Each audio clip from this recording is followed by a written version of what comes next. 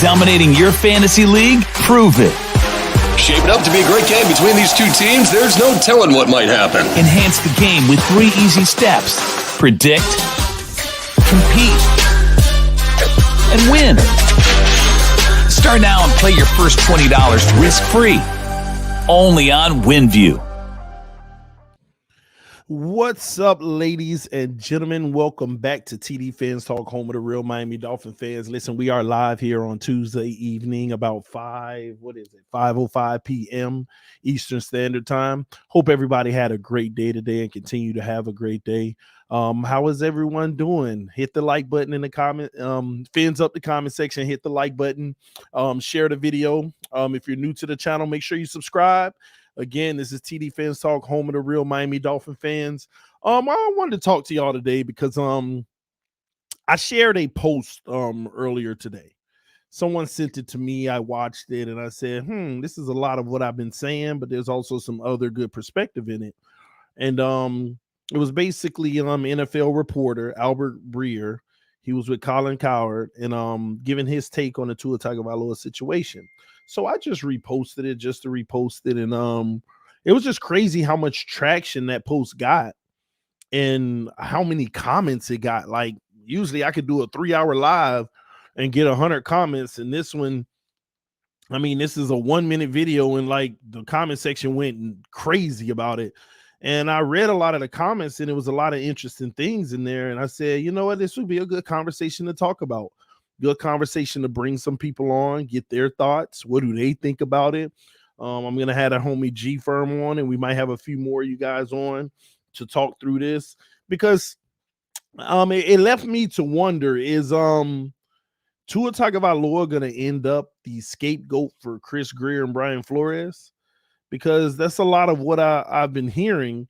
But what we're going to do, let's play the clip.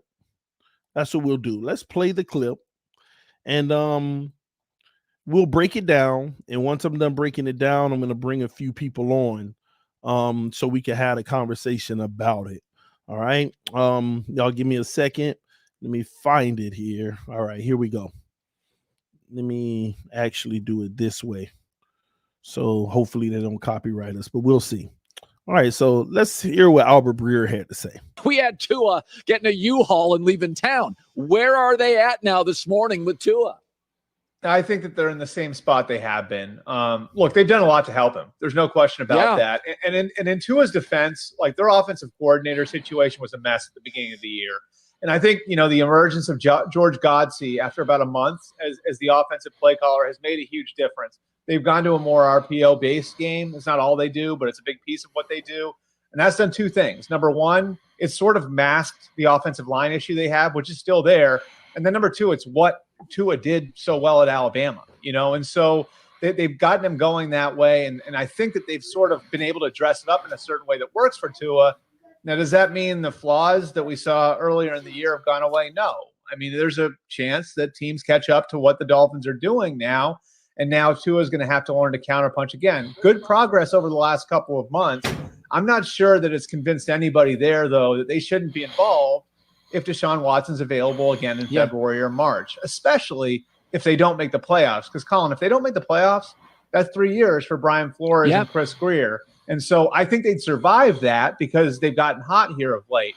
But you aren't going to survive 4 years without making the playoffs. So they'd be going into the offseason with a lot on the line for everyone in that building. Yeah. And then the question becomes, isn't Tua good? It's, are you willing to tie your job security to Tua? And that's where I think the decision to take a big swing on Deshaun Watson again could come. Yeah. Man, we had Tua. Listen, that was a loaded. He said a lot. And what we're gonna do, we're gonna go through the little 1 minute clip, and we're gonna try to break it down. We're gonna start at the beginning, replaying. Getting a U-Haul and leaving town. Where are they at now this morning with Tua? I think that they're in the same spot they have been. So, and this is what I've been saying for the last few weeks now. Although Tua has had some really good numbers, completion percentage, QBR in the last, 4 to 5, 6 weeks, whatever it may have been. I think the team is still in the same place with Tua right now. I don't think they've learned anything new about him during this stretch. I've always said I think that they put him in a situation that they already knew that he could do well. And look, they've done a lot to help him. There's no question about that. And in Tua's defense, they did a lot to help him. They've done a lot to help him, basically only giving him plays that he can run. And a lot of people don't want to acknowledge that, but that's what it's been. But he's finna go forward and say, to be fair to Tua, which is correct, and he's going to tell you why you have to be fair to Tua as well. Offensive coordinator situation was a mess at the beginning of the year. And I think, the emergence of George Godsey after about a month as the offensive play caller has made a huge difference. They've gone to a more RPO-based game. It's not all they do, but it's a big piece of what they do. And that's done two things. Number one, it's sort of masked the offensive line issue they have, which is still there. And then number two, it's what. So a lot of people argue this with me, and he agrees with you that we went to a RPO style. It's not all that we do, but it's a large part of what we do now because that's what Tua can do well. And it kind of masks some of the issues on the O-line as well. And a lot of you have said that to me. What Tua did so well at Alabama, and so they've gotten him going that way. And I think that they've sort of been able to dress it up in a certain way that works for Tua. Now, does that mean the flaws that we saw earlier in the year have gone away? No. So they basically dressed it all up in a way that it works for Tua. It's simple. And the last thing he said, even though he's going to keep going, the last thing he just said was, does that mean all the flaws that he had has gone away? No. They're just putting him in a position so you can't see his flaws. I have been telling y'all this for the longest. This is why I told y'all I'm mad at this organization. Because if he's supposed to be the future, then go ahead and open it up and let him do everything, even the things he doesn't do well, so that he can learn from them and grow from them. And this is why I have come up to the conclusion that they're not going to allow him to grow in the areas he needs growth in because they're already done. Right now, they just care about winning and not development. Haven't I said that a million times? And that's what I don't like about this process with Tua, is because he's not going to be given an opportunity to grow. He's not going to be given an opportunity to improve his play. I know a lot of people think that he's improved his play, but he hasn't. All he's doing now is what he's already done well. And I keep trying to give people the analogy. It's like basketball. You got 10 shots. If I give you 6 layups and you make them all, and I give you 4 3-pointers and you make 1, you're a 70% shooter. But that still shows you may have flaws at the 3-point line. And now I decide I don't want you shooting threes anymore. I want you to take all 10 layups. And you go 9 out of 10. People look at that as improvement, but it's not. It's just an adjustment to mask what you can't do well and give you more of what you do well, and automatically makes you look like you're a better player. That's what's happening in Miami. And what I'm trying to tell y'all is I don't like it. Because even in the event that we can't get Deshaun Watson, Tua has to be our guy, but this is not going to develop him. That's unfair for him, and it's unfair for the fans, and it's unfair for this team. I know we all got hope. I know we all love our team and want to think we're going to win a Super Bowl every year. I'm the number one catalyst in that. But do y'all really feel like we're going to win a Super Bowl this year? Put a yes or no in the comment section. Do you really feel like we're going to win a Super Bowl this year? Yes or no in the comment section. I'm talking about your truest, rawest form of honesty. Yes or no in the comment section. Let me know what you think. I'll wait on some of your responses. Do you think we're going to win a Super Bowl this year? All right, and I'm getting all my no's. So what is it all for? We should be only focused on helping him improve the areas in which he struggles in. Not just the things we already know he can do well. That's not developing a quarterback. That's not giving him growth. That's not helping him whenever you have to open it up, and it's not helping him feel comfortable doing things. And this is my overall theory of this matter, and that's why I have the stance that I have. Well, TD, you got to give Crew some credit. You haven't seen the improvement? No! All they're doing is giving him more of what he already could do, and they're taking away the things that he struggles in. That's not growth. That's not improvement. And just like this man is telling y'all right in front of us, does this take away the flaws that they saw earlier in the year and last year? No.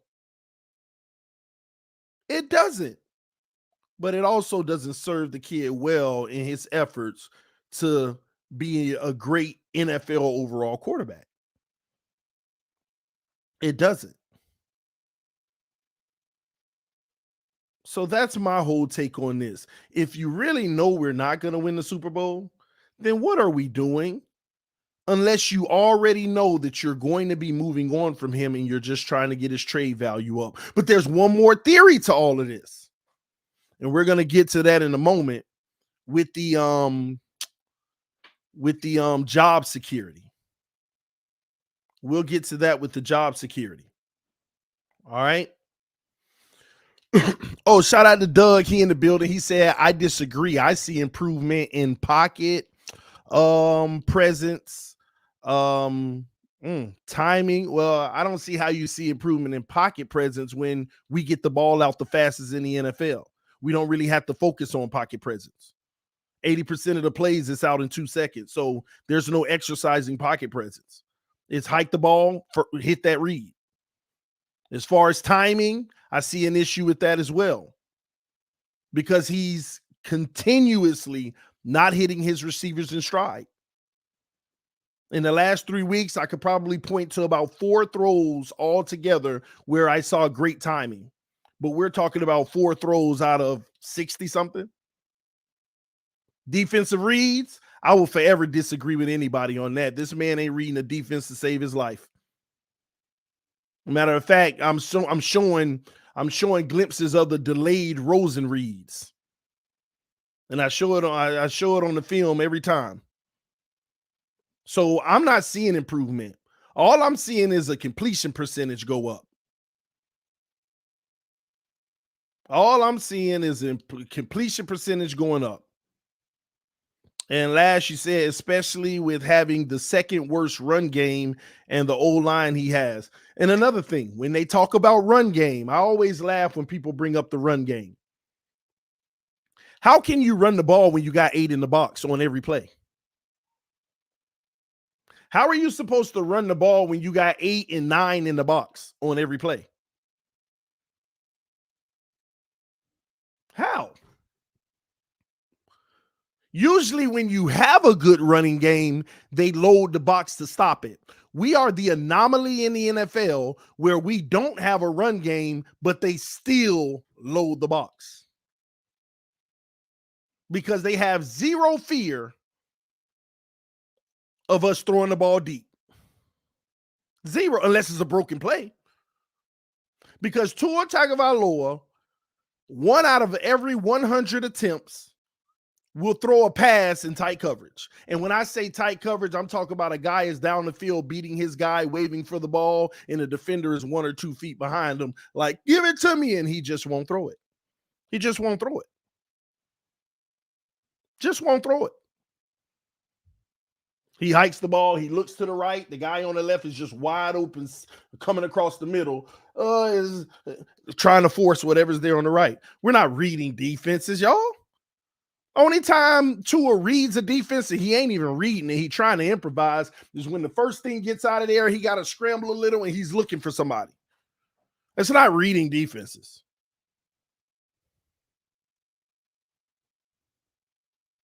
The man don't read defenses, don't go through progressions. He don't do any of that. But it's amazing to me, though, that every time we see him do it once or twice in a whole game, we make that as justification. See, told you he does it. That's not. One-offs and two-offs aren't justification that he does it. It's just not. So I don't see the improvements. And listen, y'all don't have to agree with me. The Dolphins don't see the improvements. Y'all think they do. They see the improvements in what they already knew he did well. But just like Breer is saying, does that change any of the flaws that they had before? No. You're just not in a position to do them.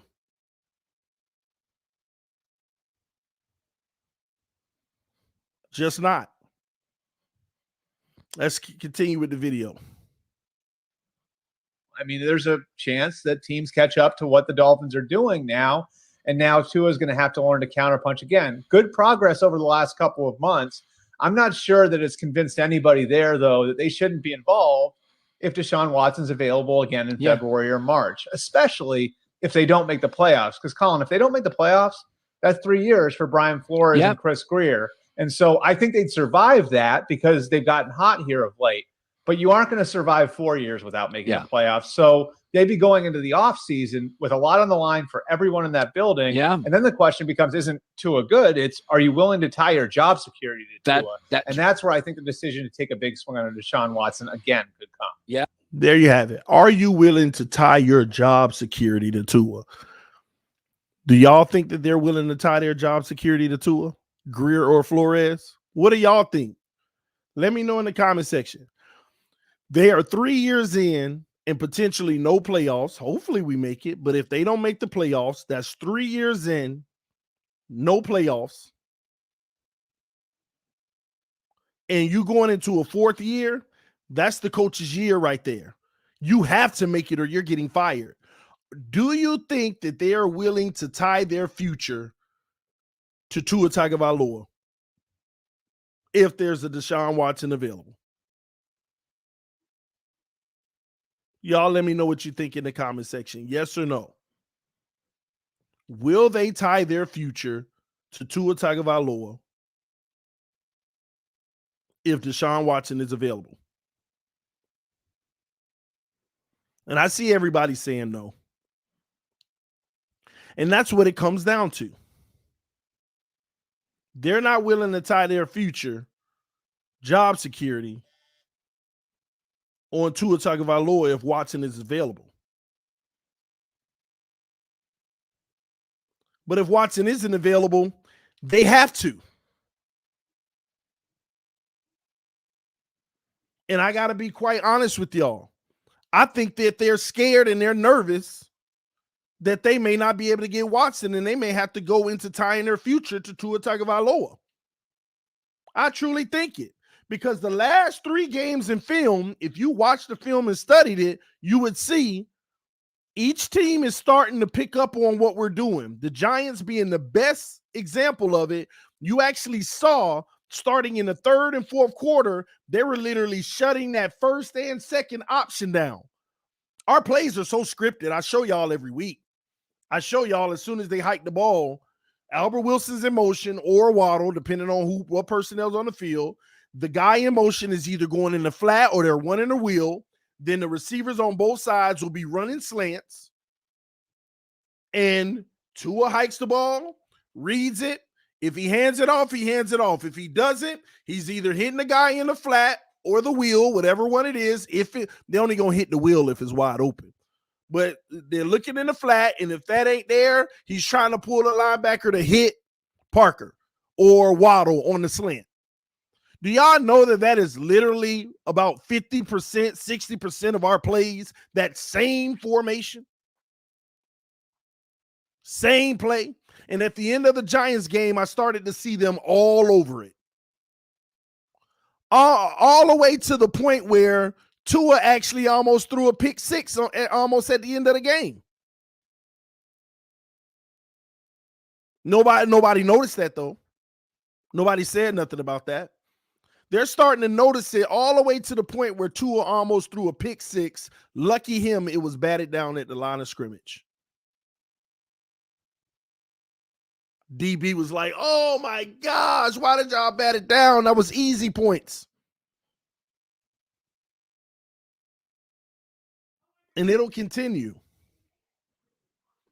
The Miami Dolphins know that the system that we currently run is a fad in the NFL, and it is not long-term sustainable. It is not sustainable long-term. You have to be able to run a pro-style offense at some point at a high clip, and they have lost all faith pretty much in that format.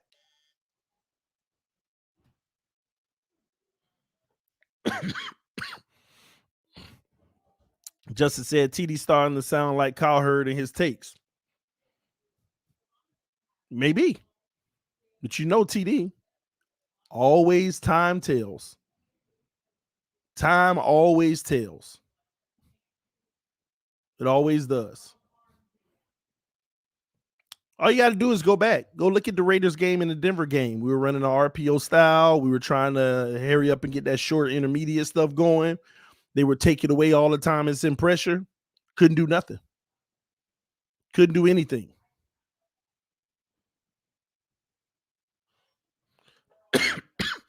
That's the issue. Now, I keep telling y'all, this is unfair to Tua. At the end of the day, this whole situation is just unfair to Tua. How can he learn in this format? The man mastered the RPO in college. What is he learning and getting better at right now? Some would argue his accuracy and ball placement was better in college. So please tell me, what is he learning in this style system in the NFL?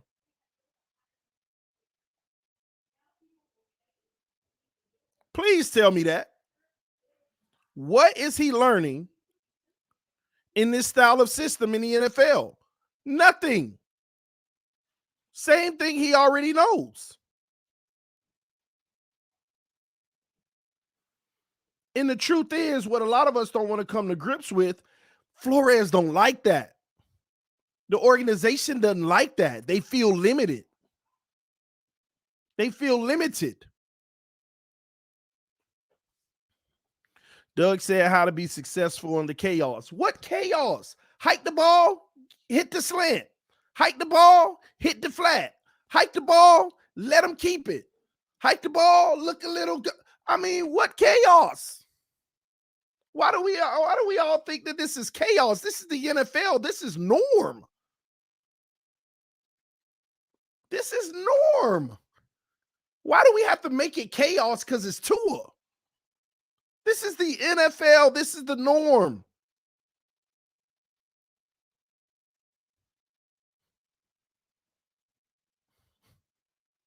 And Doug said the chaos the O-line's been playing just fine. The last few weeks, the O-line has played just fine. No O-line is perfect. There's O-lines that have been playing worse than ours in the last 4 or 5 weeks. There are O-lines that have played way worse than ours in the last 4 or 5 weeks. Now, I don't expect most of y'all to acknowledge that because you want the O-line to be your saving grace, your bread and butter on why Tua Tagovailoa is struggling. But guess what? He hadn't been struggling the last few weeks, but we still want to say the O-line.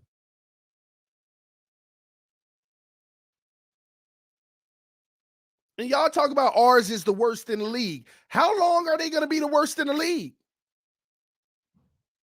Our defense went from like 28th or something like that all the way down to 9.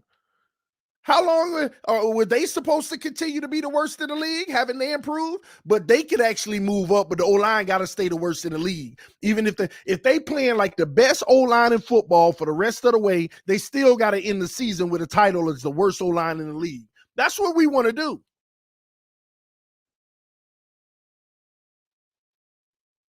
That's what we want to do.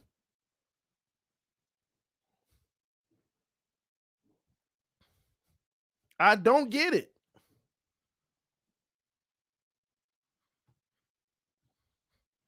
Let me get this off real quick. I just don't, man. Now I'm going to drop the link because I know I said I was going to have some people come in. And Doug, man, if you want to come on, I don't know if you have the time now, but this will be a good time. I know we're supposed to work together this week. Everybody been asking about it. But here you go. I'm dropping the link. Now, if we want to do this, we could go. Anybody on here, we could pull up the Giants game together, and let's go ahead and judge the O-line. That'll be real interesting. We can go the week before that. Let's judge the O-line. Whatever game you won in the last 3 weeks, we could judge the O-line. Because I'm gonna show you some beautiful pockets. And wide open people down the field like, throw me the ball. And our quarterback looking at him like, nah, I ain't trying to throw down there to that 40, 50-yarder. Let me get my 5-yard tight end. Let me get my 5-yard tight end. What's up, G Fern? What's happening? You hear me? Yeah, I can hear you. You good? Yeah, I'm good. What you got on this, man? All right. You pointed out all of the shortcomings of Tua, but let's talk about the shortcomings of the team that Tua is overcoming. Overcoming. Talk to me, please. Okay. What is he overcoming? 32nd ranked or bottom offensive line, bottom rush game, X and Z receiver out. What you got to say? Let's go one at a time. What's your first one? X and Z receivers out 2/3 of the season. Is he having an issue with his receivers? What do you mean by that? X and Z receiver out. If X and Z receiver were in, what difference would it make? The man completing almost every pass. What difference would it make?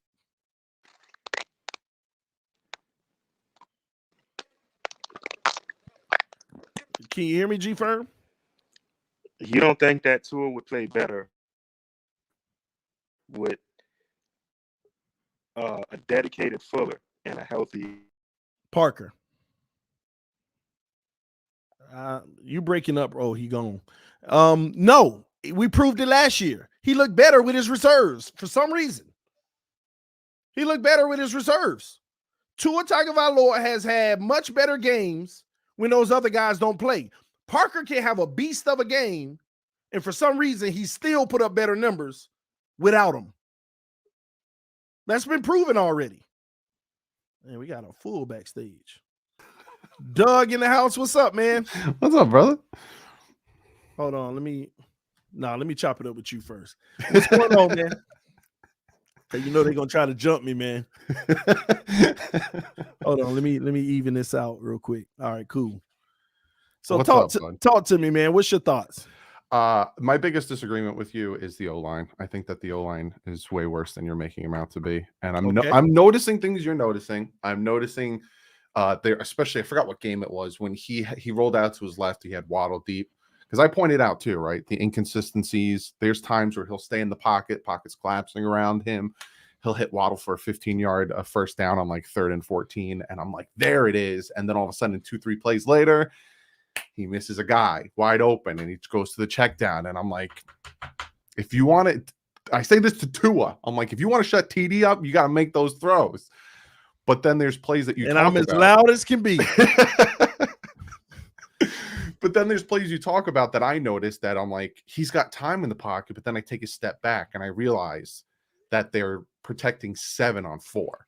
Like they'll keep the tight end and the running back in, and I'm like, why do you need to keep 7 in to protect against 4? And that is what drives me nuts about the O-line, because if it's 5 on 4, they're getting beat. Jesse Davis will get beat on the edge. Liam Eichenberg will get beat on the edge. And then Tua has about 2-3 seconds to get the ball out. And he's already in that mindset of, I don't have much time. And we all want him to sit back, wait, read the defense, first read, second read, up, there's that deep pass, let it rip. But when they keep 5 on 4 and then, or 7 on 4, and then all of a sudden you take away 2 routes, it's hard to make those reads. So I think that's the biggest thing I disagree with you on. But the route is still there. It's a guy like this. It's still there though. But that's when he makes those throws. That's when no, he doesn't. He makes wide open broken plays. He doesn't he doesn't. You know what? That's what I got to start doing. I have to, every time I do the film, I'm going to start time stamping and clipping them. Every time somebody say that, I'm going to play it right while they live with me. Just play with the examples of what I'm talking about. Because I show it on film every time. Well, first of all, let's go back to the O-line. We all know the O-line is trash. Yeah, 100%. The difference is the system we're running, it doesn't matter. It doesn't matter that they're trash. Because we're going to get it out fast. There's still going to be plays that we need more time. They may blow them like any team.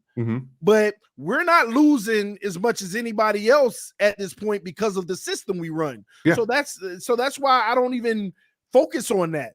We hike the ball. I only focus on the plays where I see a guy wide open and I say, oh, let me pause. Let me look at the O-line. Perfect pocket. What is he going to do? Play. Oh, you got to be kidding me. You had nothing to worry about, and you don't let the ball fly. Another one. Again, Tua's making all his throws based off of the system of, okay, our system is built off of we know where we want to go with the ball, okay? It's almost like a two route option. I'm going to look at the first option that I know, and if that's not there, the second one should be there. People say that's reading defenses, but not to me. That's just already knowing if the first one isn't there and the safety over, that guy should be there at that point. That's how I feel about that. But the problem is in our offense is the main throw that Tua is just not hitting. Forget the deep ball in stride, though. If you don't want to take them because, you know, you want to build up to it, whatever. Forget the deep ball, whatever reason it is. O-line, run game, just won't throw it, can't throw all of the debate in that, forget it. The main thing that Tua has not done, and every time he tries, it's a disaster. It's the same throw. Tight end or receiver and back of the linebacker under the safety. The ones where you can't just go from A to B. You got to drop it You in. have to drop it in. He will not make the throw. Well, first of all, 90% of the time, he just won't throw it. The other 10% of the time when he does throw it, the interception, I think it might even been the last one he threw. On the right side, sailed it too high. He had another one that almost was picked, but I think it was incomplete. Then he had one where Gesicki had to try to reach back, couldn't get it because it was so high and behind. For some reason, something's wrong with his accuracy on those. And he said it himself right after the game, because my biggest thing in the Giants game, I actually liked this game. Yeah. But I had an issue with his accuracy in that game. I thought it was really bad, like really bad. People ripped me apart. Oh, you hating. And 10 minutes later, Tua in front of the camera, you know, oh no, I got this one, Doug. I got it. I actually got this one. 10 minutes later, after I said his accuracy was off in that game, oh, you just can't give this man credit for nothing. You had amazing chemistry with your receivers. Mike Gesicki, Devontae Parker coming back from injury. Is this the best connection you've had with them all season? You know, I think there's a lot that we can learn from today. You know, ball placement for me, some catches. But you know, I think overall it's a continuation of us learning. His ball placement. In that game, his ball placement was really bad, and this is what I mean by that. It was a completion, but he basically made it impossible to get Yak in that game. He made it impossible. Waddle every time jumping off his feet to have to catch it. I remember one time Waddle pulled a Gesicki and got mad because it was like a 3rd and 4. Tua threw it to him on the out for 2 yards, but he had him too. If he would have just threw it in stride, he would have been ripping up the sideline. But he had to turn around, stop, jump to catch it, and then he got tackled right away, and he got mad and threw a temper tantrum or whatever. But those throws, Tua's accuracy has been an issue. Well, when we say accuracy, everybody think completion percentage. I mean ball placement. Okay. And that main throw in the NFL over the linebackers under the safeties. I mean, there was even one play I showed on film, Doug. He had Waddle coming across the middle, clear as day. If he would have threw it through that first window, Waddle would have ripped up the field maybe 60 yards. He didn't hit him. Second window, still didn't. Waited till he cleared every window and running for his life and found him, the same guy. The third chance he had to throw him the ball. And, of course, we ripped the O-line for that. But with this O-line, what made you think you were going to get that much time anyway? Luckily, on that play, we did. But that's the biggest thing with Tua Tagovailoa. So what we're doing now with him in this system, I don't see no growth because I saw these flashes last year.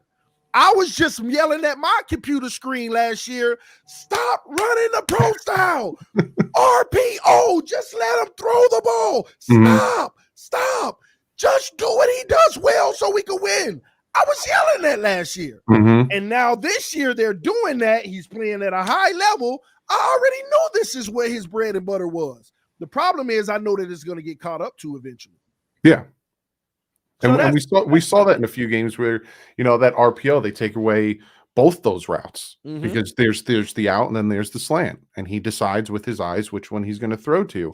But I honestly think that we saw the development of this short route passing because of the struggle of the offensive line towards the beginning of the season, because now it's getting better in the aspect that they're learning, okay, here's the faults in the offensive line, because with Patrick Laird and then Philip Lindsay, they were really well at blocking the blown coverages and on the offensive line, especially Philip Lindsay, when he came around and picked up that block against the Panthers to give Tua enough time to get the ball out for Waddle to take it up the field. Those are big, because then we saw it last week when both those guys weren't playing. Myles Gaskin just did not block his guy because he was just supposed to do a block and go, and he just decided to go. Or even last week where I think it was a 3rd and long, and if he had a second more, he would have had a Waddle for a deep, like 15, 16-yard pass.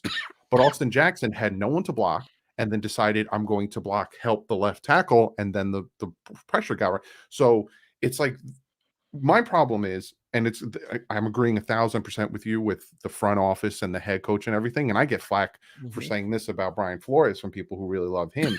He made a stupid mistake thinking that he can have Tua play behind such an inexperienced offensive line.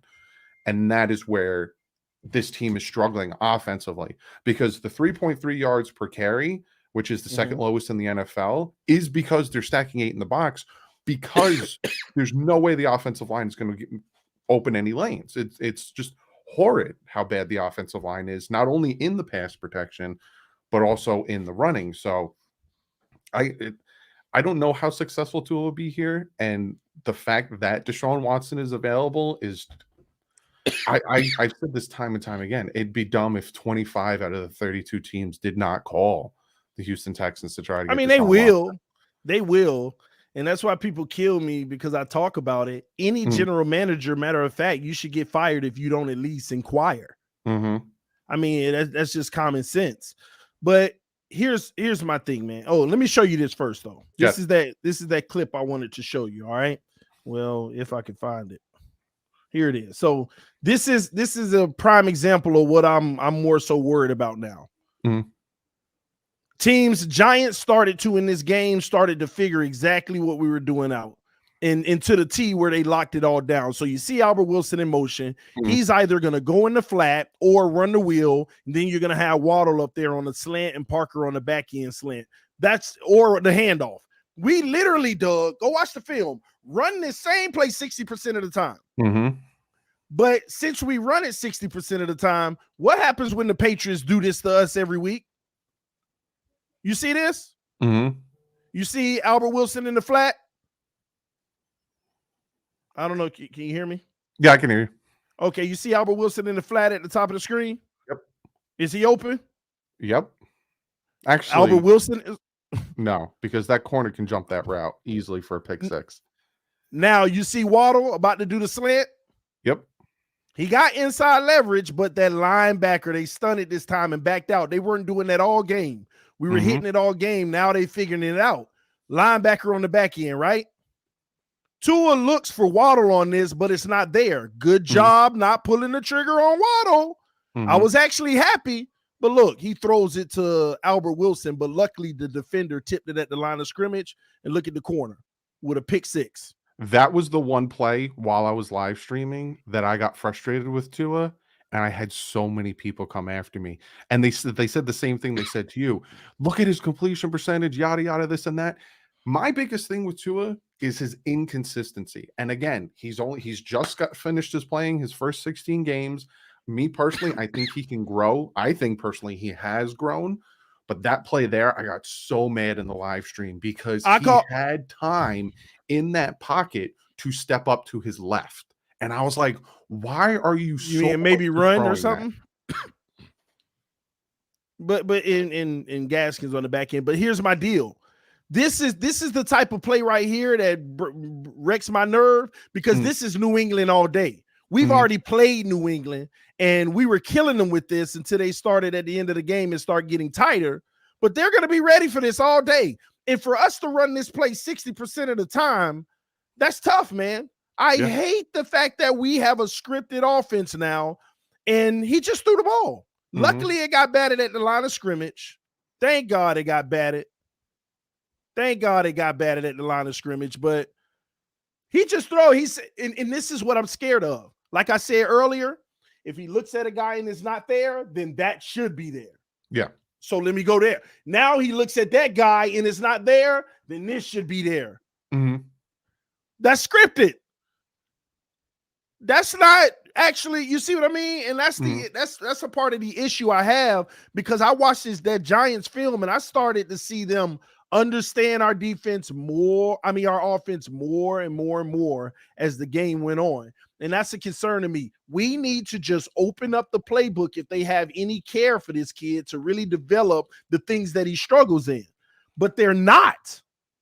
So what is he supposed to do? What I think the Dolphins should have done from jump is what New England's doing with Mac Jones, right? Because Mac Jones has a fantastic offensive line in front of him. He has a fantastic defense that, look at the Atlanta Falcons game. He throws 1 touchdown, 1 interception. They win 25-0. Tua throws 4 touchdowns, 2 interceptions. They lose 28-30. Like, so what they're doing with Mac Jones is they are limiting him. They're saying, take what the defense gives you, because everyone wants to call Tua Tagovailoa dink and dunk. Mac Jones does not throw the ball deep that often. So he takes what the defense gives him because he has a fantastic running game, a fantastic offensive line, and a fantastic defense. That's what the Dolphins should have done with Tua this year. You had a fantastic defense from last year that you didn't start calling those defensive plays until the second Bills game. Why? But then all of a sudden, they had a good center in Ted Karras, who's now playing fantastic as a guard with the Patriots. They had Eric Flowers, who's now playing fantastic back in Washington. We're going to get rid of those guys. And we're going to put first and second year offensive linemen in front of Tua Tagovailoa, who last year showed that he had a hard time when he had pressure in his face. Be successful. But everybody was killing those guys last year, just like they're killing the guys this year, though. Mm-hmm. So is it safe to say Tua made them look bad? No. I know, I'm just messing with you. You know, I got to get some people blood boiling. I honestly think it's the coaching. I think that the offensive line coach, and then Flores is he's having a hard time with the offensive side of the ball when it comes to bringing in coaching and then helping with that side. I think it's Flores a little bit with the first time offensive line coach who's only been doing it for separate teams. So I feel like somebody has to pay. Yes. For offensive woes. We have them. Okay. Mm-hmm. But Doug, we have a million scapegoats on offense. Line, running game, some will debate quarterbacks, some will debate receivers' health, all of that, right? So I don't care about that. Mm. But somebody has to answer for why in the heck, knowing we could have done this all season, we waited on defense to run a totally different system that we knew we did well last year, and we come out this year running this base, like this generic defense where everybody stays home, running a zone, nobody blanketing or following in the zone, just stay. And we literally wait until week 8 when they call Flores in the office and say, you need to at least show us something, or you're not going to be here next year. You lost 6 in a row. You better do something now. And then they hold Buffalo to 3 points for 2.5 quarters. 3 points for 2.5 quarters. Somebody has to answer for that. That's the difference between the playoffs.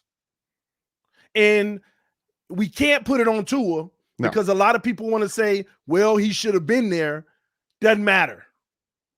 Somebody has to answer for that debacle at the beginning of the season, because just one more game and we wouldn't be sitting here in the situation we're in now. And the demoralizing part about it is 4 of those games we know we should have won. Oh, yeah. And me personally, I'm going to come off sounding like a Tua-neer, but screw it. Tua plays that Raiders game, we win that game. Because Tua's not throwing that pass in the end zone to give them that 2 points. Tua plays well. Let's back up, Doug. No. I agree with you. Mm-hmm. If we're running this style offense, mm-hmm. because we weren't running this style offense during that stretch either. Nope. We went to a more pro style with Jacoby. So I don't know because against the Patriots, we ran both. We ran a pro style. They shut all of that down. Yeah. But we would get our opportunities here and there with Parker and the RPO sneaking behind them. That was actually, when you really think about that first game, that was a brutal game. Yeah. That was actually a hard fought game. That Tua definitely lost, but X saved it for us. Got to point that out. But anyway, but it was a brutal game. But I don't know if we would have been in this system in those games where he didn't play, but I still think we would have had may have had a better chance to at least get one win. Mm. But the issue I have, man, we waited so late to get to this point now. Somebody has to be accountable for that, because I feel like if we don't make the playoffs, then that's your reason. Yeah. That's clearly your reason. You think we make it? Fanhood aside. The games there's one game that scares the crap out of me. It's not Saints. The Jets game. I honestly think even with Javon Holland on the COVID list, hopefully He gives 2 negatives before Saturday and plays. But Jets game doesn't really scare me. We're home, and I like the way the defense is playing. The defense is playing next man up, so I really like that. Saints game doesn't scare me. Taysom Hill doesn't scare me. After beating Lamar Jackson, I'm not really scared. But he's better than Tua. I mean, just ask Chris Sims. Apparently. It's the Titans game. Even without Derrick Henry, it's the Titans game. Because now their defense is nasty now. And you know Ryan Tannehill has a bones pick with the Miami Dolphins. So yeah, but if we just send the pressure, because their O-line ain't as good as everybody think anymore. It's just not. It really isn't. We just gotta now. If we sit back and run zone all day on Tannehill, God dog, I'm gonna be mad, but I'm gonna be trolling too because it's Tannehill. I'm gonna be mad, but I'm gonna be trolling. We should have kept him. And you know who I'm gonna blame too. You know who I'm gonna blame. So we bet not lose in Tennessee. It's funny too because the Giants game, it was like 3-0 for like a quarter and a half. We were down, and I was getting so mad, and so many people were like, "Relax, we're only held them to 3." And I'm like, the reason I'm getting so frustrated is they were letting them convert 3rd and longs because they were playing zone. They would show the zero blitz, but then they would drop back out of it and play zone, and then the receivers. It was like 3rd and 14. Just found that empty spot in the zone, curled, friggin' giraffe hit him first, and I'm like. And then all of a sudden they started playing that man blitz, and all of a sudden we were getting pressure on the draft, and he couldn't make the throws, and he throws an interception, and it's like, why do they mess with me and you specifically? I know the Dolphins watch our channels, and they were like, they want us to play man, we're going to play zone, and then we'll play man in the second half and make. So I'm telling you, they need to hire me to be the slap guy. Every time I see a linebacker just back up like this, where the DC at? Where's Boyer? all up the sideline. I for the life of you can't play man all game. We did against Lamar just about. See how that worked? Didn't they blitz him like 30% of the time? Yeah, man. It reminded me of what was it, the Rams game last year? Was it the Rams? Or the Chargers? It was one of those. Somebody we killed, like we killed them. We made Justin Herbert look like a chump. Yes, that bum. I'm jealous of him, but that bum. Anyway, but no, so my thing is Tennessee, their defense does scare me, but their offense without Derrick Henry, because I know we know what to do against Tannehill. We'll be fine as long as we're not idiots and run zone. But we'll be fine against their offense. It's just a matter of whose offense can get through the crack. Yeah. And us running a little short stuff, they have a good front seven, man. Oh, yeah. But we can neutralize that by just running the quick stuff. Quick outs, quick this, quick that. They switch up their looks, but I think Tua will actually excel against them. The real concern to me is that last game of the season because they're mad at us. They are like 8-1 in the conference, and you know where that 1 comes from. And I think Bill Belichick is going to send the house every chance he gets, and all this good work Tua doing is going to come down to him potentially looking like Buffalo last year. See, I don't know because Tua is 2-0 against Bill Belichick. Yeah. and last year, running that RPO, because the Patriots game last year, they finally let him run that RPO. He was a main reason why we had a 100-yard rusher in Savon Ahmed last year. Him deciding keep it or go, and then him getting that 2 rushing touchdowns after throwing the dumb interception. That's the one thing I love about Tua. Is he's easy to learn from his mistakes. Oh, I shouldn't throw that, so he doesn't do it again. But that's my point, because Doug already did a video on this. Is because he's kinesthetic. Yeah, he has to go through it in order to learn from it. So, and that's my point of all of this. He has to be in the situations he's struggling in, because I know he's the type of person that, hey, you just saw me mess that up. When I get it again, it ain't gonna happen. But they just want to abandon it. Yeah. But the aggravating part is for them to abandon these things, it tells me something. It may not tell other people something, but I draw a conclusion from that. Yeah. And it ain't a good conclusion for Tua. But I think that's unfair to him, because you still should be developing him, because Watson can get charged tomorrow. Then what you gonna do? You better not tell me nothing about no Aaron Rodgers. I don't want him to. I don't want no rental. The thing is, I'm just obsessed with having my future 10 years plus. Yeah. I don't even want Russell Wilson because he's not 10 years plus. And he's not the same. It's not. And that's my biggest issue with it all, man. I had something on my mind I wanted to say to you. Man. Oh, the Belichick thing. Tua's 2-0 against Belichick. Doing the same thing.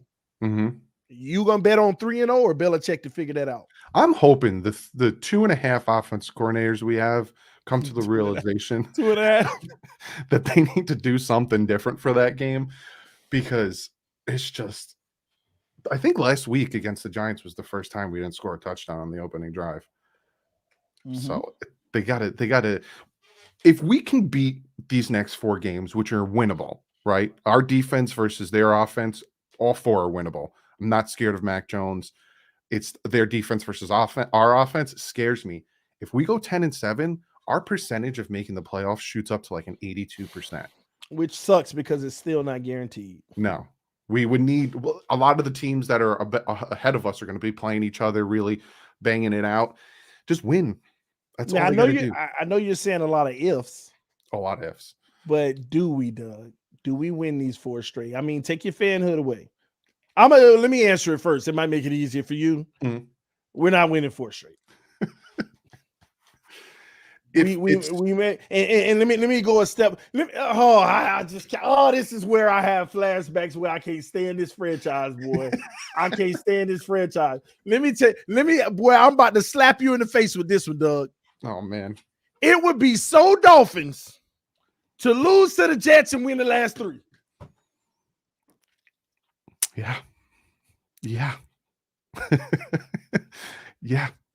And unfortunately, you want me to answer the question, and that we've been Dolphin fans for so long that we've been in this situation. I remember what year it was. We needed to beat the Patriots to make the playoffs. We lose to the Patriots. They cut to the Jets game, and the Jets stadium is celebrating because they're in the playoffs now. It's just such a Dolphin thing to do. These are very winnable games. Beat the Jets. The Jets suck. Zach Wilson, he's not great. He's a rookie. He'll get better. Whatever. Taysom Hill, not good. You get pressure on him. Jets played us tough last time, though. Oh, yeah. They played us tough, man. But also 3 offensive pass interference calls. Like, I know Richie was getting a little saucy on one of your AFC roundtables saying, you're lucky we lost. We didn't beat you. Richie, 3 offensive pass interference calls? Come on. I know, right? I was at that game. Come on. But I do think that we win the next 3. Yeah. And we lose to the Patriots in the season. I think it's going to come down to the Titans-Patriots. Patriots. If we can have a 2016 losing to Tennessee, man. If we can have a 2016 season again, because second to last game, going up to Buffalo. But we always flake in the last game or the game before. We always do. So it's so Dolphin. No team has ever gone 1-7 and then made the playoffs. No team has ever gone undefeated until the Miami Dolphins did it. True. I don't want to give people hope, though. I feel bad now. Well, next year is the 50-year anniversary of that. So we'll have a beautiful team, great quarterback, Tua Tagovailoa, hopefully, right? Leading the way, and we go undefeated again. No, I'm serious. I mean, it's a real likelihood. I mean, my thing is, I don't have a problem with Tua Tagovailoa right now. Let me be clear about something. If Watson wasn't in the picture, if this was never a thing, he loved Houston and he was there playing today, no allegations or nothing, right? I would have had the same stance on Tua from last year. But right now, I would feel good where he is as a Miami Dolphins quarterback for the future. Let me ask you something, just so people who think that you hate Tua can maybe take a step back. No. I like him stepping forward. But go ahead. From what you're seeing from Tua, can the problems you have with him be fixed? If he gets the reps. So the answer is yes. But this is where a lot of people will probably disagree with me. I think he's his own problem. I personally feel like something's going on up there mentally for some of these plays, because I've seen him do things in Alabama. I've seen glimmers of evidence that he can let the ball go to certain places. Mhm. But there's times I'm seeing on film where I'm like, Tua, you got to throw that. Yeah. But you're second guessing yourself. And it ain't in the form of a hesitation. It's a form of just seeing it. But then I think he realizes I had that. Yeah. And he's like, oh, let me hurry up and get to get to where I can go. Something's going on, I think, mentally. And I ain't saying that in a bad way. I just think maybe it's a situation where he's still processing a lot of things from the hip. Mm-hmm. Finally coming back from the hip. Not only the hip, you got a kid mentally. I want to give you all the mental things I'm being 100% fair to him. So I want to tell you all the mental things that I think he could be dealing with.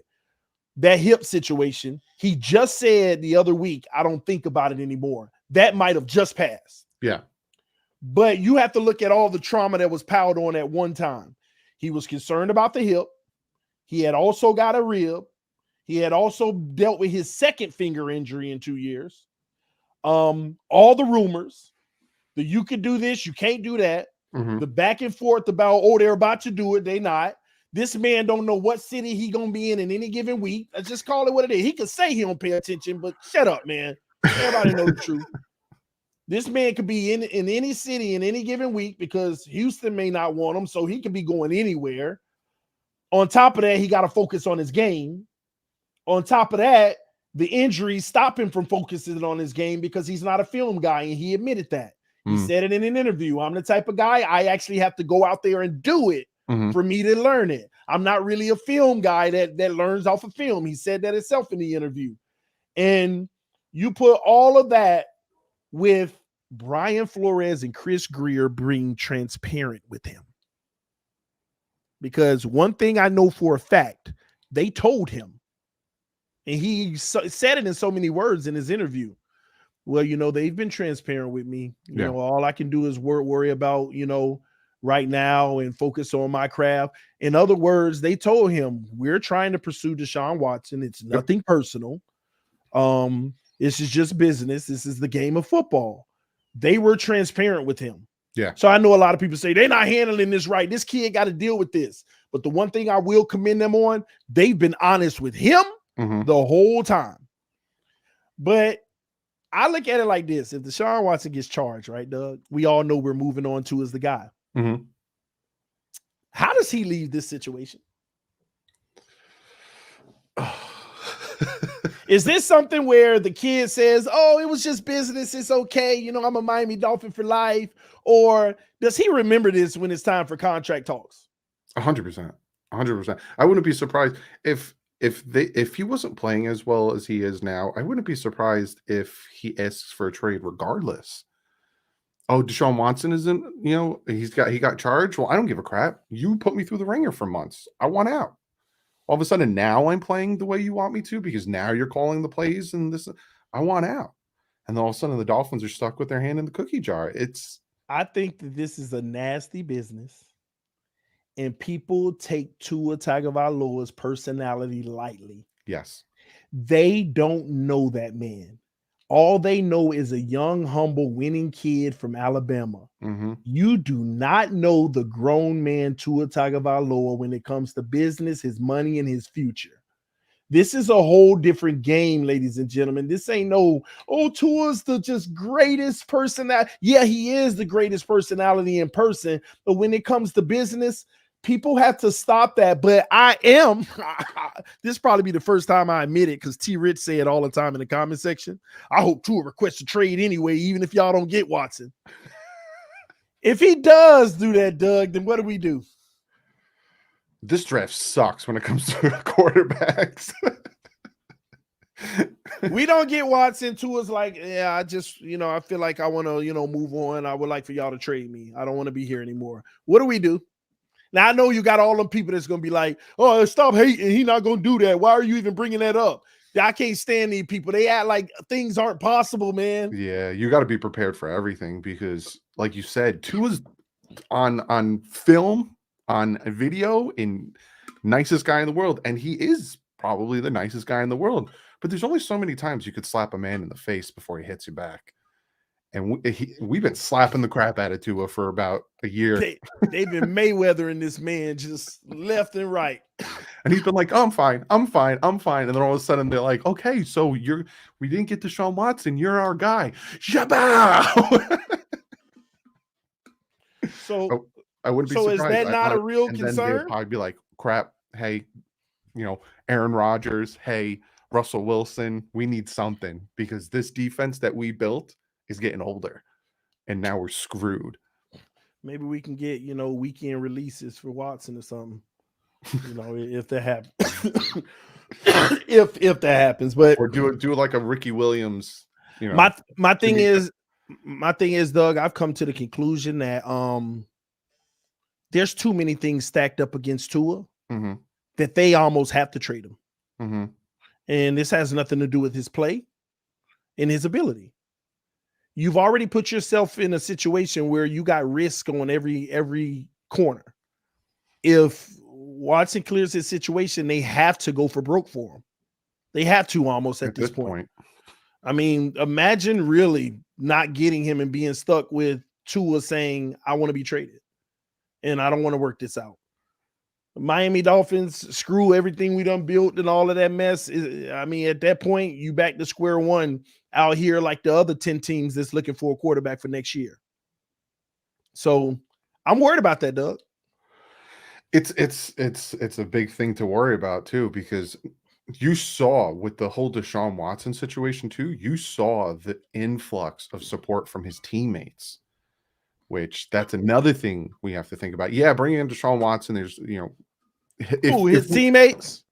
Winning cures everything. So things will start disappearing, but when Tua was going through it and when it was becoming more and more pertinent, and then when all of a sudden Stephen Ross got permission to talk to, you saw on his Instagram and everything, his teammates were just flooding him with support. You saw Landon Roberts going up to him 2 times, chirping in his ear, saying something. And that's another thing you got to worry about. Tua, as for a trade out, but everybody say it's always the bums on the team that's supporting them. No, none of the stars stepping up. I don't know. Gesicki came to bat for him. So did Devontae Parker with that corner from the Giants talking crap on him. Well, I was actually disappointed in Xavier Howard when he was on Richard Sherman's show last week.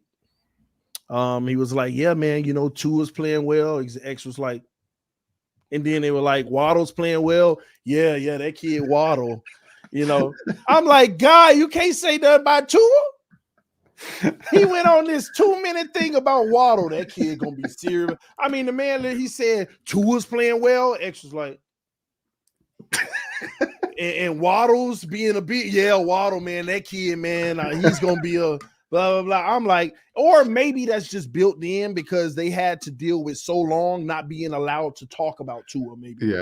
Maybe that's what it was. I'm gonna look deep into everything, but it's the Brian Flores trying to be Bill Belichick situation where he doesn't want anyone to know anything. But then it got like with the Deshaun Watson situation, he didn't want anyone knowing everything, but everyone knew everything.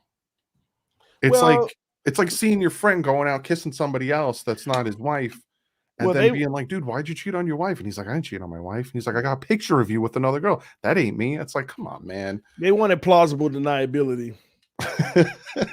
But Doug, we do have a serious question to ask specifically for you on this channel. Oh boy. Okay. We heard something about you, and we want to see if it's true or not. I'm afraid. Are you familiar with Batman, the movie? Yes, I love Batman. Who is Batman? Bruce Wayne. Does anybody know that in the movie? No, not really. Not really, Alfred. Right?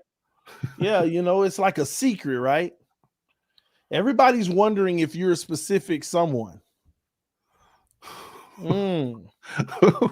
There's been a lot of speculation that you're the leader of TuaNon. Oh my God. When Master at work, I prefer to be Batman. I was hoping you'd say that I'm Batman because you've never seen me and Batman in the same room. I'll just say that.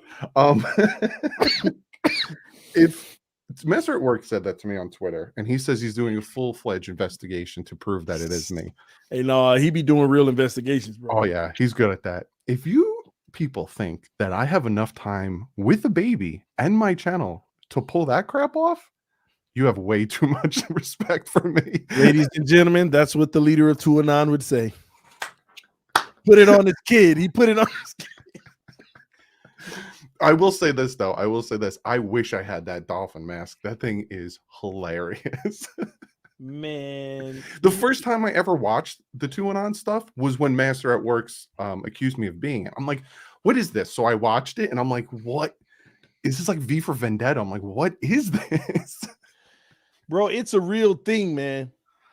These people, no. Go look at the followers, though. They're like a real cult. Like, really? Yeah, that's why Master at Work said what he was saying. They are literally like a growing group of people. Holy crap. Because he be talking like Brian Flores, like they coming for everybody. Anybody that opposed Tua is not safe.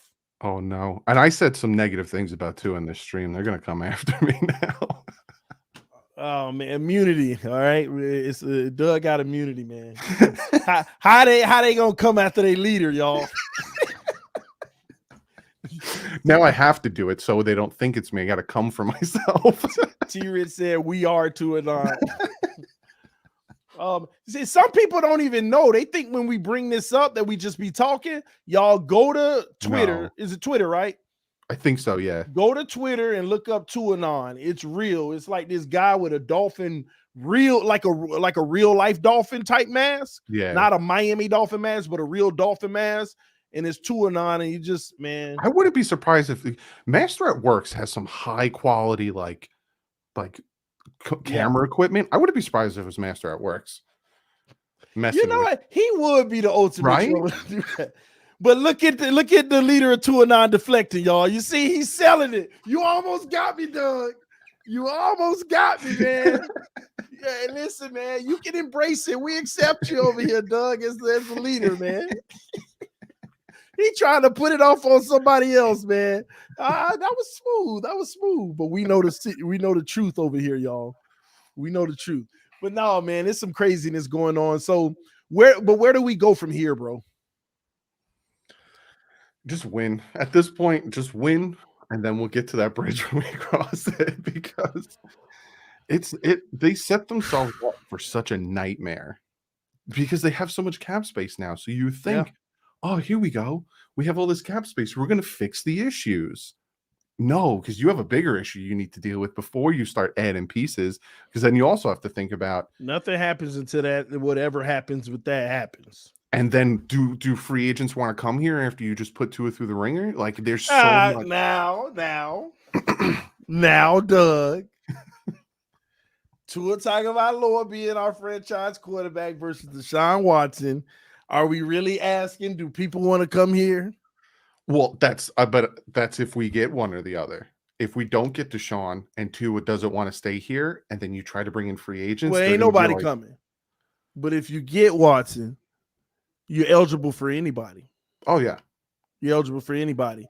If you get to keep Tua, we got to make a run this year to be in the running to be eligible for others, because they want to see that we're a contender and they can possibly make the difference. I just want them. Listen, I only want 4 things. I only want 4 things on this roster. Give me a tackle.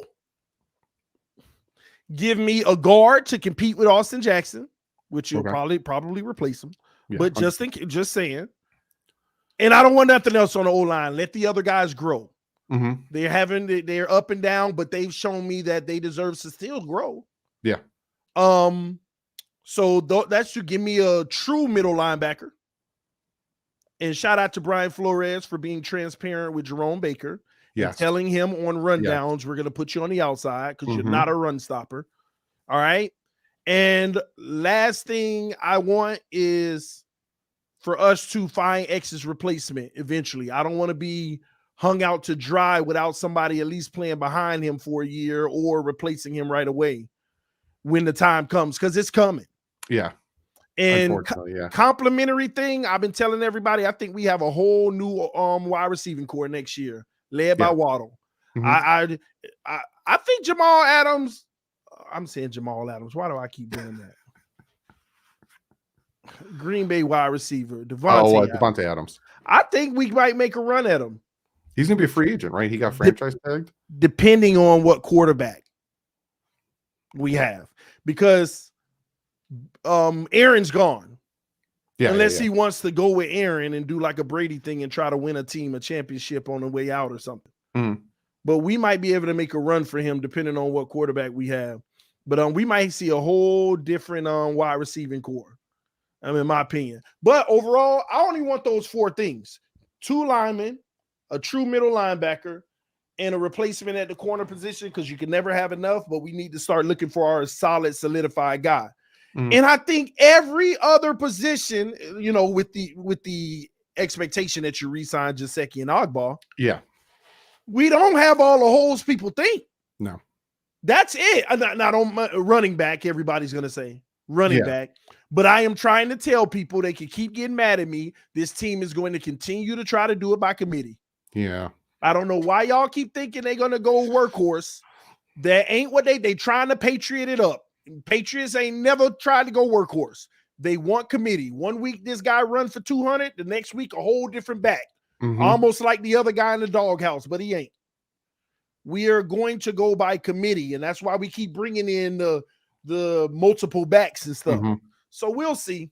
But yeah, I agree with you. What other holes, Doug? What other holes? 100%, because the only difference, and it's minuscule, I would get a center instead of a guard, just because that's that, you know, concrete right in the middle, and they like Dieter though. I don't. I want to. I just don't. Is he trash? I don't think he's trash. I just want a veteran there, and I want to kick Dieter back out at guard. I want that veteran leadership at the center position who can call out blitzes and stuff. And left guard for Dieter, you mean? Yeah. Well, and depending on who the quarterback is, that's who I'm either right or left tackle. I'm not opposed to that either. And here's why: you get you a center, you get you a tackle, and Dieter can compete with Austin Jackson, which he'll probably win the job. And Solomon Kinley. All 4 of those guys are competing. And Jesse Davis, goodbye. I keep forgetting about Kinley, man. I keep forgetting about Kinley.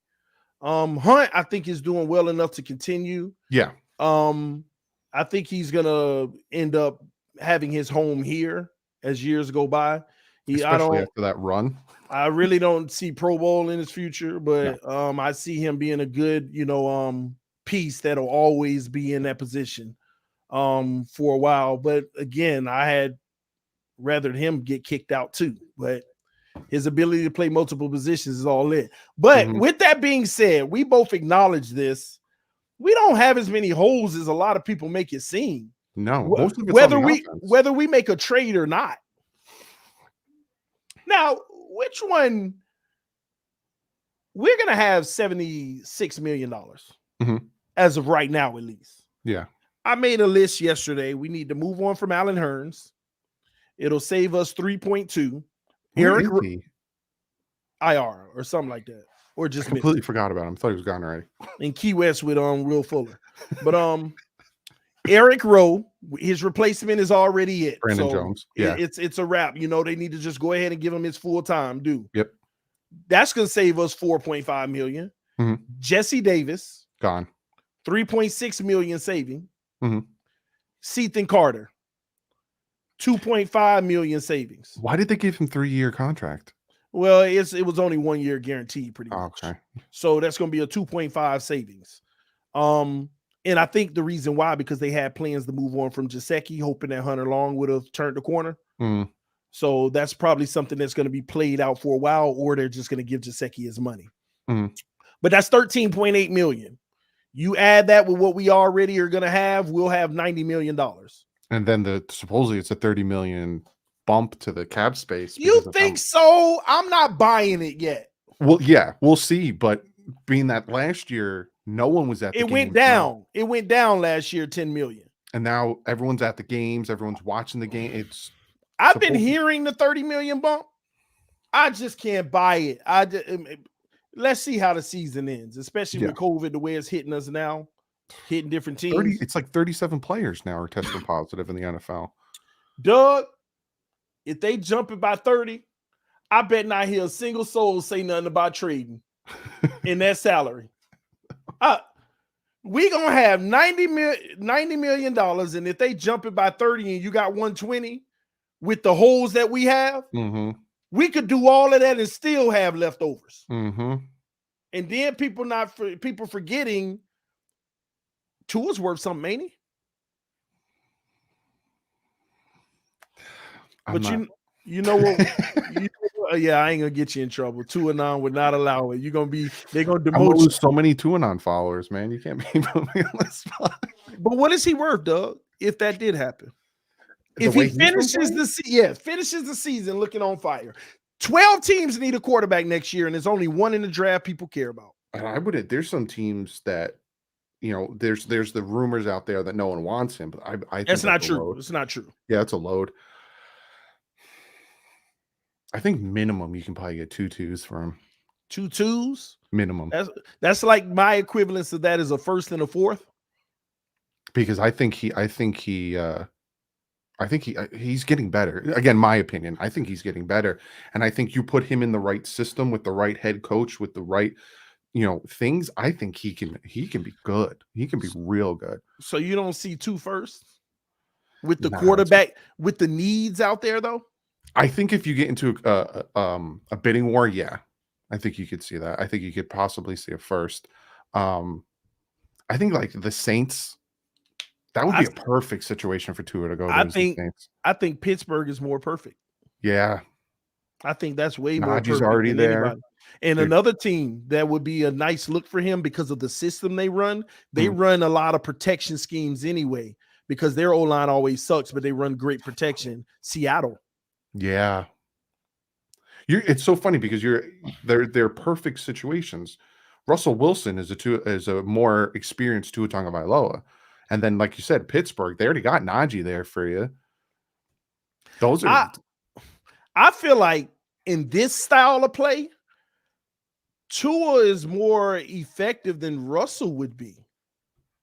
And I ain't saying the deep ball and stuff like that because that's where Russell made his bread and butter, that every 15 plays that deep ball came and it would hit. But I just think in the methodical, max protection and stuff like that, with zero to worry about like that, I think he would be more effective in a Seattle scheme than Russell was. I think the biggest thing that will hurt his draft stock when it comes to a trade is the injuries. And that was the biggest thing that hurt his draft stock going into the season, that he tends to get banged up. Now, you could take it as Brian Flores held him out, or it was a more serious injury and he was looking out for him. But I think that's where I'm not saying the 2-1s because of the fact that he tends to get banged up. Man, but imagine getting the 2-1s. And all of a sudden, when you still trade for Deshaun Watson and you still have first-round picks. So what Donald talk about? 7 years, 1.5. What is he ain't wrong? What is that? I don't see it. He's essentially saying Tannehill got 7 years, Tua only got 1.5 years. Okay, now let me ask the follow-up question, Doug. Does anybody feel like Tannehill should have got 7? No. All right. Should have got at least 3. I'm always giving quarterbacks 3 years. I'm giving draft picks 3 years. Wait, I'm giving Austin Jackson 3 years. Healthy years or total years? It's a fair question. I say let him play the rookie contract out, TD. That's all I'm saying. That's all I'm saying. Listen, you got him for 4 years. He ain't costing the Dolphins a lot of money. You're helping him to grow and mature. And at the same time, we're getting decent play from him. And that's all I'm saying right now. Like I said, don't get me wrong. I'm still with you if we can get Deshaun Watson. But my thing is, I'm only concerned about who we got now. That's what I'm concerned about. And I'm concerned about team cohesion right now. That's what I'm concerned about. And I'm not looking at the Dolphins making the playoffs this year. Even if they win out. I'm not. Then y'all got to They need to allow Tua to develop if they're not worried about the playoffs then. With TD, I'm not saying not to worry about the playoffs. I'm saying right now, you put yourself in this situation in the first place. And since you put yourself in this situation, the only thing you can do is play one game at a time and focus only on the opponent you got up this week, period. That's all. And yes, we want to see them win out, and everybody wants to see them win and go to the playoffs and make it as a wild card team. But y'all got to understand, I've been a fan since '69. When we had Shula, I knew every year was a chance for the Dolphins to make it to the Super Bowl. We have not seen that since Shula has left. I do believe we got the right coach right now in Grier and Flores. And didn't they sign him to a 5-year deal, giving him 5 years with a rebuild to try to get this franchise together? With 5 years guaranteed. Yes. And I'm willing to give him that. And I'm willing to give in Grier too, because this was the first draft from which we seen the picks really working out. Donald, it ain't happening though. No, it ain't happening fast enough. That's what it is. Yeah, but if that man cleared his situation, all of that don't matter. True. And if it happens, it happens. And if he don't, we all know we going down the Tua road. But what I'm saying, we all should be happy about that because what you see so far is acceptable. Trust me. Just like I was crazy about Tannehill at this stage in his career, I would even feel better about Tua. Yes. At this stage, at least. Hey, real quick. I'm so sorry to cut you off. Donald and Doug, I'm glad y'all here right now because I got a young man backstage that, he may not know a lot, but, I promised him he can come on for a little bit. So y'all help me support the young man. I told him he can come on and talk sports because he always wanted to, okay? Okay. He don't know much, but y'all just bear with me.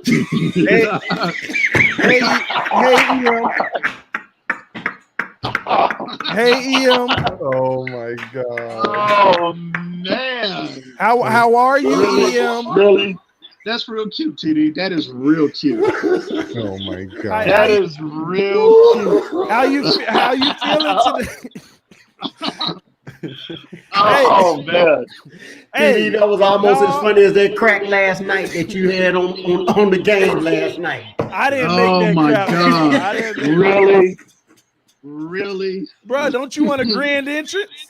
That was funny. Oh, yeah, it was fun. That was hilarious. It was. Really but you fun. my man. You my man, EM. I got your back, brother. The real ones know what time it is. The real ones know. Yeah, that you'll never What's up, be fellas? in a debate. What's up, Ian? Yeah, okay.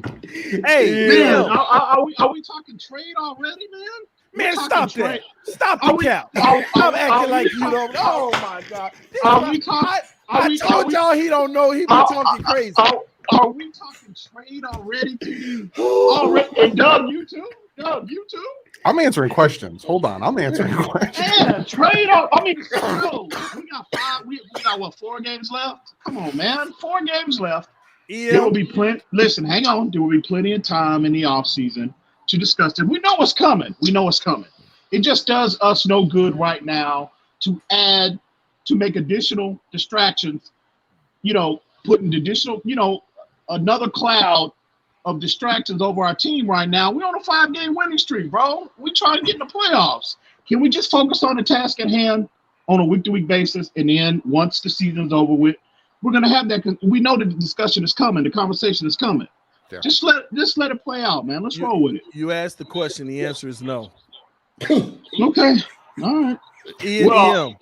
Well, I already knew what time it is with you. I was directing that question towards Doug and Donald.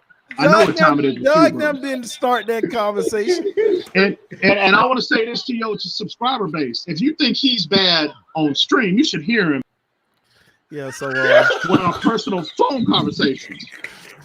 Man, oh my God, Doug, Donald. Yeah. Yes. Literally foams. You know when I told TD about foaming at the mouth about that robes and stuff? No. With our personal conversations, oh my God, bro. He is like a rabid dog talking about this Tua conversation, bro. And it is ridiculous. Yeah. And he knows what I'm saying is factual. How can we take you serious if you're not gonna tell us about your dream about Tua. Go and tell the people. I have no recollection of what you're talking about, my friend. I don't know. I have no idea. But come on, gentlemen. Why don't you say to everybody right now, I did not have a dream about Tua? I don't even know what you're talking about, TD. I don't. Do you want me to tell them what the dream was? Look, man, I don't have long on this stream right now. I'm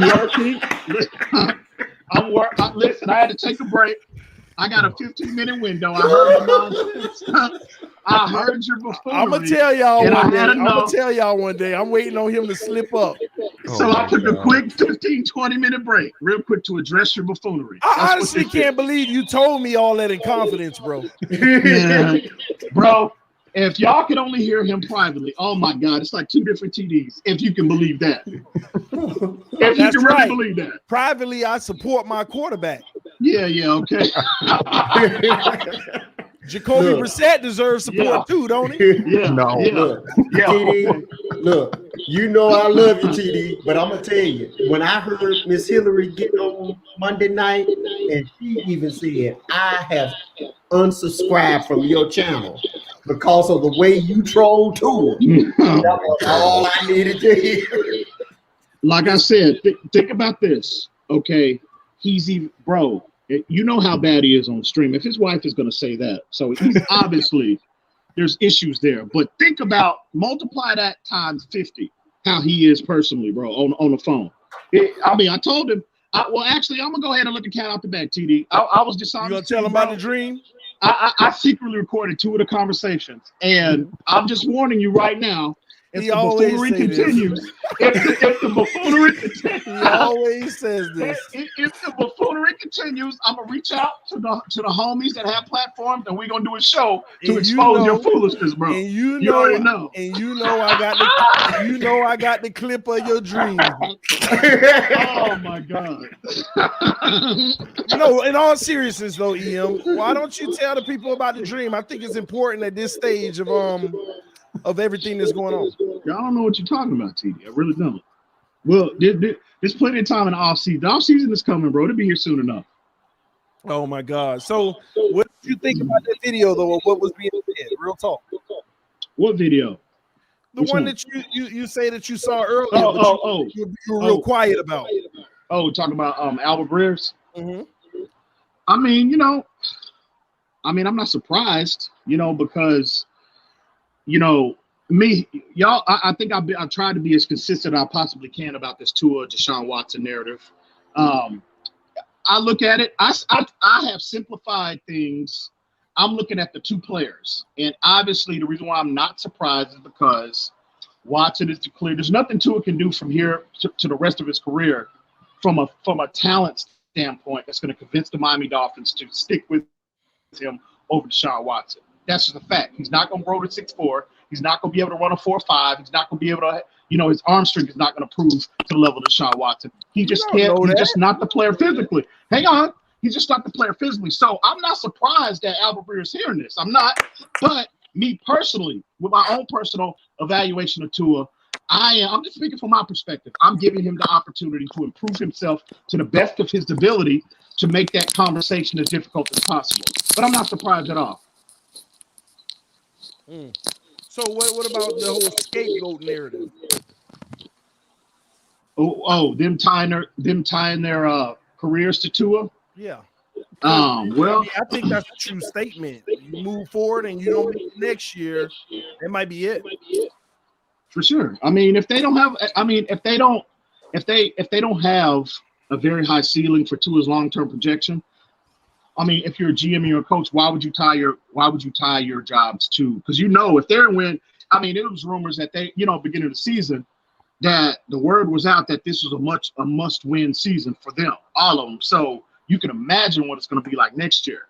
So if they already have an evaluation on Tua and they think his ceiling is X, and he can't get beyond that, then and you have a player like Watson available, there's really not much to talk about. So, again, man, it's a tough situation. It's tough for all of us as fans. It's tough for Tua. It's tough for the coaching staff because, I will say this as far as Tua's evaluation, bro. Sure, Tua does have shortcomings. He's a work in progress. There's still development that needs to be done, but it's difficult to really evaluate Tua the way that he needs to be evaluated when you have so much areas of your offense that are deficient, bro. You know what I mean? Last in rushing offense, last in pass protection win rate. All of those statistics are real. Those analytics are real, bro. And I'm not putting it all on them. And I am not putting it all on them, but those situations are real, bro. So it's just a tough situation all the way around, bro. No way to look at it. I mean, no way to spin it. So the rest of the season, 4 games left. I want everybody's take real quick. Are we winning these 4 games? Who's going first? Doug? Can I go? Me and Doug talked about it. Yeah. Okay, well, I didn't hear that. I didn't hear that. What was your take, TD, and what was Doug's? Are we winning these 4 games? Yeah. What is your answers? I got 3-1. Okay. Doug? The one that scares me the most is the Titans game. If we can win that game, then yeah, we'll definitely win 4. I agree. Tannehill, So me, the Saints game is the one that actually scares me.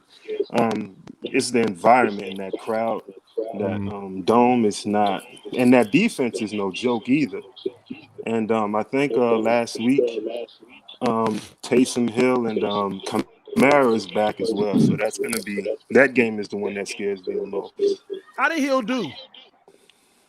All right. He didn't do good. He did good on the ground. He doesn't have no problem because he got legs for days, but throwing the ball, that's enough. He's not, to me, he's a Tebow 2.0 is what Taysom Hill is.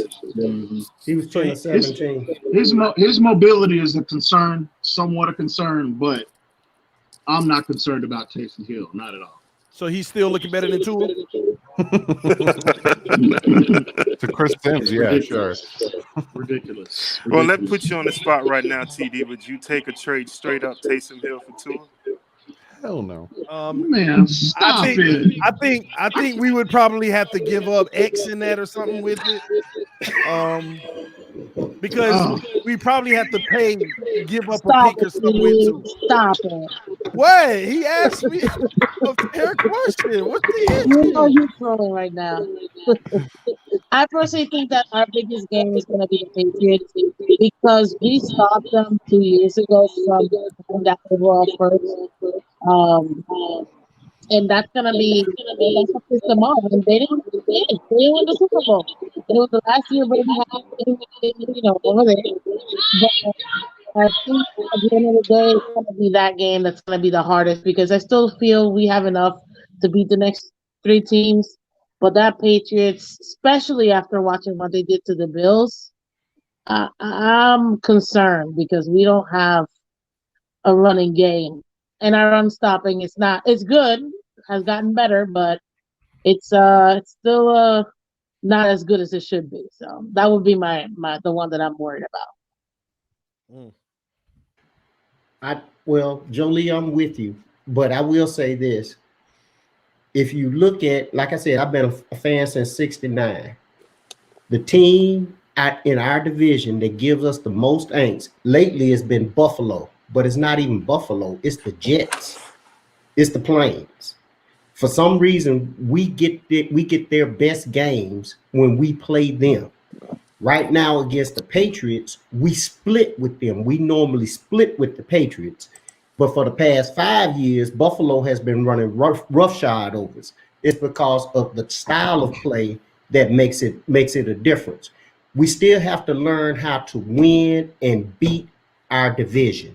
And until we get into that mindset, that's the reason why I'm more concerned about even getting in the playoffs. Because right now, we don't know how to win consistently. Yeah, we're on a 5-game winning streak, but we're playing for broke right now, which we should have been playing earlier in the season, and we didn't.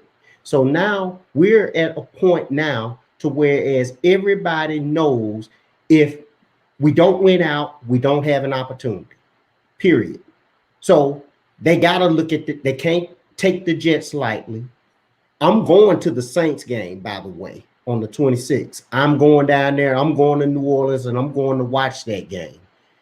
That will tell us a lot about our team. Tennessee is a concern. However, we need to be able, I think this is where the complementary side of football must take over. Tua and the offense must show the defense, even if they are not at their best. We can score points, enough points to beat the teams that we have to beat. That's a concern. And so I think we have the ability to do so. But Doug, this is something I want to ask you as well as EM. We watched the game on Monday night in which TD broadcasted the Patriots against the Bills. Nobody thinks about the run game until it gets this time of year.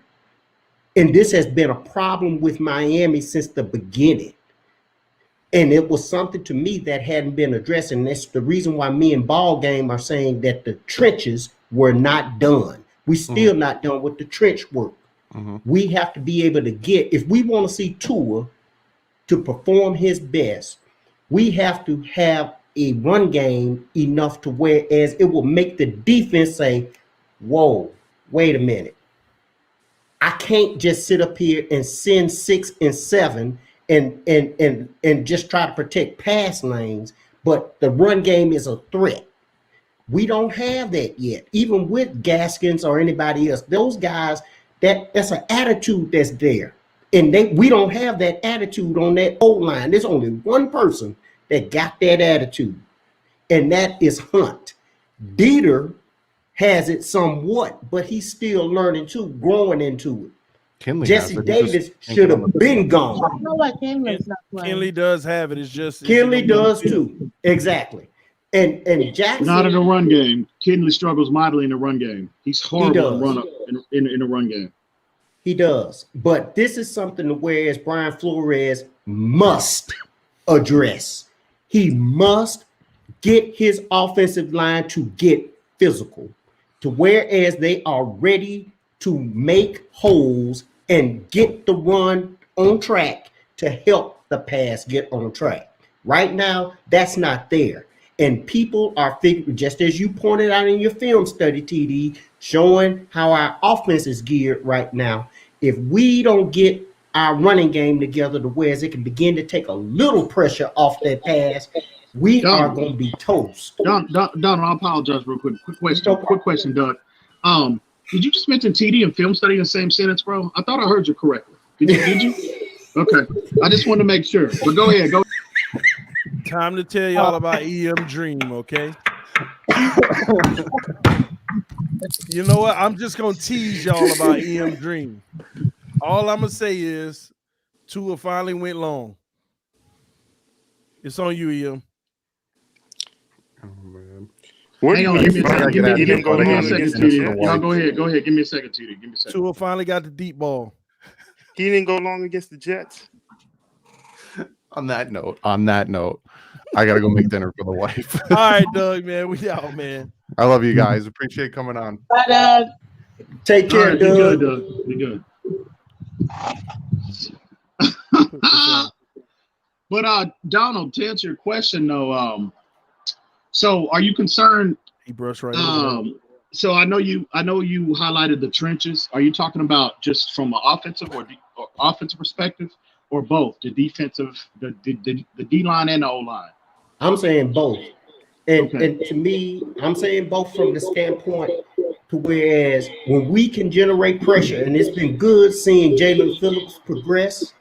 It has been a godsend because now you don't have to always blitz in order to get pressure. That's been good, but I still think to pair up with Wilkins and my man from Raekwon in the middle.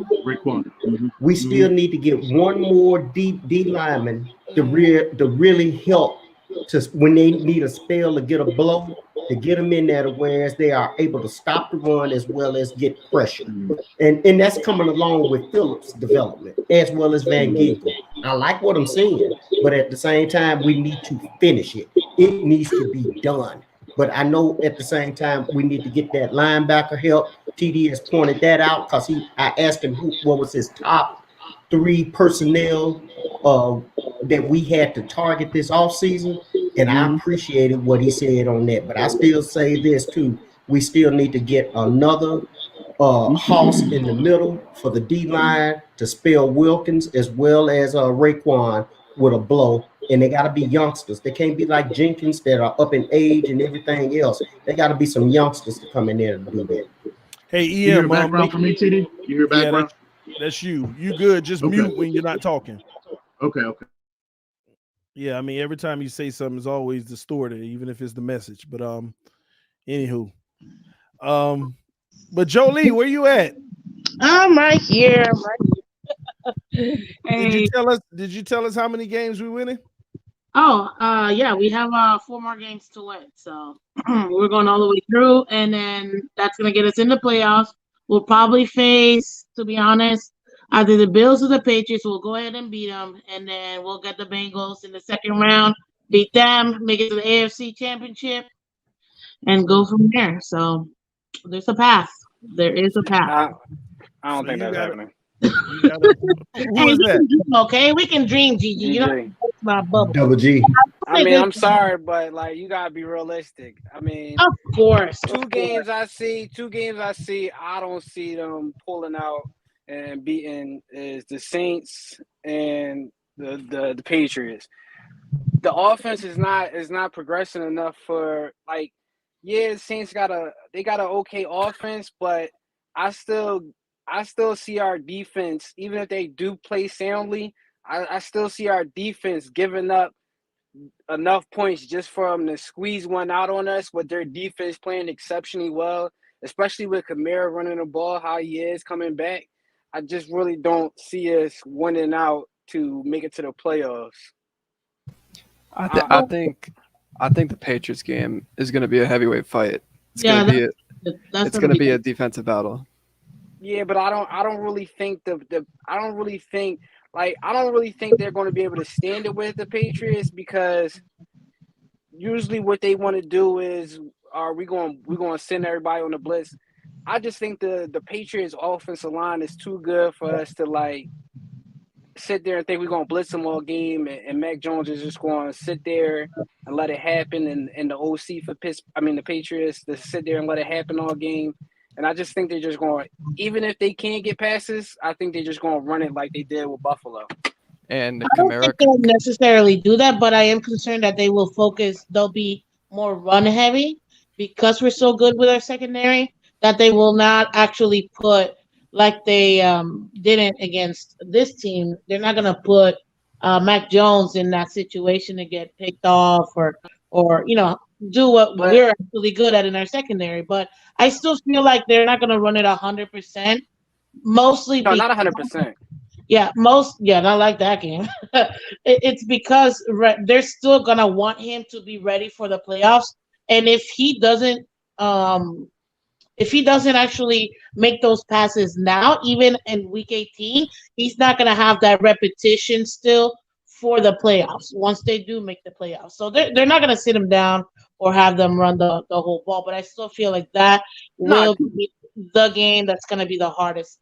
Not really Kamara. I'm not worried about him because we have the defense to be able to stop him. If we can stop Lamar, if we can do what we've done in the last 5 weeks and build on that, we have enough to beat these next 3 teams. But that Patriots game, it's gonna be the playoff game.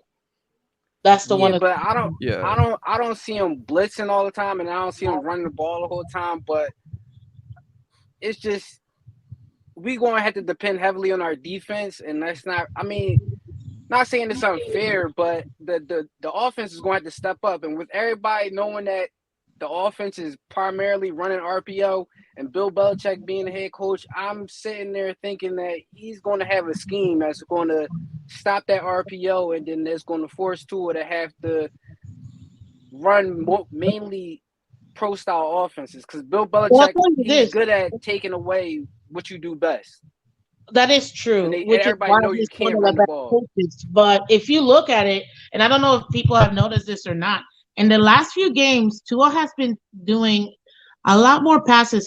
Not passes, but plays that he didn't do last year. We've been opening up that playbook. So I think that they've been working on something where they're able to overcome that. So I think that our offense is growing and it's getting better and it's getting more acclimated. Obviously, they have leaps and bounds to go through a lot, but at the end of the day, it's not going to be. I don't think. Again, Flores knows Belichick. Belichick knows Flores. So it's not gonna. It's gonna be defense. It's gonna determine it because that's what playoff is all about. Playoffs is all about defense. Period. Those are the ones that win. Defense and execution, Jolie. I'm sorry. Go, Martin. What's good, bro? What's up, Ian? What's happening, guys? Hey, man. What's up, TD? What's up, Donald? I actually like I like how we match up with the Patriots. I don't see, as long as our run defense holds up, can match their O-line, and I think we're 9th right now in overall run defense, which is a dramatic improvement from when we faced them the first time. Raekwon Davis, I believe, got hurt midway through the first quarter in that first game as well. So we were able to, they ran the ball on us. They had some success, but we were able to contain it enough to where, they couldn't control the game and completely control the time of possession, which enabled us to win that game. So I just think from a matchup standpoint, our defense, as long as our defensive line is able to hold up, can minimize and even drastically reduce the production they had the first game, and force Mac Jones to make plays down the field. I mean, really, what players do they have that you're comfortable with saying, well, from a Patriots perspective, well, I like that matchup on a boundary against Xavier Howard, or I like that matchup on a boundary against Byron Jones, et cetera, et cetera. So, I mean, they're going to find ways to get somebody open. Well, okay. Really? Did they the first game? They did in the first game. So Can you say they look the same as they did in the first game? But can you say our defense looked the same as in the first game? We haven't played anybody in the last couple of man. weeks. Come on. That's not true. Come on, bro. Come on, man. Who do we play? What good man. defense have we played? Come on.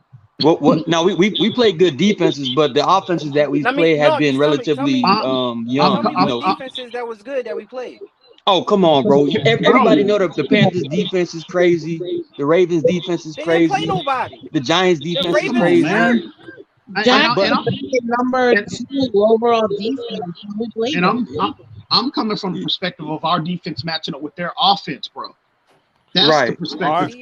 That's the biggest matchup. I think we'll be able to generate enough points and be enough of our offense will be enough complementary to the defense to where I'm telling you, man, I like how we match up against the Patriots. And say what you want about Tua Tagovailoa. In his, him facing the Patriots, him facing Bill Belichick since last year, say what you want about his contribution, how big of a contribution as he had to those 3 wins, but Tua has 3 wins on his belt against that team, against that New England team, and he seems to be relatively unfazed from Bill Belichick. That's just a fact. Is that 2 wins or is that the defense wins?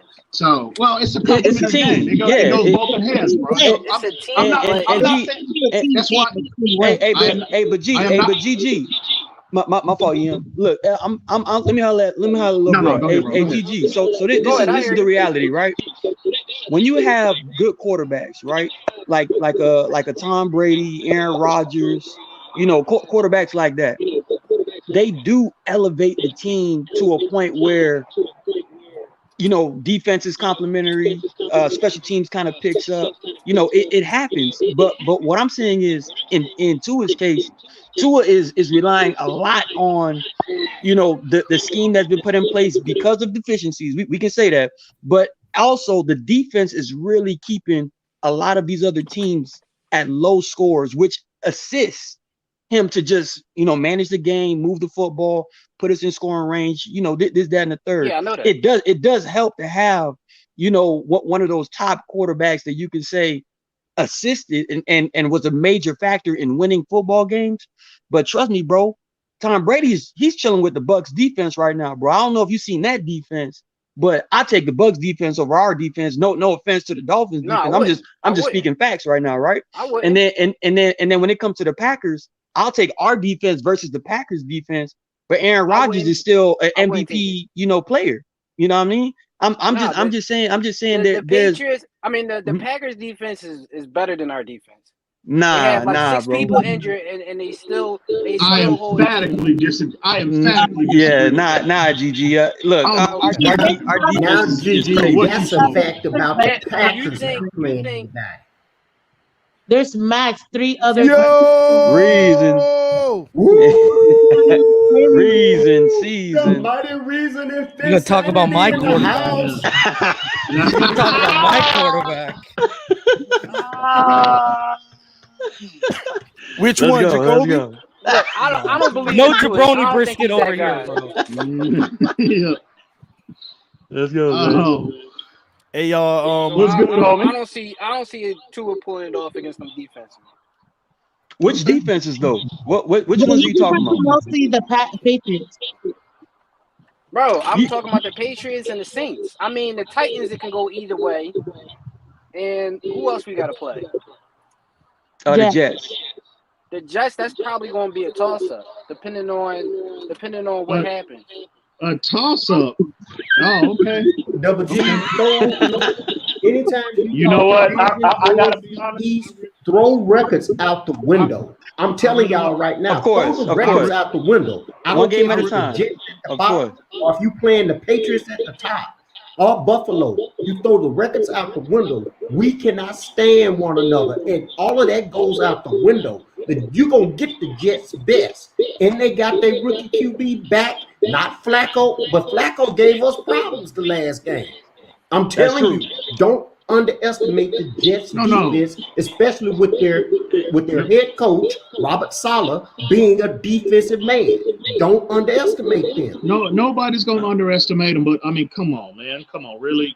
But what if I were to tell you? Come on, bro. The Giants had a better passing defense than the New Orleans Saints right now. That's revealing. This is the point I've made. Where'd he go? Okay, there he is. We've beaten bad offenses that have good defenses. Like they ate against Cam because they should have ate against Cam, but that was the number 6 rushing defense and that was the number 1 passing defense. Right. When he put up over 290, 4 touchdowns and 2 interceptions against Atlanta in that game was the number 12 passing defense in the NFL heading into that game, and he lit them up. So it's not about, it's about right now the defense is beating offenses they should, and we found a style of complementary football. Now, how sustainable is it is another question, because when you boil it down to everything, guys, Tua and Waddle are carrying this offense. Gesicki has disappeared over this winning streak. I mean, Gesicki before this winning streak, if you hit him in the face mask in the end zone, he catches that football. Exactly. I don't know what's happened since Baltimore, but since Baltimore, he just hasn't been on. But let me tell you, let me hit y'all with some of this. You're seeing tangible stuff come out right now. So when Jacoby Brissett, when we were on that 3 games with Tua out right now, when Tua came back in week 6 against the Jaguars, we were the 29th passing offense in the NFL. Right now, we're the 16th passing offense in the NFL. When Tua came back in week 6, we were, I believe, the 28th or 27th third down. No, the 25th. I apologize. The 25th third down offense. We are now the number 9 third down offense in the NFL. So you're seeing team statistics improve, not just individual statistics from Tua Tagovailoa right now. You're seeing tangible growth game by game, and now it's starting to leak into team rankings, team statistics. Right. Look at the pressures when Brissett was back there, right? Brissett's known as a pocket quarterback who holds on the football. Well, this is the 32nd team in the NFL in pass block win rate right now. They hold a block longer than 2.5 seconds, 45% of the time. That's not good. Okay. And what's happened? We've gone from allowing 22, 24, 28 pressures to, if you look at, listen, when you break down film, when you scout players, when you evaluate, whatever you do, one of the first things you're taught is trends and patterns. You look for trends and patterns on film. And the trend and pattern is starting where, if you look at the last 2 weeks, our time to throw has been 2.33 seconds and 2.32 seconds. Right now, that's how they found out without a good offensive line. That's how we can negate the pass rush. And Tua's skill set allows us to run that. And the RPO, if you think about it right now, we have the 31st. Let me make sure. We got the 31st rushing offense in the NFL. We average 79.2 yards per game. Yet all the RPO is our running game right now. People don't realize we're actually dinking and dunking out of necessity because you're not going to be throwing 50, 60-yard bombs, getting the defense back on the field, then recycle it. No. You need those 3, 4, 5-yard pickups that'll move the sticks, and that's how we're sustaining over 30 minutes of possession time with no running game consistently in every game. Think about that. We possess the ball for over 30 minutes with no running game. That's because the RPO is allowing us to do that. And that's how we can also complement our defense. Keep opposing offenses off the field and don't turn the ball over. Be efficient with the ball so they don't get extra drives. Right. He's literally doing it. People need to realize they're scheming for the deficiencies of this team right now. They're not scheming for the deficiencies of Tua Tagovailoa. That's not where they're at right now. Tua is not the issue. The offensive line holding their blocks, and you got to think about it. Where you at, TD? Where you at, TD? But they installed it against the #1 pass defense in the NFL, right? They negated Brian Burns and Hassan Reddick like that. Of course they're going to go back to that. It worked. You negated the #1 pass rush, and you scored enough points to win. Of course you're gonna go back to that. Why wouldn't you right now? And reason. I'm gonna bring up something like as far as we always talk about like the eye test, right? What you see, what are you seeing? And let me just say I took the liberty of looking back at Tua's 2020 season, his first couple starts, how he played, the type of throws he made, the reads he made, what he missed. And let me tell you something, bro. The offense that Tua ran last year, that Chan Gailey had for him, I thought it was way more progressive.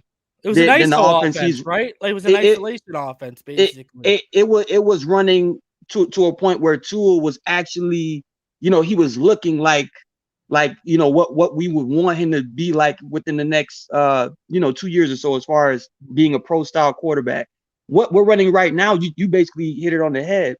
The offense that we're running right now has nothing to do with Tua's lack thereof. It has everything to do with the offensive line's lack thereof, because and no running presence, right?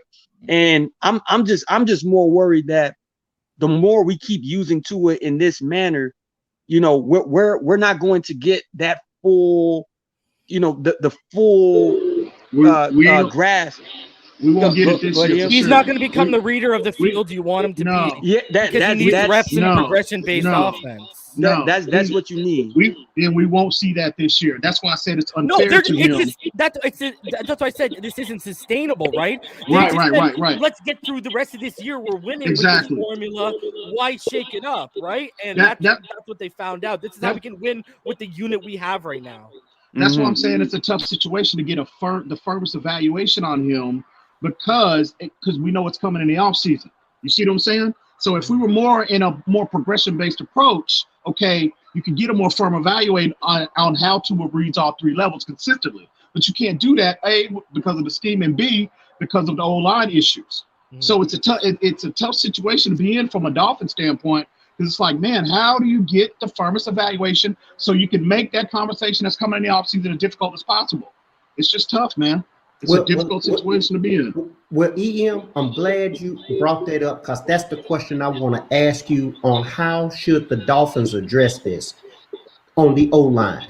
Should the Dolphins go and get the best right tackle available in the draft, or should they get the best right tackle that's available in free agency to bring them on the line, and then at the same time bring in a proven, valuable guard to compete against Austin Jackson to help him in his development and growth as well, so we can get that O-line together? What's the best way to do it? Should we go through free agency, or should we go through the draft? I try to pluck Trent Brown from the Patriots because you're weakening your foe, and that's your right guard. He's not going to break the bank like Orlando Pace would if you want to shift him back, or if you want to sign the left tackle Taron Armstead. I would actually sign Ryan. I've been an advocate of this. I would sign Ryan Jensen. I think he's a top 3 center in the game right now, and I would kick Dieter to guard, What I saw from Dieter last year, remember when I think it was Kinley got hurt and Dieter came in, he had that first rough rep, and then he started moving everyone, just moving bodies. And he doesn't have to learn the nuances of IDing mics, disguises, blitzers, loopers. He doesn't need to worry about IDing that stuff. He can just deal with it as it comes in him if he's at guard. And I think he gives us better than what Austin Jackson gives you at guard too. And I think, and then you figure out your other tackle, whether you want to, I think we got $80 million. And if you cut a certain amount of players, you can get up to around 100 million. I mean, is it really far-fetched if we just put 40 to 60 million in the offensive line? Whether you get Tua or whether you get Watson or you're sticking with Tua, the offensive line needs to be addressed, because if the offensive line didn't matter, Houston wouldn't have traded for Laramie Tunsil. We wouldn't have fleeced them for Laramie Tunsil, right? Like, they saw, okay, with a great defense they had at the time with J.J. Watt, Clowney, Zach Cunningham, Bernardrick McKinney in their young ages, they had a great defense, and they had Fuller, they had Hopkins, I think they had Lamar Miller at the time too, right? So, but they were like, okay, we need the top 15 line to win, right? With this, we're just going to be consistent first, second round knockout. People need to realize, whether it's Tua or whether it's Watson, you need the offensive line, because what Houston told you is we can get to the first or second round with a bottom 15 line, but with a top 15 line, we think we can make a Super Bowl with Deshaun Watson. And I'm not saying get a top 5 offensive line, but look at Mahomes, right? We put out the blueprint for Mahomes last year, and the Buccaneers even came out after the game and they said they followed our blueprint, and he was running for his life because he didn't have an offensive line. Right? Like, look at Lamar Jackson running for his life because we put out the blueprint, and their offensive line has injuries they're dealing with right now. Like, even the greats need offensive line. I mean, look at Burrow and look at Herbert. Look at the resources they dedicated to rebuilding their offensive lines in the offseason. Tua or Watson, doesn't matter who the quarterback is, they're going to need an offensive line. There he is. There he is. Where you been, Steve? Where you been? Thank y'all so much. I'm gonna get off other folks on. Finsanity, good seeing you. I love y'all. Appreciate it. Salute, Hands Donald. up, gentlemen. Salute. And ladies. Merry Christmas to you, bro. Talk to y'all later. Peace, Donald. All right, bro. Be good. See you, Donald. I think they should bring in. That's not what happened with the Texans. My bad, though. That's not why they traded for. That's not why they traded for Laramie Tunsil. They traded for Laramie Tunsil because Dwayne Brown had wanted to leave because the owner had said some racist stuff before he died. That's why they traded for him, because when you had he wasn't the best left tackle, but when you don't have no left tackle, now you got to trade for one. Yeah, GG. I remember Dwayne Brown actually coming back because he was doing a holdout in 2017, right, with the Texans, right? He was in the midst of a holdout, and he wanted like a contract restructure or an extension or something along those lines. And he came back as a starter versus the Seahawks, which was the game that Deshaun Watson absolutely went off against the Seahawks in Seattle. And Dwayne Brown was his protection. And literally the next week after that, they traded him to the Seattle Seahawks. I don't know, because he wanted to get out, because the owner has said that statement with, you can't let the inmates run the prison or the prison yard or something like that. And he was like, yo, I'm not playing for him. Okay. That's why they traded DeAndre Hopkins, because he had beef with him too. They want to make it seem like it was about money. He said it wasn't about the money. And that's why Deshaun Watson don't want to stay there, because they racist down there. I mean, it's Texas. What do you think? Bro, man. Yeah, but my point is that the offensive line didn't matter. They wouldn't have given up what they gave up for Laramie Tunsil. They would have. They would not have. They were desperate. Future. But that's the you point. could have filled in for year. You could have filled in for the year, and then you could have hit free agency or the draft, and you wouldn't have had to give up all the assets. And luckily for them, we didn't look at what we turned those assets into. They gave up the assets because they thinking that they're going to have. Laramie Tunsil was projected to be, but Laramie Tunsil was projected to be everyone knew when his contract came up, he was going to reset the market. Yeah, so but if he was projected to be, they traded for a guy projected to be a top 3 tackle. They could have gone and got a 15 guy. Why would you? He was not on the block. That's not how it worked. Bro, you don't think they were calling around? No, Grier. No, it's come out. Grier. No. It's because of what they offered. He was not on the block. Larry Tunsil. I'm literally not walked saying in the he's on the room and block, said, but don't you if think someone offered if you me lose that, I your would trade tackle, him too. you're not calling around to see who has the Yeah, top but left tackle to I replace would not him? but I would not be giving up those many assets when I got Bro, they don't. free They agency thinking coming that up. they're going to have top 20 pick. I mean, low 20 picks every time. They not thinking that they're going to have the top fourth overall, third overall pick the next year. Yeah, but they didn't just give up first; they gave up seconds as well. They don't Yeah. care. 2-1, 2-2. Exactly, because they were all in. Need, they were all in on getting a top offensive lineman for him. To protect Deshaun. To protect Deshaun. To protect Right. Deshaun. If my whole point is, if offensive line did not matter in Deshaun Watson's situation, they wouldn't have given up what they gave up for Larry Tunsil. Bro, what I'm saying is the team was already set. They didn't need those. Bro, you're just picks. arguing for the sake of arguing. If it didn't matter, they wouldn't have gave that up. Bro, like I don't know what to tell you. Bro, this is what I'm telling you. I'm telling you that Orlando Pace Pace didn't even fetch that. Orlando Pace didn't even fetch that. Bro, you already saw who the GM was. He traded DeAndre Bill for O'Brien. a second. Yeah, that's kind of funny. Why you making a point? It was obviously that he gave up all these that he assets? gave up. It was obviously that important to them that they gave up all those assets. No, he Right, just was a dumb GM. GG. The number one thing we're saying here is that this is a dumb argument. Like this is a dumb you're arguing argument. semantics. Anyway, you already made your saying, donation. We already heard what your take was. I just wanted to say something. I think. Yeah, TD, go. Whoever said that earlier about the offensive line. Unfortunately, we can, bro. I think they should bring in an experienced guy in the O line, whether it's one or two, because this line is young and needs experience. But Taron Armstead would be the best one, to be honest. Yeah, but he has tenure. He has a leadership about him. I think TD said this. I think TD said this. I think that Flores might want to let these guys develop more because that's what they did in New England. They want to see this line grow. Yeah, but look at the offensive line coach they had in New England compared to what we had. Yeah, I don't agree with them doing that. I don't agree with them doing that. Yo, bro, if we had Soren, if we had last year. Are you still talking about that, bro? Yo, if we would have had the veteran offensive line coach, I probably wouldn't even be budging on Austin Jackson starting at left guard next year. Yeah, if we had a veteran offensive line coach, show me what he could do under a veteran that knows what he. And they had him. They had Flaherty. After we drafted Dieter, he told them Dieter wasn't ready, and they fired him after 4 training camp sessions. I agree. I think if we thought that they were on the hot seat this year, for a fact that they will be on the hot seat next year. So I think they might do. Going into this in free agency, I think they're going to be big spenders again. Hold on, man. Bleacher Report: Tua Tagovailoa and Robert Hunt in the protocol.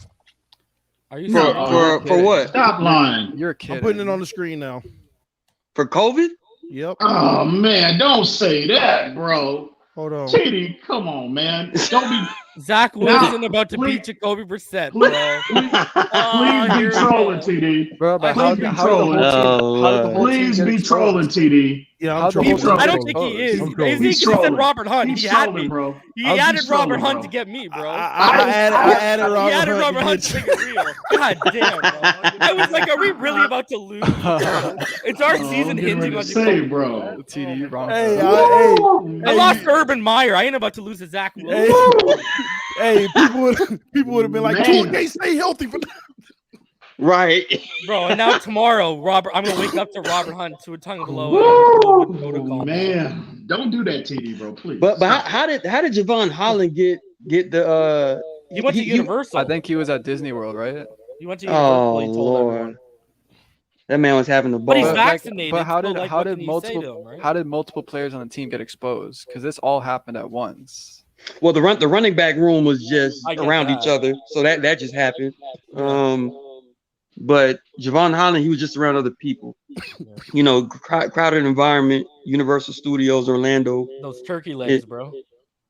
It was a setup from the beginning, man. He just took the risk and hope for pray for the best. But, from the beginning. Yeah, bro. You don't go to Universal Studios thinking you ain't gonna get infected, bro. Come on, man.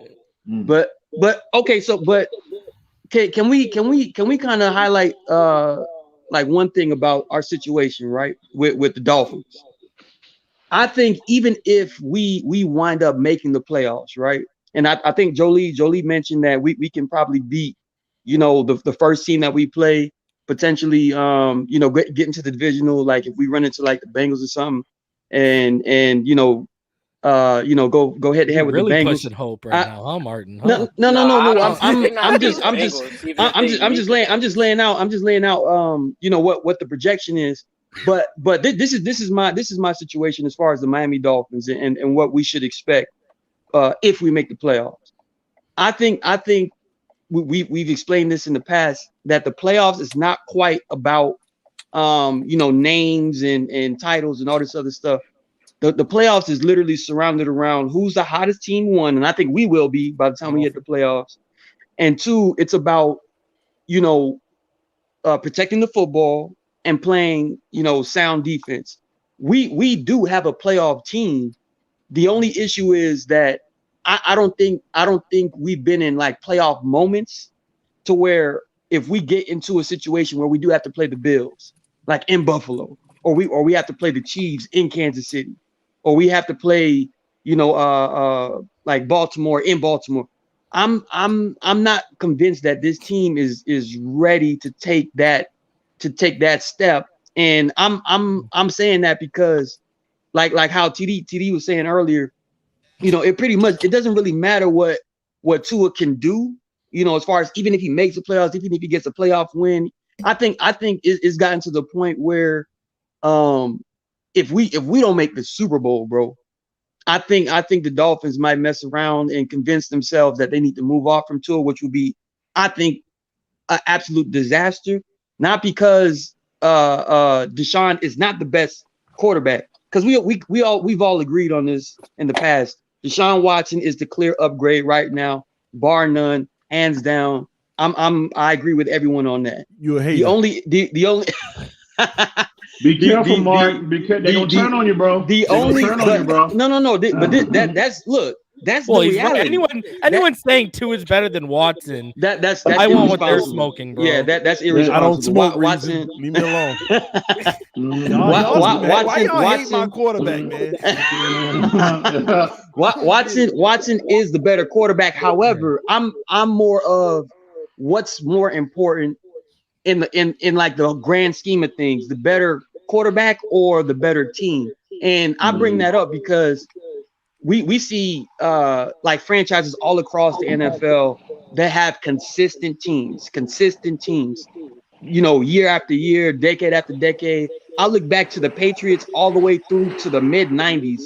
They've been good for a minute, bro. Like I mean, you talk Bledsoe when he got to the Super Bowl in '96. The Patriots got back within the next 4 years with Brady and Bledsoe as his backup, and then after that, that's when the real dynasty run started happening.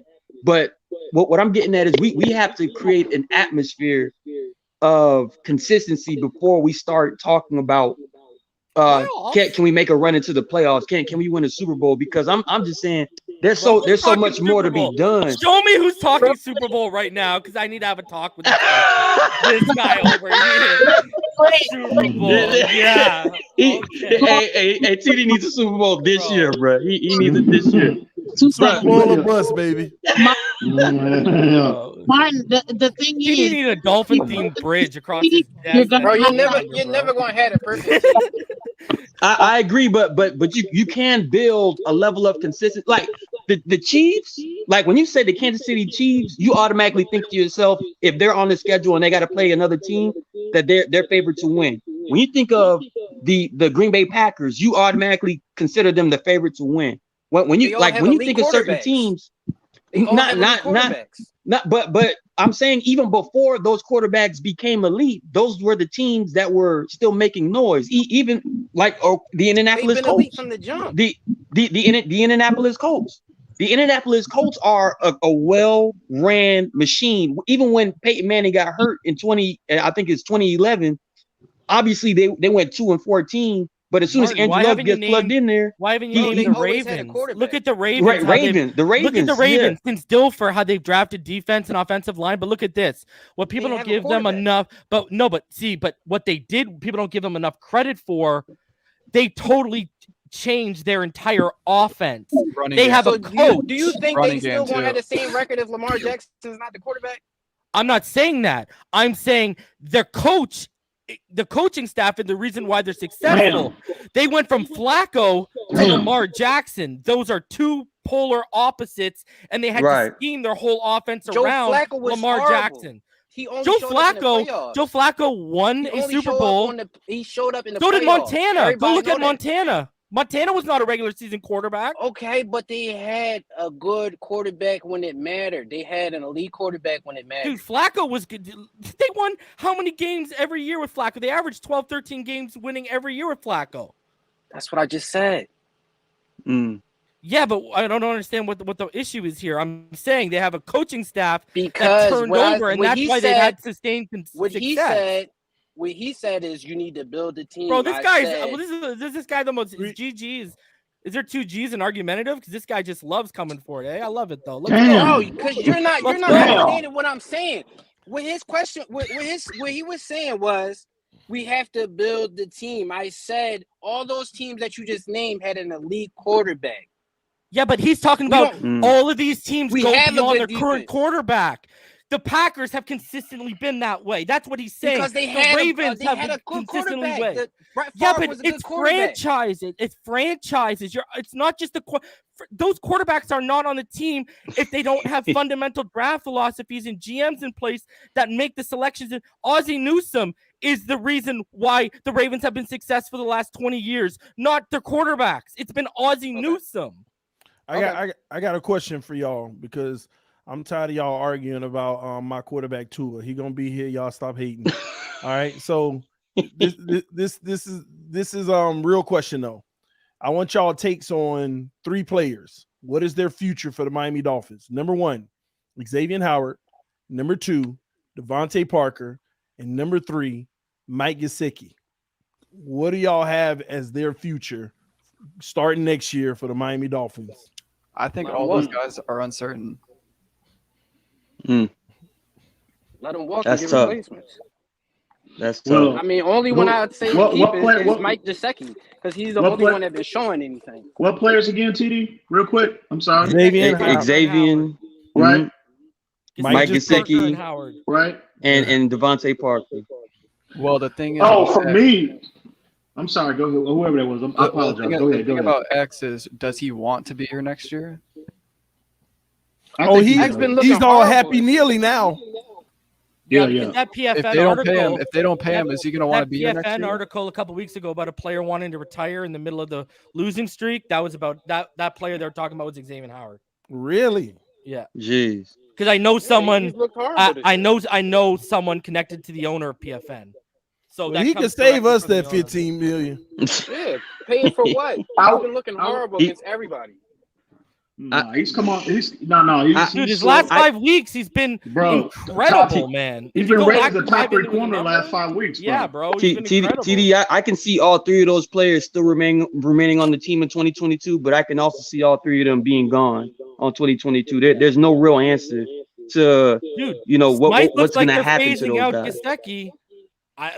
They're doing things with Smite that they could do with Gesicki, but they're doing extra things with Smite they can't do with Gesicki. They keep engaging him at the line or chipping him and then sending him out, and they can't do that with Gesicki. That's why I told people Smite might get the money. Take Smite over Gesicki.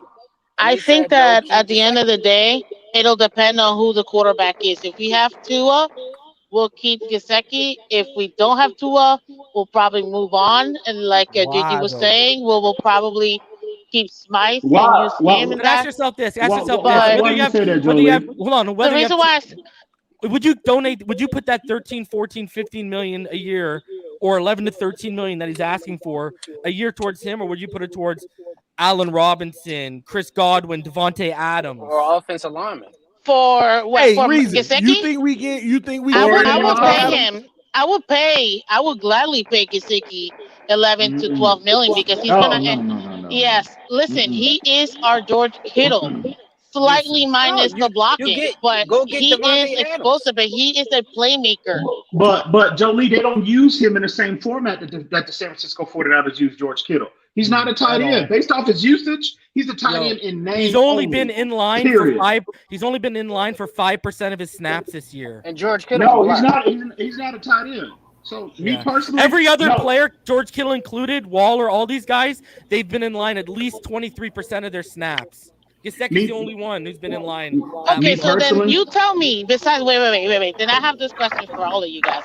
You tell me which wide receiver we have besides Waddle that's actually actively playing consistently week in, week out, that's available.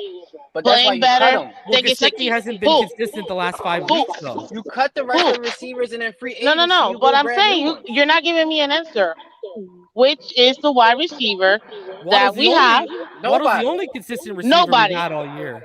So we have nobody. That's why you go in free agency. That's why I'm asking you, next would you rather give that 11, 12, 13 million to Gesicki, or would you rather give it to a Chris Godwin, a Devontae Adams, or someone Let me tell you Allen Robinson? the reason why I would give 11 to 12 to Gesicki is because A, he's one of our drafts that we actually developed.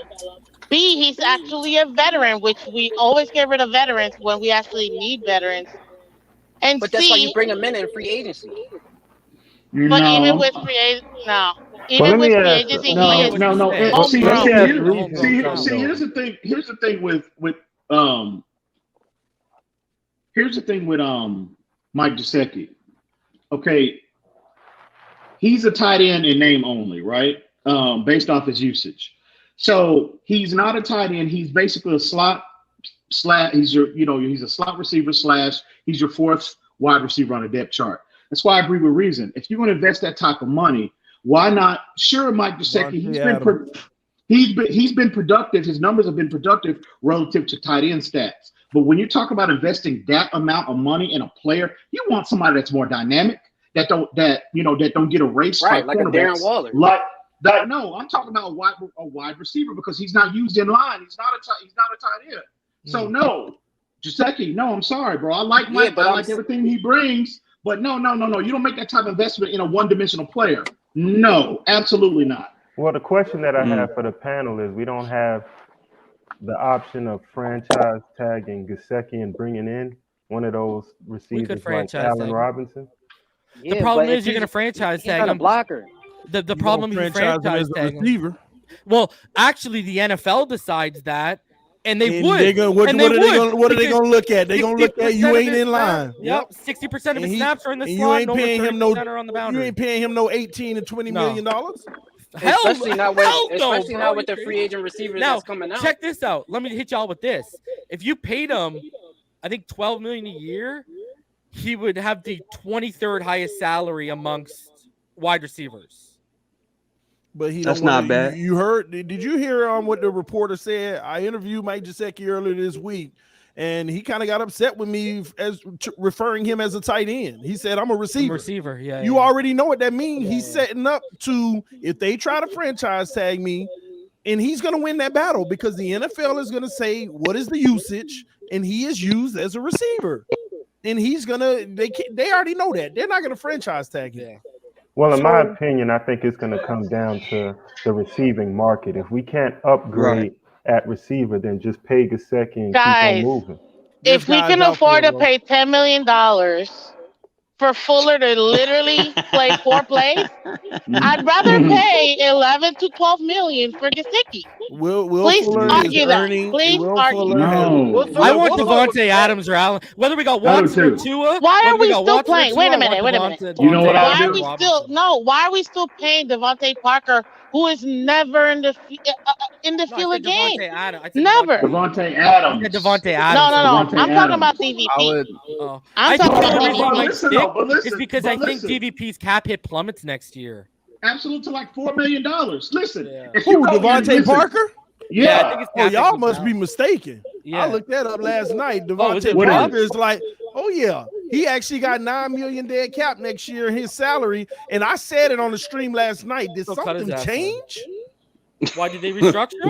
That's what I'm trying to figure out because he's actually getting. I know they paid next restructured year, bro. Howard. They restructured Howard again a couple weeks ago. That means they need to trade DVP. Hold on, let me show y'all. Devontae Parker in 2022 is Oh wait, hold on. Am I right? Oh, he goes from 12 million this year, but he goes down to 9 next year in a 5.4 dead cap. I think you restructure him. So you gonna cut him to save 3.5? No, you just restructure him down to 5 and keep him. That's what I say. I'd rather trade him. If we go like my target. Reason I talked about this the other day. But keep him, but you got to act like he's not going to be there. Like stop building like it's going to be a part. Make him 3rd or 4th on your depth chart, right? Mm-hmm. That way, you know he's not a starter. He's not getting starter reps, right? That way you preserve him over the course of the season. I'm sorry if you're going into the if we're going into the off season, like this is my ideal approach to the wide receiver room, right? Give Devontae Adams 20 million, 22 million. Give him what he wants. Give him whatever he wants. Just give it to him. Whether Watson is here or Tua is here, do exactly what the Arizona Cardinals did for Kyler Murray. Go get the best wide receiver at that time for your young developmental player. Or if Watson's here, go get him. Just pay him. You got the money. You have the money. Pay him. So, but as far as Devontae Parker is concerned, if you get a player the level of Devontae Adams, Parker is no longer your number one guy, right? Your number one option. So now you can just move him down the depth chart, move him to 3rd or 4th. That way he's not getting starter reps. You can preserve him in the wear and tear. Hang on. Okay, well that's fine. But that way he has less wear and tear on his body, and hopefully that'll prolong him for longer stretches than what we've seen, to this point in his career. So if we're going in off season with Devontae Adams, with Jalen Waddle, with Devontae Parker, with Mac Hollins, as your top 4 guys, bro. Will Fuller. You forgot Will Fuller. Well, okay, whatever. I love that. Hey, right quick. Watch them get that man another deal. Hey, right quick. Is Tua shooting a bird in that picture up there? Yeah, he is. But it's Photoshop. Oh Lord! I think. But here's something interesting though, man. I'm gonna tell you, this is gonna change the game if it's true. I saw the report. Doug brought it up earlier. I just can't believe it, but I keep seeing more and more information on it. The salary cap may bump up 30 million next year. It may bump up 30 million next year. If it bump up 30 million, go ahead. That's gonna be that's a whole game changer, man. I put all that extra 30 million into the O-line, bro. I ain't well, play you got to understand, you already gonna have about 90. Oh Lord! Oh man! I told y'all this earlier. If they move on, see, we got 76 million next year. If they move on from Allen Hurns, they save 3.2. They move on from Eric Rowe, they save 4.5. They move on from Jesse Davis, they save 3.6. And they move on from Ethan Carter, they say 2.5. That's 14 million. That'll bump us to 90 million. Plus, if this salary cap does what people out here saying that it is going to do, then that's a 30 million increase, but 20 over what we thought. I mean, we may end up with 110 million. I mean, if they have all that money and they still have holes in his team, then that's their fault. Well, I'm sure that if the Dolphins have 110 million, they're probably going to utilize about 80 and then push the remaining amount to the following year with whatever we'll have then. Because teams like to keep, more and more for the future instead of the current. So they're not going to spend every penny. I would love Devontae Adams, but I think he's going to follow Aaron Rodgers. Not money talks, bro.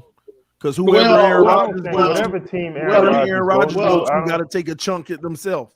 You got to consider whatever team. You got to consider what you got to consider whatever team he goes to. They have to have the cap space to sign him. Yeah, I was just about to say that. Yeah, I don't think they got the money to take. No.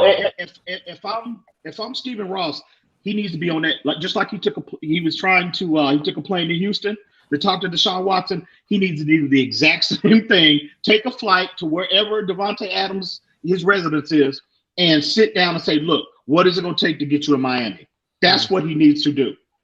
A big ass real check. quick ball game. 90 and 25 30. million. Give it to 90 him. and 30 is 120, but the 90 already includes the jump that we thought, which is 10 million. But if it goes to 30 million, then you add another 20 million on.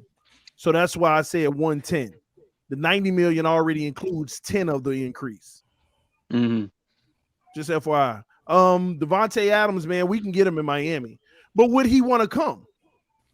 He's a Bay Area guy. So if he doesn't want to go to Green Bay, athletes are usually prone to want to stay in their area where they grew up. Like West Coast. So, Yeah. Do you think money talks, baby? How is he going to turn down $22 million? Everybody It's retires in Miami. Florida. That's all I'm saying. Everybody we retires do in have Florida. if we do have the money though, and he's considering it, does it matter which quarterback we have for him and his decision? Absolutely. Well, you can't have both.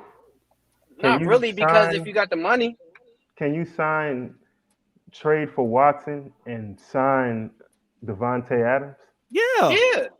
Yeah, you can do that. Okay. And still have upgrade. And you can still get Mike Gesicki. And you can still pay Gesicki. Of course, you have a lot more if you kept two. And upgrade the offensive line as well. Oh, that's what I was going to say, TD. I remember back in 2019, your philosophy, you should be rooting for Tua to succeed because remember, you always said you want to build the offense so the quarterback can just be the cherry on top. Right, drop like a cherry on top. And hey, hold on. Even if we don't get Watson, and let's say Tua doesn't work out, we have so many resources in the next 2 years that we can build our offense where we can keep dropping quarterbacks in there until they work. The next Alabama one. But he's a beast. Bryce Young's a beast. But let me say this reason. I still live with that philosophy about the big payday quarterback. But what people aren't realizing is everybody's viewing Watson's contract as massive, but he actually in the next year or two, his contract ain't gonna be nothing compared to the actual massive contracts. I thought he said he would restructure too. He will, and that's what the report says. So that'll help too. But here's the deal: the only reason this doesn't apply for Miami with the high salary quarterback, because we're doing something right now that nobody has ever done. Me and Ian talked about this the other day. We have the most players on our roster on a rookie deal, making a little bit of money than any team in the NFL starting. The most. And that's how you offset a high-paying quarterback, but it's unrealistic. And then you got to keep it up. But we literally have about 13, I believe we counted, starters on their little itty-bitty deal and still going to be on it for the next 2 to 3 years. And that's how you survive that. But you got to be able to keep doing it and rotating players in and out. And that's on the premise that our offensive linemen work out. That's where I want to invest, though, because I told everybody earlier I want a tackle and a guard. Somebody brought up a good point. Take a center, and Jesse Davis can compete for a guard spot. Yeah, I want Ryan Jensen and kick Dieter to guard. I don't want Jesse Davis face on this offensive line after this. But what I'm saying is we only need 2 offensive linemen. Jesse Davis going to replace starter next year, man. So you want to give Eichenberg another year? I do. I think I do. It's just one of those things where I feel like he has the brain to figure it out. And then on top of it, they have to solidify what is his official position too. Well, he's definitely not a guard at 300. That's but that's the problem. That's kind of unfair having, him in multiple spots at times, I was actually thinking about bringing in 2 offensive linemen, left tackle and left guard, to compete with both Eichenberg and Austin Jackson to make it like a, best man wins type of scenario coming out of the if I had it my way, we'd sign Taron Armstead, Ryan Jensen, and Trent Brown, and only Robert Hudson and Dieter would be the returning starters on our offensive line. That's a lot of movement. But Laramie Thompson will be back, y'all. Just FYI, and we're going to get him for the cheap. Sean coming through with the inside sources? No, there ain't no inside source. Just me. Laramie Thompson will be back. Is he a Let me ask you this. Let me ask you all this. Would you take Jarvis back this offseason? No. That's too much. That's too many waddles. But they waddle a lot on the boundary now. We We already have enough tight ends on this roster. He's kind of becoming our Z. He's kind of becoming our Z. So are we going to roll with Bowden as the Y? That's kind of due to the health, but that's why we need to go get another big name receiver. I know y'all gonna disagree with me on this. I am telling y'all, they are about to sign Will Fuller on a 2-year deal that is gonna be cheap. Okay, bro. I'm serious. Y'all gonna look up and they gonna be like, we just signed Will Fuller on a 2-year, $8 million contract. Bro, when he took that sabbatical, bro, I was told that he was contemplating retirement. Yeah. And then now people tried to roast me, and now this guy, buddy, I saw what Russell Wilson's finger looked like before the surgery. Okay, I don't know what did an elephant sit on Will Fuller's hand when he left the building. I don't know what happened. In my opinion on the Will Fuller situation, you don't want to be here. We already know what's going on. He want to play with Watson. Yeah, well, in my opinion, that's he ruined that. Even if we get Watson, they're gonna say we can't trust you. Get out of the building. In my opinion, they could trust him. Watson say we want. They could trust him. Unless he's telling them they're not gonna get him.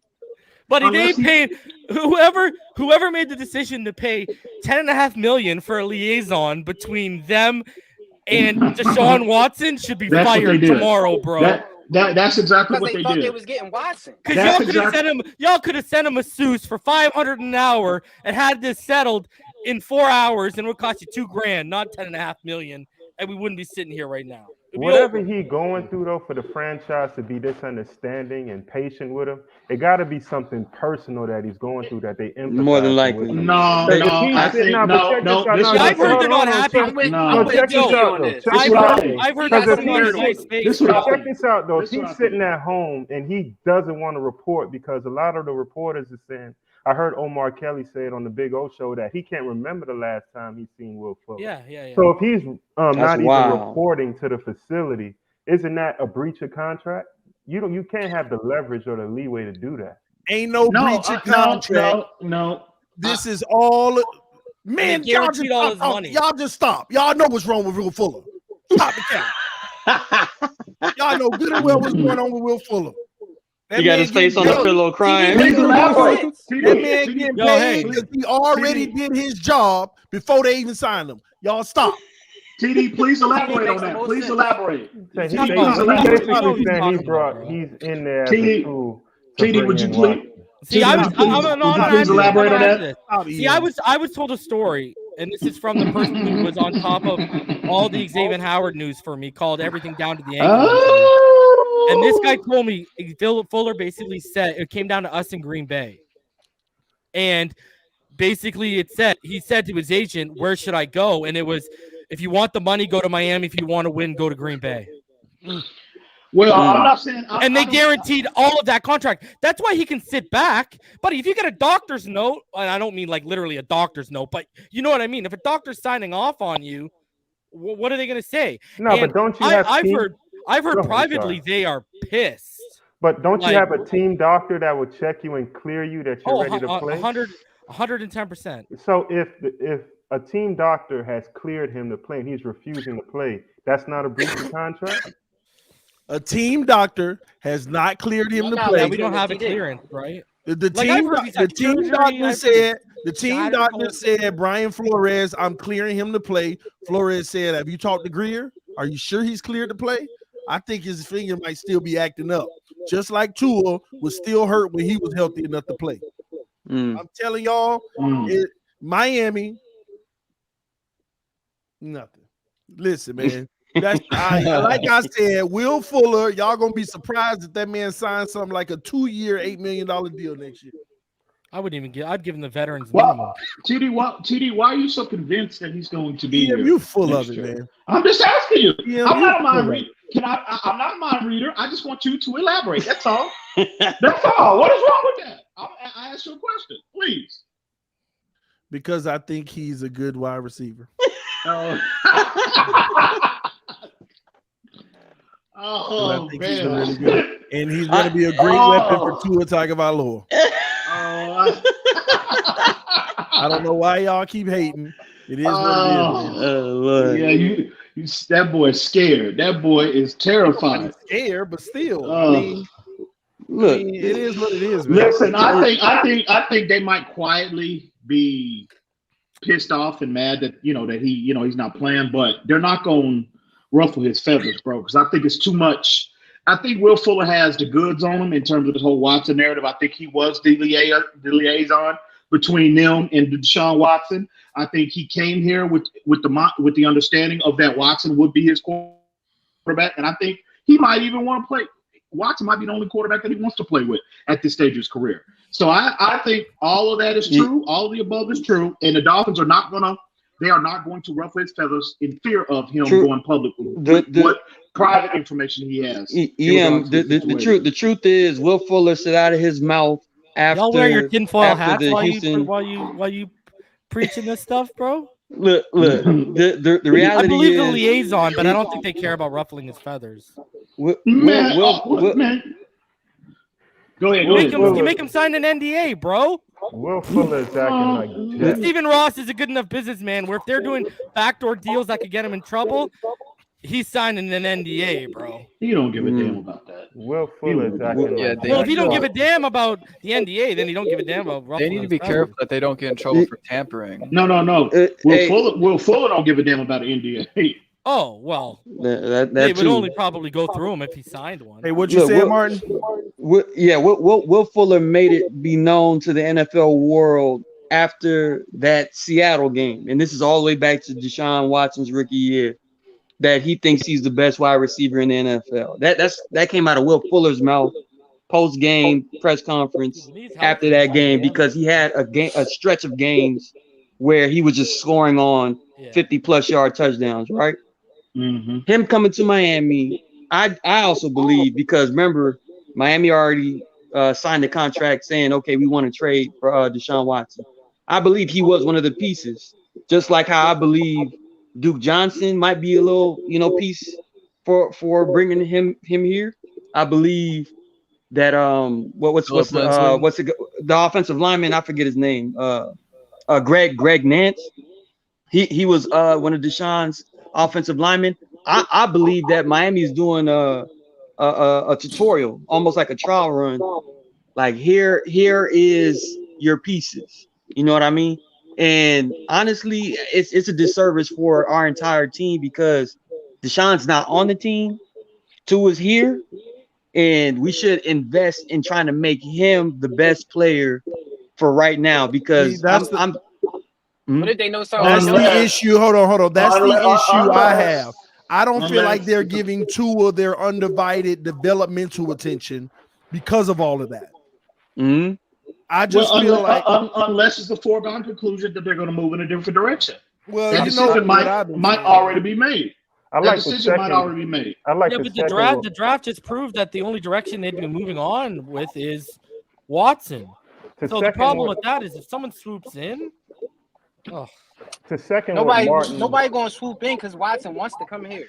To second what Martin said, though, until he doesn't want to come here anymore. They've been trying to swoop in all offseason, and the problem get in bed this deep and then get out. The problem is though, we obviously wanted him to settle a few of these cases, right? Obviously, we wanted all of them, then we lowered the number. Carolina didn't care about that when they requested to talk to him. So it's like, what if we're still playing patty cake in terms of, we still want some of these settled, and he's just like, yo, F this, I want out of here. We need to know, or they need to move on. And Carolina, if they show they don't already care and they're desperate, plus the Clemson connection, and they come back around knocking, and we're still playing patty cake where we need to figure it out. And they don't, like the Eagles didn't care.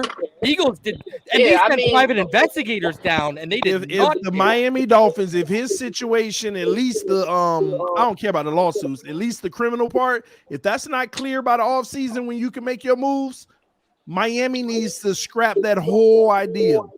Be done with it. I'm not saying he is, because. I'll be consistent. He is innocent until proven guilty. Just like these girls, you got to take what they're saying at face value until they're proven to be liars. You got to take the middle ground on this one, okay? Mm-hmm. And if he gets indicted in January, it's a wrap, because it won't be figured out by the beginning of the new season. That's what I'm saying. That's what I'm saying. Yeah. Forget the legal process if you're guilty or not. If you're charged, They need to move on and be done. Yeah. I'm not talking about, okay, now year. let's see what's going to happen with the trial. No, if you get charged, we need to move on. Period. Stop. Done.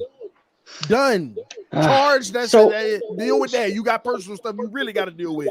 Deal with that. Go get so why didn't we fully invest in Tua, knowing that Deshaun will be on layaway until they already made the next decision. offseason? They had already made a decision.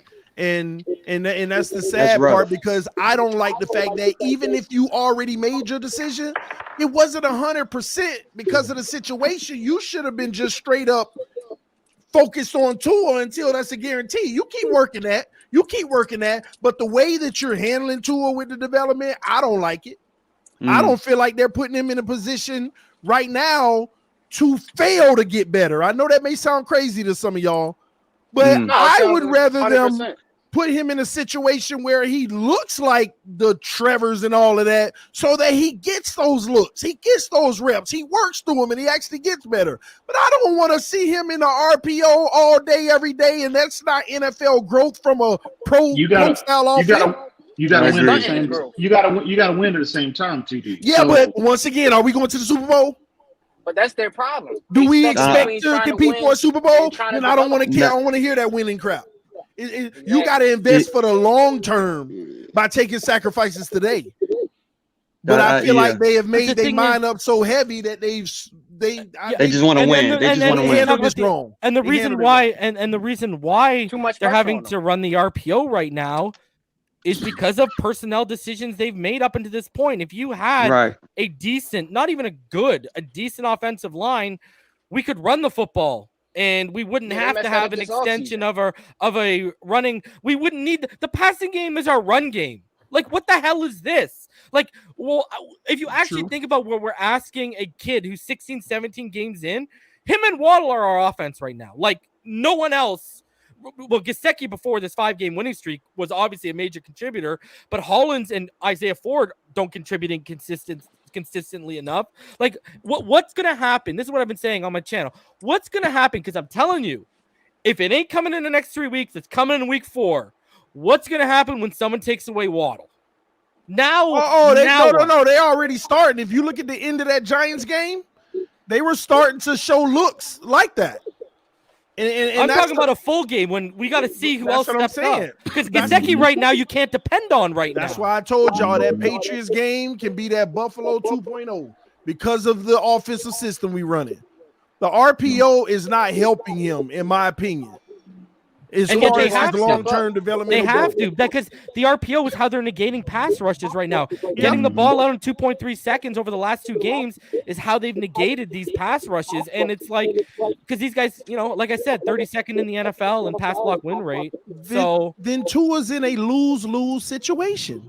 I think so, yeah. He's in a lose-lose situation. What I'm saying is if they don't fix this situation, even if we get Watson, with this offense, the way it's constructed, talent-wise, personnel around him, I'm not even talking about schematically, but personnel-wise around him, we're going to be a perennial first, second round out until they fix the offensive line.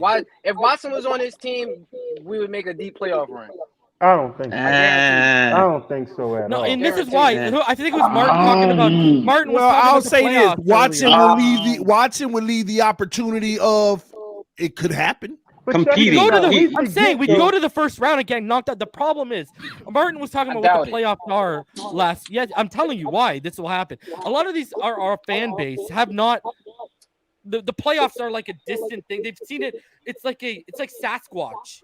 They've seen pictures of it, but they've never really truly experienced it over and over again. It's like a myth to them. But what the number one thing, and I'm surprised Martin didn't name this, teams do to you in the postseason. Thank you.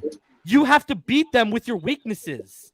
Absolutely. Yeah. Okay. That's what the playoffs are about. How did the Patriots just beat the Bills? Dude, it was the defense, but it wasn't Mac Jones. Their offensive line and run game dominated their defense. Dominated we them. can't get one of those 2 units to complement our defense right now. It's only the passing game that's complementing our defense right now. and even that's limited because you can't run the football. They will take away what you do well, and then Yeah, they will force you to do what you don't do well. Then you'll look bad in it. That's the problem. Watson would be running for his life, stunts and loops. Bro, he was doing that since his his rookie year. But you don't want to rely on that as your the guy put up almost 5,000 yards last year behind a bad offensive line, and they still only won 4 games. Because it's a team sport, like y'all tell me. And a lot of people tend to. But he didn't have. That's why him or Tua will not take us to the Super Bowl with this offense the way it's currently constructed. Miami has a defense. If A lot of he people had think- a great yards on this He had a- team, if you he put had a great 5,000 yards of offense on this Not team, last year. bro, No, this not team last is year. going to People seem to playoffs. forget his first couple years in Houston. They had a great defense. Oh yeah, They did. won 10 and 11 games. Bill O'Brien let Yeah. a lot of players go. They let Tyrann Matthews go, which I don't understand. They let DJ Reader go, which I don't understand. Jadeveon You're talking to Clowney. a Texans fan. J.J. Watt wasn't the same player. Like the Injuries, reason I'm not a Texans fan no more is because they're racist. No more. What? Well, he was a Texans fan. So Yeah. what are you I'm now? telling you. What are you now? A Dolphins fan. Man, you All right, welcome. And how long has that been? Since the beginning of this year when I Nah, was you watching gotta the draft. When Deshaun said he wants to come to Miami. This man, how long have you been a Dolphins fan since when? Bro, I just told you. I'm keeping it. I didn't hear clean. you. I can't hear you. I didn't hear you. Nah, GG's keeping it a buck. He's saying. Let him talk. I can't hear him. I Let can't him talk. I can't hear him. Go, Bro, GG. I'm an NFL fan. Like I watch all football games. Like my I didn't my ask you family that. I is a said football how long family. were you having? I just told you since the beginning of this year. Okay, TD, why do you have him on a panel, bro? He hadn't even been a Dolphin fan for a year, bro. Why do you have him on a panel Bro, right because now? I'm talking football. Because EM, I mean, really, bro? EM. The reason you why gotta he's be on the 5 panel years. because You you gotta ain't be 5 been years strong. because you ain't been a Man, Dolphin come on. fan but 2 months yourself. So Man, you got this dude up here, bro, and he ain't even been a Bro, I know more football than you. Hey, the reason why GG be up here and I want GG up here is because he does talk football all through and throughout. It ain't just Homer stuff like that. He actually talk, and then on top of it, at least he keeping it 1,000, saying he's basically a Watson. All right, but here though, I got And on top of it, at least he ain't scared to tell. At least he ain't scared to tell you his dreams he had about Tua. Still waiting on you, Yo, Gigi, I can ask you something right quick. Yeah, okay. Gigi, you there? Huh? I got a question for you, bro. You stand What's up, with us if Watson don't come here? Yeah. Okay. What That's made you all. a Dolphins fan, GG? I'm just actually curiously wondering. I told y'all before said they the got black a coaches. black head coach and that shows you what a lot of teams are not willing to do, and I stand on that. Where you from? I hear you. I mean, yeah. it might be some alternative motive, but I stand on that. That shows integrity. I can respect Where that. everybody's Yeah. not hiring a black where you GM and from? a black head coach. Where you I'm from? Philly. Where you? Are you from Philly? You from Philly? Man, You don't well, rock with the Eagles? I get it, bro. Hey, the Eagles were the second team I'd watch, and when they didn't hire Bieniemy, I said, "Screw this team, I'm out." When they hired Bro, I Miami, didn't I was I out. didn't want Watson to come to the Eagles. I wanted Watson. Yeah, If Watson came to the Eagles, they would be good, but I still rather him go to Miami. I think Miami has the better chance with Watson. They already play already. They just missing a QB. And an offensive line. In about 3 more Yeah. weeks. We are not a quarterback away. We are not. Yeah. I don't think so either. I'm trying to tell you, you're a quarterback away. No. If Watson can put 5,000 yards up with no receivers last year, I'm pretty sure he can do it with Matt Hollins, Albert Wilson, and all the other people that y'all had. I'm sorry. T-Rich said I'm a Dolphin fan too. T-Rich. No, that don't go for you. You admittedly said I am only an Alabama fan. I can't wait to leave y'all. Man. Hey, Reason, I got a question for you, man. I don't know. Hey, watching your platform, I see you like that to a juke move a lot. I got a Yeah, I name said it for should be in Madden. Yeah, I got a name for it. What you think of the Hawaiian shake? Ooh, I like that. Or the Hawaiian punch. I like Hawaiian shake. I'll go with Hawaiian shake. I'm offended. The Samoan Yeah, they shit. said that on the Big O show. Yeah, I was the one who plugged that in there. That was me on that super chat. Yo, they don't know what they be talking about on that channel, but But that was me who said they should have it. It should be called the. But I still think it's fair to talk like Tua's growth, man. Tua has grown, man. Even under all the turmoil. Body more. That's the biggest thing I've noticed this year. Yeah, he's beginning to. But even under his age did go up 1 year. I've seen it grow. Yeah, I'm talking. Look, TD. I'm referring to TD. You care to elaborate on that, bro? You care to elaborate on that? I'm referring to. I'm just curious, bro. I just want you to elaborate. I'm a year older, bro. That's all I say. A year older. I want that same bass in your voice that you have privately on stream. That's all I ask from everybody, please. That's all I ask for. That's the requirement from everybody. That's all I'm saying. Same thing I always say off camera. In my opinion, Tua Tagovailoa is doing what he already does well. We're just doing it more. Okay, that's fair. But did he do it last year? Okay, that's fair. Nah, last year was a different offense altogether. I want TD to answer. Was he playing like this last year, TD? Yes, we just weren't doing it as much. No, he wouldn't have made that post throw to Waddle like he did against that cover 6 that leaked into cover 3. He wouldn't have made that throw last year. There's always a throw or two that he wouldn't have did last year, but I'll tell you something he did last year that he ain't doing this year. I was actually one thing I loved about him last year that we ain't got one of this year, the seam route to Gesicki. Last year he was ripping those. He was ripping the seam route to Gesicki. Like we would do it all the time. And I knew that was one thing I was like, Tua always, hey, he deadly with that seam route with the tight end. Right. I don't even know we run the play anymore. We don't have none of that. So what he did last year versus this year, I'm just talking about the overall, not the one-offs. And yeah, I've seen this year that I didn't see last year.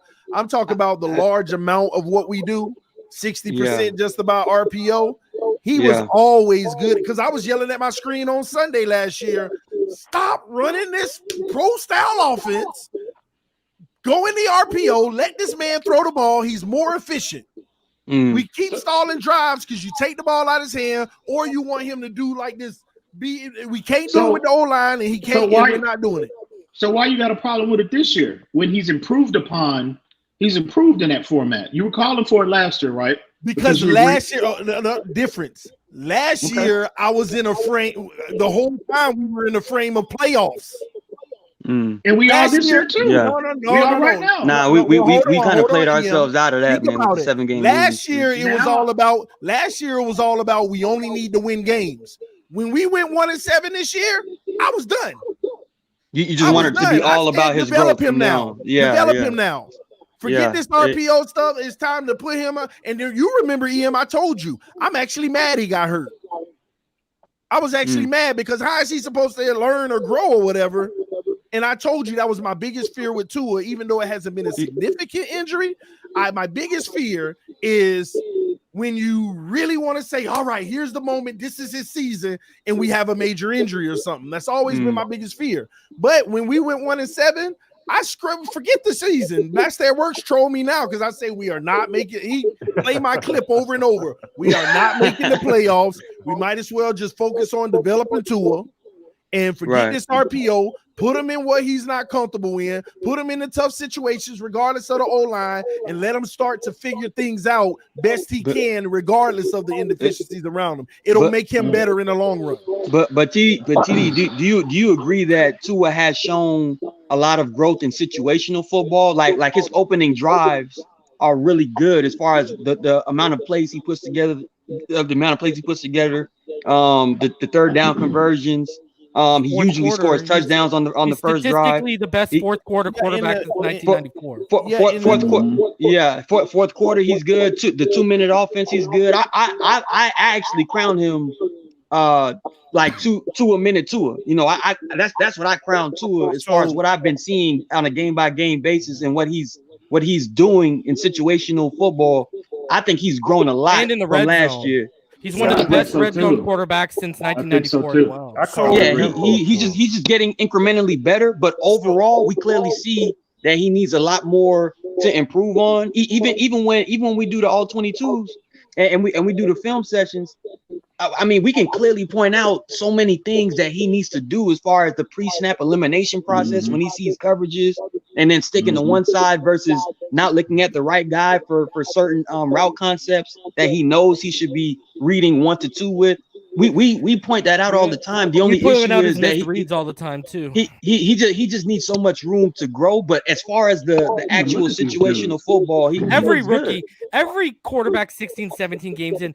Look at Herbert. When they take away the seams and they take away the deep stuff and they push him towards the sidelines, that's been the blueprint on how to make him look pedestrian. That's what Bill's done every time he's faced them. The more Tua plays this game, the better he'll be, the better he'll look. That's inevitable. I just know that the kid does have talent. He's kinesthetic. It's just going to take time, right? But again, I don't evaluate Tua like everybody else. And I know the way that I evaluate him, most people will look at as flawed, but this is just me. Right. I already know what he does well. I know what he's struggling that he can improve. I don't worry about. I only worry about the things that he struggled, and I'm concerned whether he can improve. So, for instance, is this man-to-man coverage? Nope. I don't care about this play. I don't care what he do. Is it bump and run where they sending a blitz or pressure? Nope. I don't care what this play is. I don't care what he do. I only want to see those situations. And the crazy thing is, most quarterbacks struggle in those situations. Right. But you still got to be able to, at times, make plays out of it. The only other thing that I look at with Tua, I don't even really worry about the deep ball like I mention all the time. I just get jealous of other people because at some point he's going to have to let those fly and he'll take them. Right. But the one thing that I can't look over with Tua, with the two things, it goes hand in hand almost. This is the main thing that I watch him for on Sunday. It is the pass over the linebacker under the safety, where you can't throw it straight. You got to drop that in there. Right. And I'm not talking about wait on the guy to cross the window. Throw him into that window. Yeah. Over the linebacker before the safety. Yeah. He for some reason Tua will look at it, but I feel like there's something wrong, and I don't know if it's a confidence thing. He either won't throw it, and if he does, those have been his worst passes. One was I don't think he got an arm strength. No, well, both of those Waddle picks, the one against Buffalo and the other one, they were both over the middle, against the Jets. If you actually look those down, those come down to mechanics. He's flat-footed. He doesn't drive his front. He doesn't. I thought he had the best mechanics. He doesn't drive his front foot through the throw, and specifically in the Buffalo one, if you watch it, when he follows through, he cowers away because he knows the hit's coming, so that affects your mechanics. Like, did you see that in college? To protect, not at all. He did it to protect his ribs. No, because he did it to protect his ribs. Exactly. No. I was saying that because I praised his mechanics coming out of college. I thought that was the most flawed thing. That was the flawless thing that he had coming into the NFL was his mechanics. But the problem is, he never saw adversity, and that's something that I've said. If you don't face adversity when you're in college, you're gonna have a rougher time transitioning to the NFL because right now you're seeing how he's struggling with these looks because he's never had to deal with having a bad O-line. He always had five number one round pick guys. I personally, let me say this real quick. I personally don't think Tua struggles with it. I know the plays that I am seeing that's pissing me off. I truly feel that I know he can do them. Something is there, in my opinion. I don't know if it's a mental thing because of everything that I have no clue. But for some reason, he will look at it and just don't do it. And I feel like a part of it could be the coaching staff saying, like, I think that don't turn the ball over. I think, thank you. I think that they have beat it in his head. We want to win. Started last year. And it started last year. you could clearly And see. Be careful with the football. Don't put it in harm's Mm-hmm. way. oh Yeah. my gosh. But you And can I'm- clearly see by how we play in the red zone. As soon as we get up in there, it's wildcat wild. They don't Yeah, even they want call us throwing the ball. conservative, and even when they Right. do pass, look at how many times do they give him stuff going over the middle of the end zone? Like he finds it, but they give him usually stuff going into the flats, hoping they have can to- sneak they the have to let that slant, man come loose. underneath, Right. They have to I- let that man loose, man. I agree with TD on that. And if you guys really If think they don't about let him loose, it, man. if you guys really think about the games where Tua actually did let loose, it was almost all the time when we were behind. Like even against the Yeah, you had no Falcons, against the choice, Chiefs right. What have I last said to year. you, Martin? Look at Like on he was making drives. some throws, Look bro. at him on. Okay, specifically, look in fourth quarter drives where the game is tied or we're like down by 3 points. All of a sudden, he starts making the Matt Collins and the DVP throws towards the sideline that no one can defend, and he starts pushing it, and you start seeing a Tua. When he gets inside the 2-minute drill, that's when they start taking shots with him. Yeah, and he's hitting them though. That's what the problem is.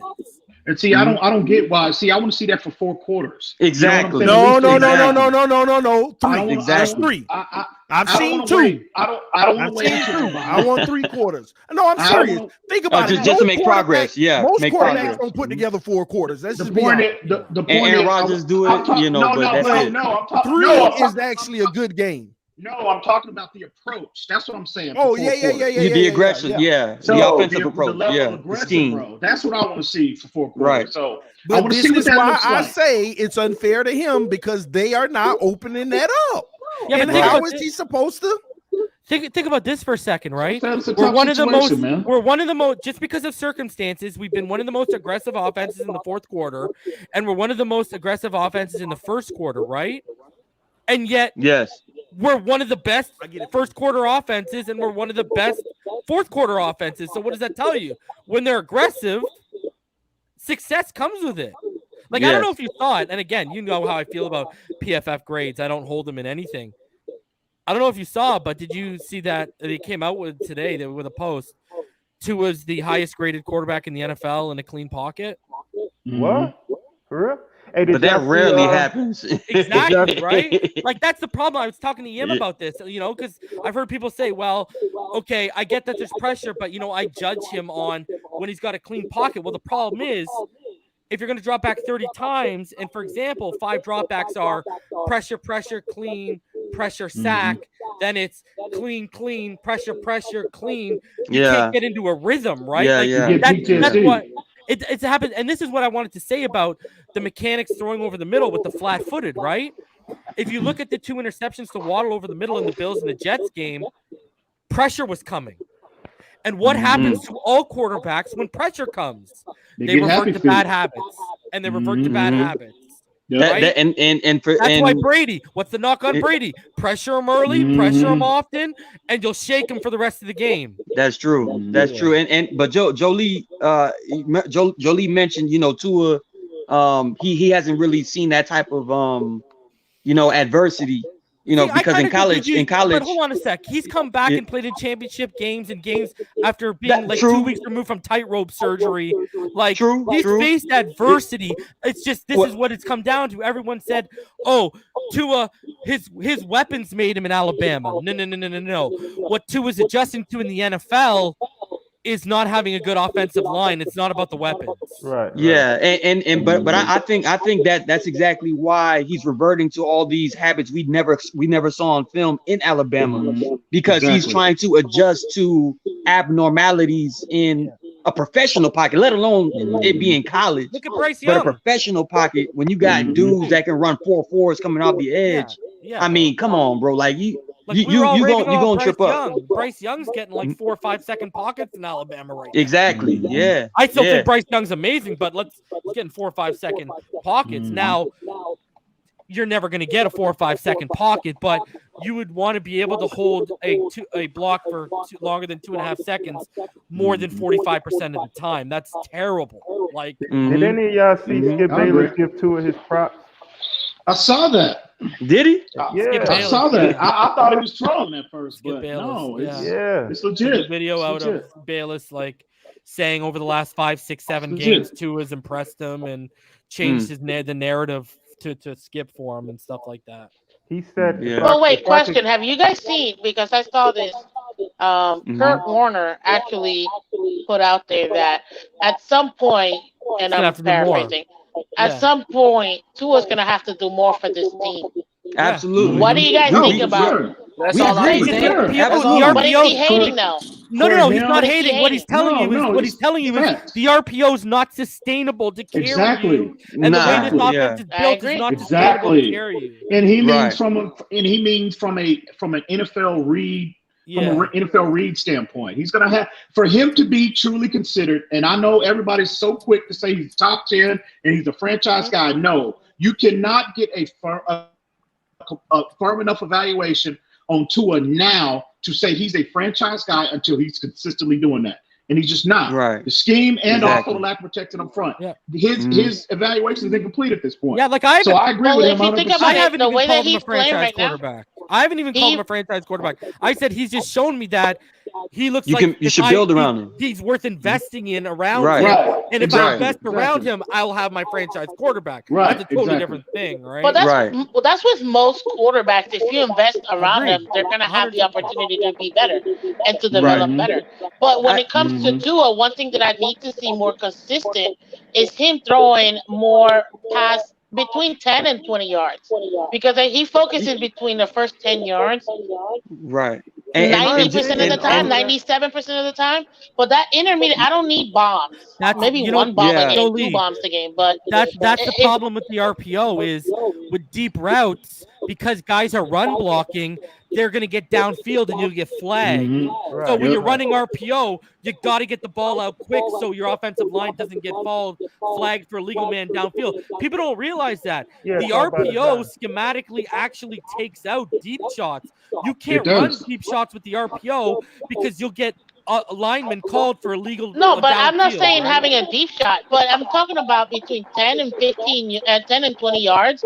That's not a deep shot, and that's something that he needs to do more consistent. That's the intermediate level. I agree, Jolie. Yeah, I'm more so of he needs like so what they're saying is that the offense, for whatever reason, maybe he's coached this way, but they don't allow him to take those risks. No, like how he should. He will throw outside the numbers between 10 and 20. That's no problem for him. It's over the middle. He's not consistently, because this is one thing that I've seen, especially with the film breakdown, is he does have a clean pocket. Sometimes he gets frazzled, and then he'll kind of undo the clean pocket by moving too much. But he'll have somebody in the middle wide open, but because he's frazzled, he doesn't look at that person at all. His field of vision is too short. He needs to go ahead and see longer than that. But that's the problem. He's frazzled, and his internal clock is sped up because of the offensive line leading up to that clean pocket. That's what I said. The problem with evaluating him and saying I'm only going to evaluate the clean pockets is, let's say you got 30 dropbacks. You're going to get pressure, clean pocket, sack, pressure, clean pocket, pressure. There's no rhythm. Tua has trauma. And that's so what if you never get the perfect pocket trauma? PTSD. Well, he's also playing pocket PTSD. Is it long term though? Because sometimes it sticks with people. It can. No, it can. Like, you need to get it fixed. Yeah. You need to get it fixed. You cannot. This internal clock will hinder his development. Just like keeping him in the RPO. The reason why you cannot sustain the RPO for years is because you got to make him progression based. I think pocket PTSD caught up with like Cam Newton and Sam Darnold. You know, Sam Darnold, that's a real thing. That's how you develop bad habits. People don't realize when you have bad offensive line and no running game, and that's how you can start developing bad habits, and they can stick. But reason that's why I'm mad, because I feel like you mute yourself? Running this RPO ain't so much like it's not developing like the worst habits for Tua, but it's getting him into a rhythm of a specific way to play. And I feel like when you if he is here next year and you open it up, I would scrap it next year. But I know, but I wouldn't say scrap it. I mean, I still think it can be I effective. would do a progression-based. This is what I've been saying. I would do a progression-based offense and sprinkle in RPO now and then. Like a screen pass or something. Yeah, RPO should be used like a screen play. What if he's still taking it with an RPO approach? You got the offseason to change that. You know, let me put it like this. So say you go to a pro style, right? You just go, maybe you spread it out or whatever, right? Say you got 2x2, right? And here's what it makes me nervous. So Tua may have, you know, the guy on the right side in the slot running the in route, right? And he may have the guy on the furthest left receiver on the opposite side running a deep cross, right? I feel like Tua is more inclined in a pro style system to look at that in route first, right? Because that's the progression. And it not be wide open, but enough to where he might can get it in versus the patience of letting what the play really was designed for develop. Does that make sense? Like he keeps trying to like squeeze the You're quick saying one he's in. afraid of tight windows, basically. No. I'm saying that this system might actually have him taking tighter windows than the. He is. Then the He one. is. No, I know you're missing what I'm saying though. We know he is. I'm saying that if we switch to a pro style. Oh, you're saying it's going to open up more windows, Yeah, and say he's taking unnecessary tight windows right now. Yeah, under like the current it's going to scheme. get him into that. Yeah. It ain't wide open, but he's there. It's the first thing I see, and that's technically open. Yeah, and yeah, he's yeah, not yeah, gonna yeah. like Progression, because when you go through progression, sometimes you can go through progressions. You can see a guy on your first read wide open, but he's so open, you look at the third or second read and come back to the first. You see what I'm saying? You could. And I feel like what we're doing now is setting him up to always go to that With the first read, throw the ball. Yeah. And that can be detrimental for his long-term success of being, because that's how I feel like he can be explosive. But the way we're doing it now can kind of limit that for him.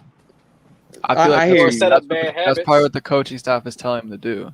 Yeah, and they're sticking it in and they're drilling it in. Yeah. And Dan Marino freaking telling this man, pick a guy, let it fly. Pick a guy, let it fly.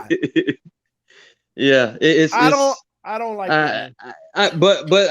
I mean, I already said, man, they've done a disservice to Tua. You know, I think they should have been invested in him from the very beginning instead of, you know, hoping and praying that Watson would be here. And even if Watson was going to be here, Watson's a good enough player that even if you were building this team for Tua, Watson can make it work in the meantime, and then eventually you'll put pieces together for a Watson type of situation. But for Miami Dolphins not to fully invest in Tua, remember when he was at Alabama, he basically shredded everybody from the pocket. That's what he did best. When he has a clean pocket, he's as good as damn near anybody, you know, in the pocket when it comes to just tearing people apart from the pocket. But we didn't build an offensive line for him to do that. Like the offensive line does not afford Tua 3 to 4 seconds to where he can, like how you're saying, TD, become more of a progression-based guy instead of a first read open throw guy. You know, that's what he is right now per the offense that we're running. And unfortunately, you know, we're to the point where even if we get to the offseason and we want to introduce him to a progression offense, those habits that he's learned from his first 2 years in the NFL could you know, stunt his not growth, but stunt the initial out the gate. Okay, I'm a progression read based quarterback now. It could stunt him because of what he's learning right now. But we have to do this because we don't have the pieces in place to run a successful pro style offense. We have to do everything quick right now. Well, because we don't have the weapons or the O-line to make. And then when they do have progression based reads, we see routes land up on top of each other and bring defenders into areas where they shouldn't be brought into. And you're like, what the hell are you doing here? And then Tua's got to make a tight window throw, and you're like, what's going on here? And I will say this, hey, throwing the kid to the wolves with tight windows early on, it's going to help him anticipate better. Like when we do go to progression based, he'll have a way better understanding of windows. If they allow him to make it there, that's the biggest thing. You heard Fitz talk about that last year when he was mentoring Tua. He said that was a big issue for him. He Look had at to some of the distinguish. slants over the middle because we're not getting separation and they're sitting on top of them. he's completing them into like the tightest of windows on like 5-yard slants. You're like, what the hell? Like, Yeah, even some of the those aren't balls, coming easy. some of the balls to a throw, I'll be like, that got in there. I mean, So- but the slants was bread and butter when he was in Alabama. Yeah, he's more. I'm talking about Dude, an that intermediate Gesicki level. throw over the middle. Which game was that again, Martin? That throw over the middle where he just placed it. And you're like, how the hell did he put that there? He had a couple of those against Kansas City last year. Was it last week? Was it last week? Or the last game where he put Last it in week. there? It was last week. Oh, that was the last. That I was the like, last conversion Jesus. on third And yo, down. Yeah. And I'm sorry, I will give him this. You got to give him this. No quarterback from that class is using their eyes the way Tua can use his eyes right now. Like that guy uses his eyes like he's been in the league for 10 years. Sometimes it's stupid. Again, me and EM had this argument. I feel like that's a subcategory of mechanics. I mean, the way I gotta look at it as a trait. but it's a second nature. I know, but it's machine like for him. Yeah. I see it. It's like machine like. That's the crazy. It's like he'll know the play well enough to know who he need to look at because he know where he wants to go to where he wants to get it to manipulate him. Like he knows how to. They used to say. But that's part of it, TD. You got to manipulate them with your eyes. You have to do that. Like that fourth touchdown, how he manipulated that corner. That corner had to literally put on the brakes and was caught on his heels because of the eyes. It was stupid. You mean Isaiah Ford one? Yeah, the Isaiah Ford touchdown. Yeah, dude, that's just part. That's just part of it. TD. He pulled the safety just enough. It's part of his arsenal. I rave about that part of his game though. So I mean, that's the small elements that make something out of nothing. There's a lot of good things. There's a ton to like about Tua's game. He's just caught in a situation where the Deshaun Watson narrative. This is just an unprecedented situation, bro. And exactly. If Deshaun Watson were not available, I think probably at this point in his development, we would all be, ecstatic. very, very happy where he is. But he's when you got Watson in the wing, back up. Any chance we keep both? Were they still gonna run this format? Because format. But see, TD, here's the thing. What format you talking about? Hang on. The It's RPO format. Well, TD, if you generally, we had this conversation the other day privately, and I told you where you look at it as a negative. If you look at the approaches look at Andy Reid. The approach he took with Patrick Mahomes. These are not EM's words. These are his words. What did he do to accelerate his acclimation to the NFL? Andy Reid was as West Coast old school as you could possibly be, right? He altered his approach to fit his quarterback skill set. He went and copy and pasted a lot of that Texas Tech offensive format, copied and pasted it, and brought that to Kansas City to help get Patrick Mahomes more comfortable initially. And the Dolphins I look at with Tua, that's exactly what they're doing. And really, from a coaching perspective, that's what every coach should do. They did it in Baltimore. They did it in Kansas City. Done in Cincinnati. They did it in Cincinnati. That's what great offensive minds do. So I don't look at it. So you're just saying they're getting him comfortable. See, well, I won't say this. Among other things. To a certain degree, TD. I mean, we broke it down. If we broke down the all 22, if you saw what they were doing, Brissett, they were running the same offense with Brissett, but Brissett was awful running the RPO. Like his decision making was terrible. Well, they had to take it out, so they had to take it out. But that shows you they initially wanted to keep it rolling with Brissett in there. Well, I think that's what the personnel knew too. Right. Most of the personnel, they had worked on it so much too. But I agree with you. It's kind of what they wanted to do because they've abandoned a lot of other stuff. Dude, I heard Fuller.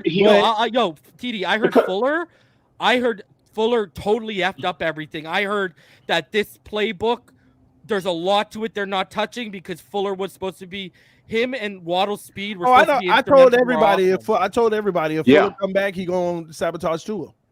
I told everybody, and I ain't meaning that like in a way of, I'm gonna make him look bad, but the way that the systems are ran, this is not a Fuller system whatsoever. Yeah, we're not challenging the top at all, and you need to with Fuller.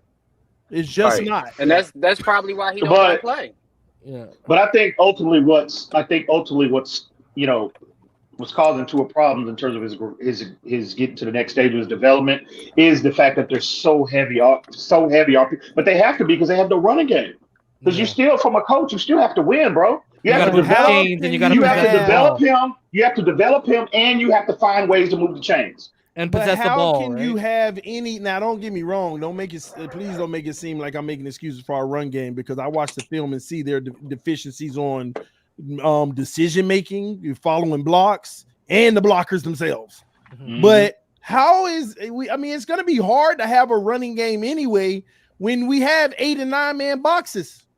But TD, do we put this on Lemuel Jean-Pierre? They don't respect the QB. Even with Tua last year, the strength of Hunt, Kinley, and all these guys was running the football. Mm-hmm. And now they've all regressed in that area under Lemuel Jean-Pierre. Now we can't run the football. These guys, Kinley was moving bodies. They had problems with pulling. When you started to ask them to pull and pick up stunts, that's when you started to run into issues. But run blocking, they were pretty freaking solid, and now they've totally fallen off the. Here's our number one issue with run blocking. Okay. And y'all may know the exact terminology. Okay. It's when they double team a guard and then peeling off. Once you secure it, peeling off the one guy to the second level, they either don't do it, and when they don't get off their block, crap, or they do it late at a delay. Mm-hmm. They're just not getting off their block. Yeah, it's the same thing every time. Okay, good seal. That's coaching. That's coaching. No. But here's the embarrassing part about that. Even when you got a double team, when the guy peels off, when you leave him the one-on-one, it's like an immediate lose. Like the double team, we're holding them up. As soon as I'm going to the second level, oh man, you're really losing now. That's a talent issue, bro. That's terrible. The reason why you have to implement double teams, so many double teams, is because of the lack of talent up front. Guys can't hold up one-on-one. That's why you have picking up stunts and stuff like that. Picking up stunts and being like lack of awareness when you get to the second level, that comes down to coaching though. Yeah. Well, I don't. Yeah, well, at least on the stunt side of it. At least on the stunt part of it. In game, no, that's preparation, bro. You got to prepare them through coaching. But I am sure they are preparing them what to look for in that type of scenario. But once you get in the game, it's totally different. Last game, Austin Jackson was backing up and he was fan blocking, and then all of a sudden he sees Eichenberg one-on-one, no problem. He's fan blocking, backing up, doesn't even look to his right, just brings in his arms and goes and helps out. Looper right up the gap. Yeah, and it's what are you doing, bro? I had to defend him. I got to defend him on that. I got to defend him on that play. Blocking air. A lot of people blocking air. No, let me tell you why I got to defend him on that play. And y'all may disagree. But if you really look at the timing of that play, I actually like what he did. And I actually blame the center more. And here's why. What he did is he went to the double team first, right? Yes. No, the one I'm talking about, he was backing up fan blocking, and then he just dipped to the double team, left the gap, and a looper came up that gap. I know what you're talking about. So, this is what I saw. I saw him in open space. I actually saw him look to the right before the stunt, right before the guy curled. He actually checked, but then he was like, oh, nothing there. Let me go help Eichenberg. As soon as he turned his head, he never looked back again, and that guy came around free blocker. And I feel like the center who had the double on his side at first, it's his responsibility because the guy looped around from the edge all the way to the left guard. Yeah, he crossed 4 people. That was Ojulari. Yeah, that was Ojulari on that play. The center actually. He didn't get the hit, I don't think, on that play too either. But I think Ojulari got a sack on that play. It was. I'm not talking about the sack play. Oh, okay. It definitely caused a hurry or something. But I was like, this is terrible right here. It's the communication. But I thought that Hunt did the best he could. I had it on Jackson.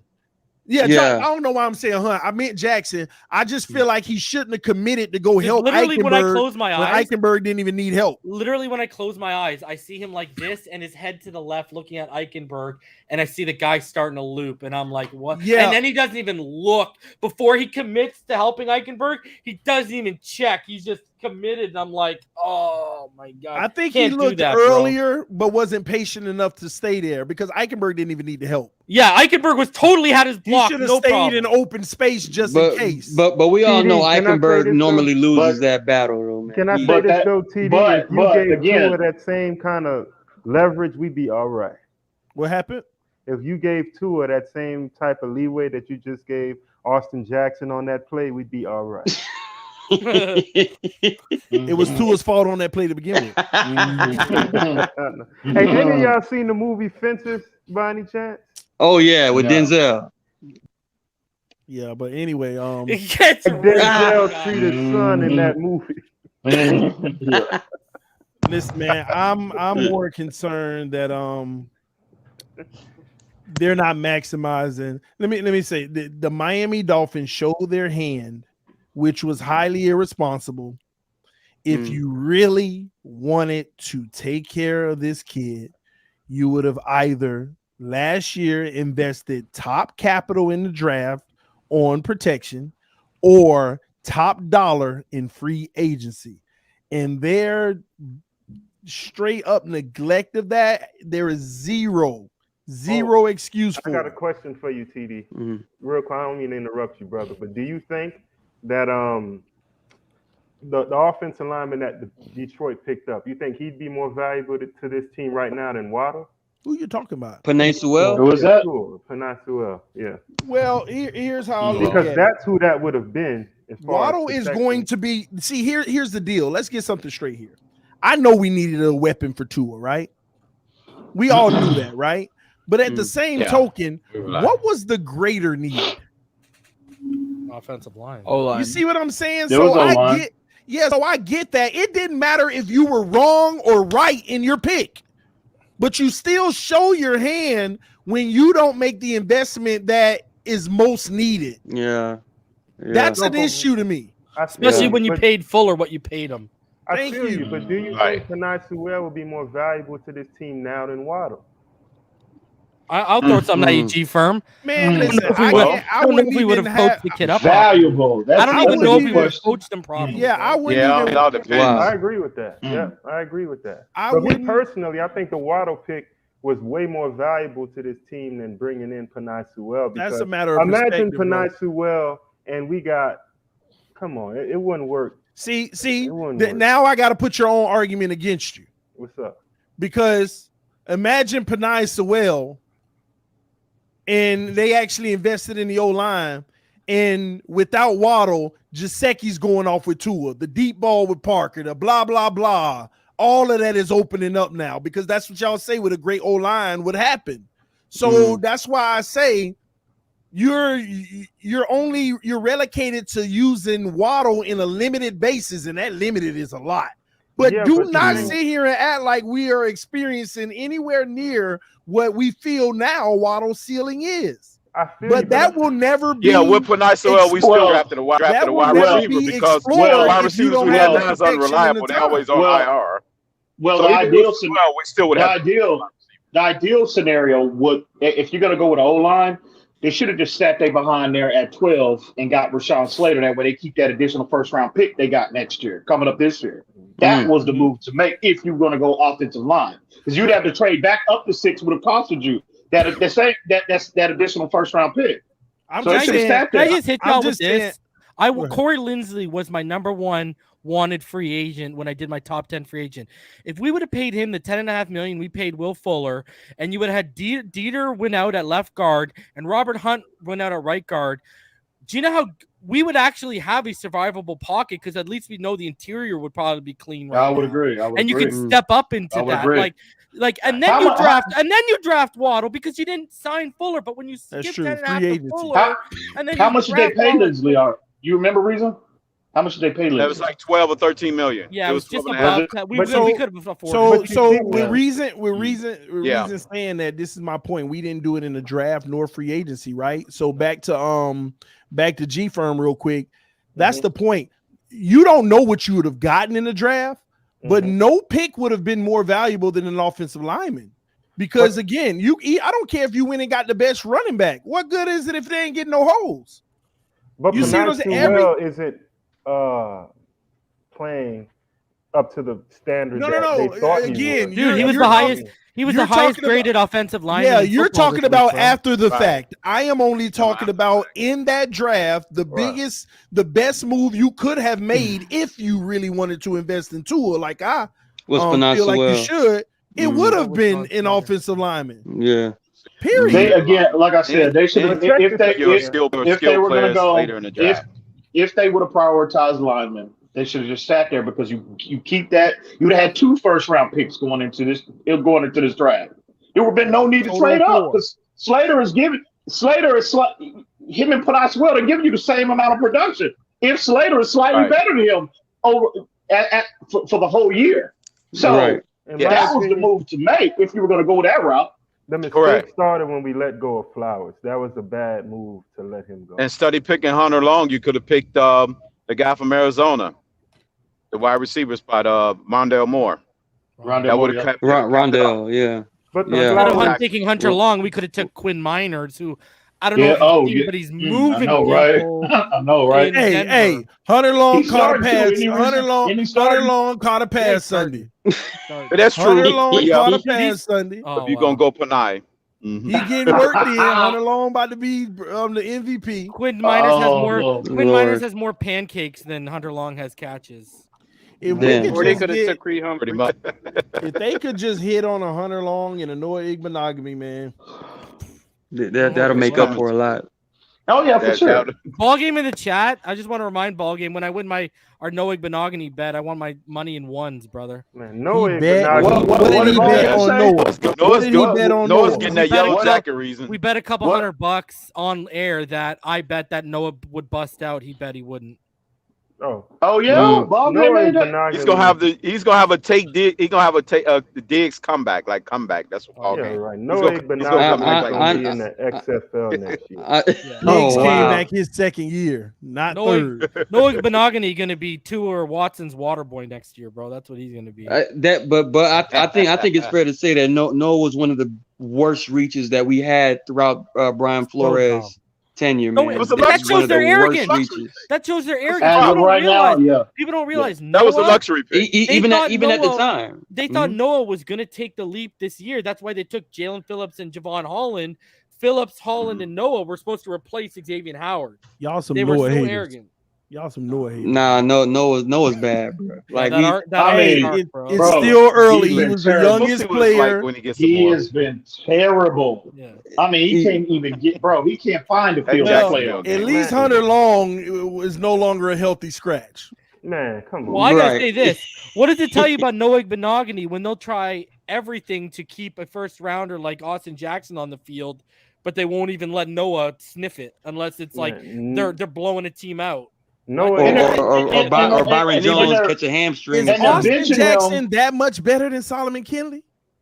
I think with Austin Jackson, the bottom line is being in shape, and also I don't think he knows like the plays, bro. Like he was screwing up a lot in the preseason. Last year at the beginning of the season, I thought he was doing well at the beginning of the season last year. Right, he was. Dude, I went up on dominant. my show. You remember TD when they picked him on the draft and I lost my mind?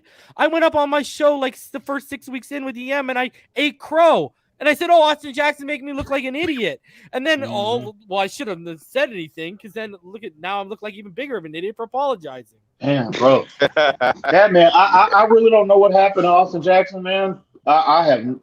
The tape. My God. The tape. I'm telling you, Bradley Chubb, I'll never forget it. Pre-game show, Friday night, someone came in my comments before I dived into my pregame about when we faced Denver, and they said, Reason, what's the one matchup that worries you? I said, Bradley Chubb against Austin Jackson. Sure as enough, here comes Bradley Chubb. It looks like he watched his USC tape, said, all you got to do is go across the kid's face, and that's how you beat him. And then that's all he did. He put it on display, And it's like Richmond Webb tells me. Webb tells me this. Doesn't matter what position you play. Doesn't matter. When you put it on tape of how someone can beat you, they'll use it. Doing it and doing it until you can prove that they can't beat you that way. Well, what do you think of him at guard? Do we keep him there? Man, why are we thinking about him? I would put. You want to make a playoff push? I would put Greg Mance. I think Greg Mance has been our best center. I'd put him back at center, and I'd put Dieter at left guard. And I'd say, sorry, Austin. That ain't a bad idea. There's the bench. Mance hasn't been bad at all.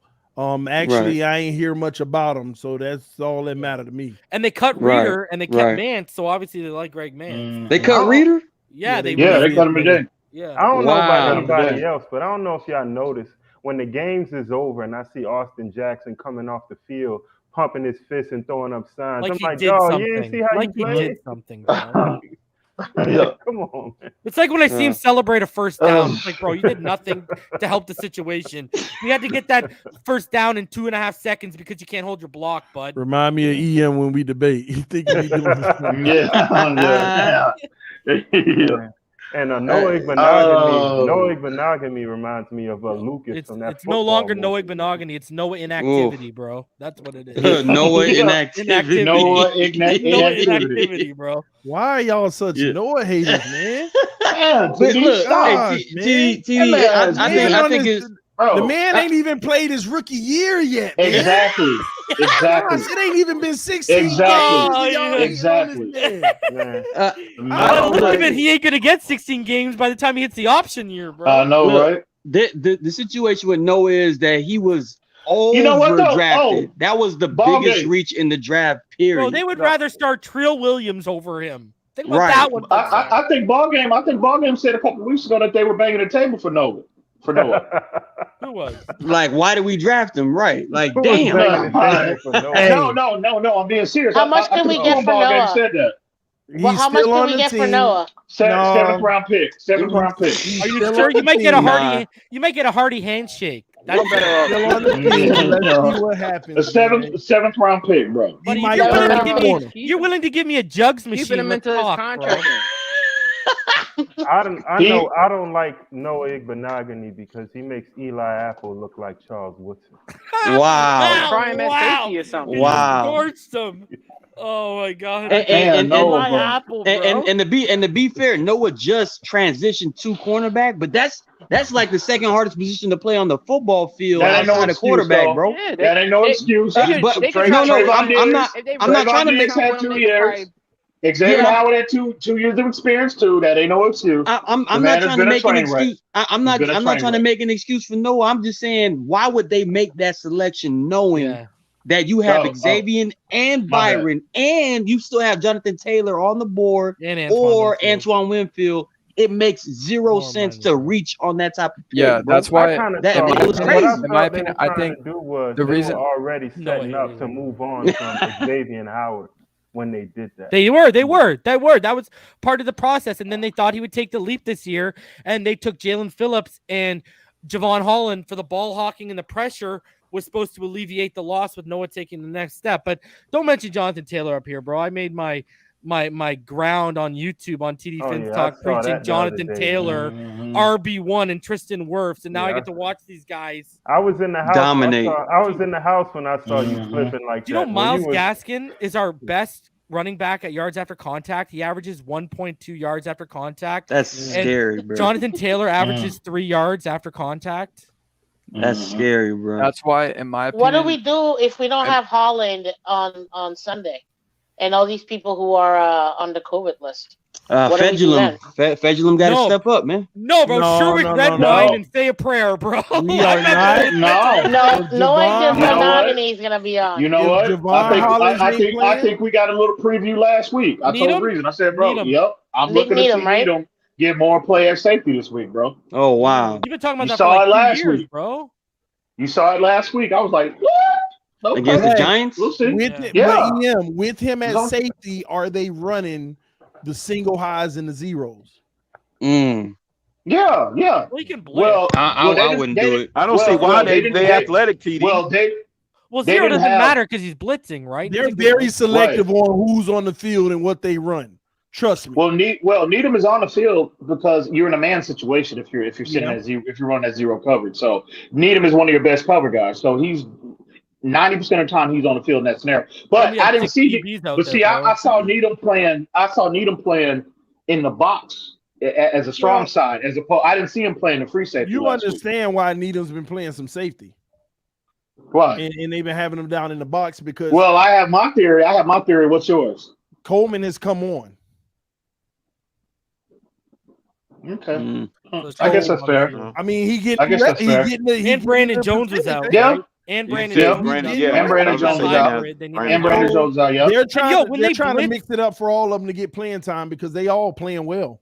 Dude, when they blitz Needham from the slot, he's very effective. I don't know if you guys noticed that. He's a good. There's no difference. There's no difference between him and Brandon Jones around the line of scrimmage. There's no difference. I said Nick. And then what is Rowe your single high? Are you going Rowe as your single high then?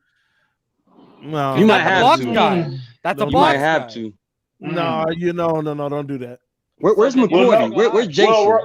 He's on IR. He's on IR. For the rest of the year? Eric Rowe did play free safety. I mean, it's been since his Utah days, but he has some experience. But I don't know. That's a good question, though. I mean, who are you going to play there? Who's going to be the primary guy? You know what I'm saying? Bro. Sherwick Redwine. I don't think they want a primary EM. Or Redwine, yeah.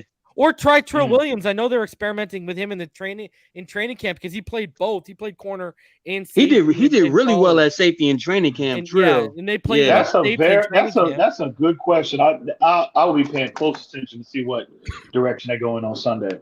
I'd rather have Isaiah Ford at safety. Let's just hope Javon.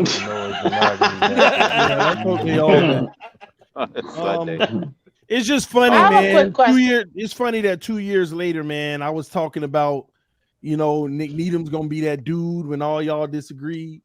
Yeah, I know. Yeah, I remember. I said. Rosen wasn't it. You hear that reason? I was on the Bobby McCain train. That was my guy. Bobby McCain was my guy. Don't stop there, TD. Go ahead with the Eric Rowe projection. Don't stop there. That's right. And I remember I said, why are we getting Josh Rosen? And Ian was like, he's talented. Oh my God. Hey, but real quick, EM, you must be ain't noticed, but in the comment section, I put a poll up about 2 hours ago. Has EM ever defeated TD in a debate? Bro, take your L, man. Take your L. 50% of the viewers are my haters, and you still can't win. Like I said, like I always say, the real ones know what time it is, bro.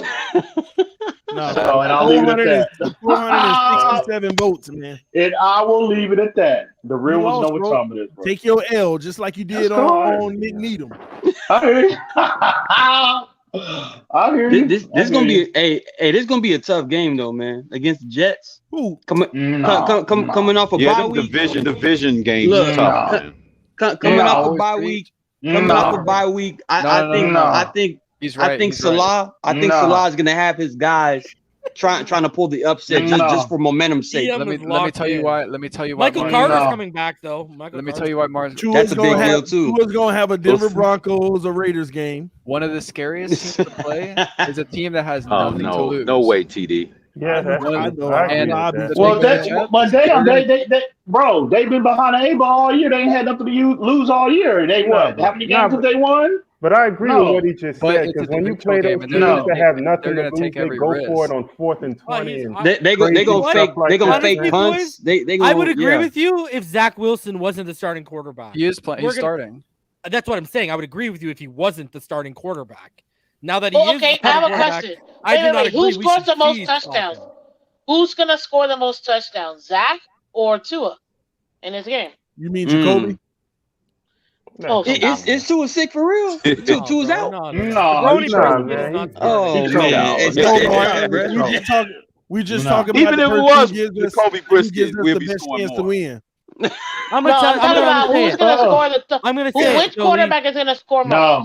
Zach Wilson throws for Krispy Kreme donuts, goose egg, and he'll throw for 2 to 4 interceptions. Yeah. I think he's gonna struggle. I think he's gonna struggle mightily. X should get at least 2 interceptions this game, minimum. But yeah, but I still think he can score 2 touchdowns. Yeah, I'm under the I think impression Michael that Carter. I think Michael Carter can score a touchdown or 2. I think Michael Carter is going to help with that Zach Wilson.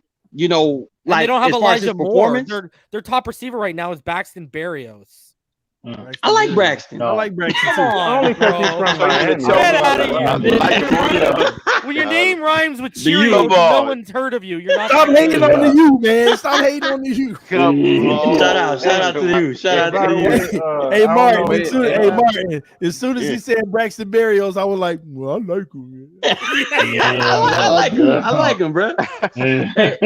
But for I think Zach Wilson might mess around and have like 2 to 3 touchdowns. Only because again we're coming. You are nuts. Listen. We're coming off a real bye week, right? I think there's gonna be a lull, like within the first 2 quarters. I think it's gonna be a tight game, man. You know, as much as we want to say, scoring on our first drive, it's gonna be scripted to a T, and we will score on our first drive. I will guarantee you that. Yeah.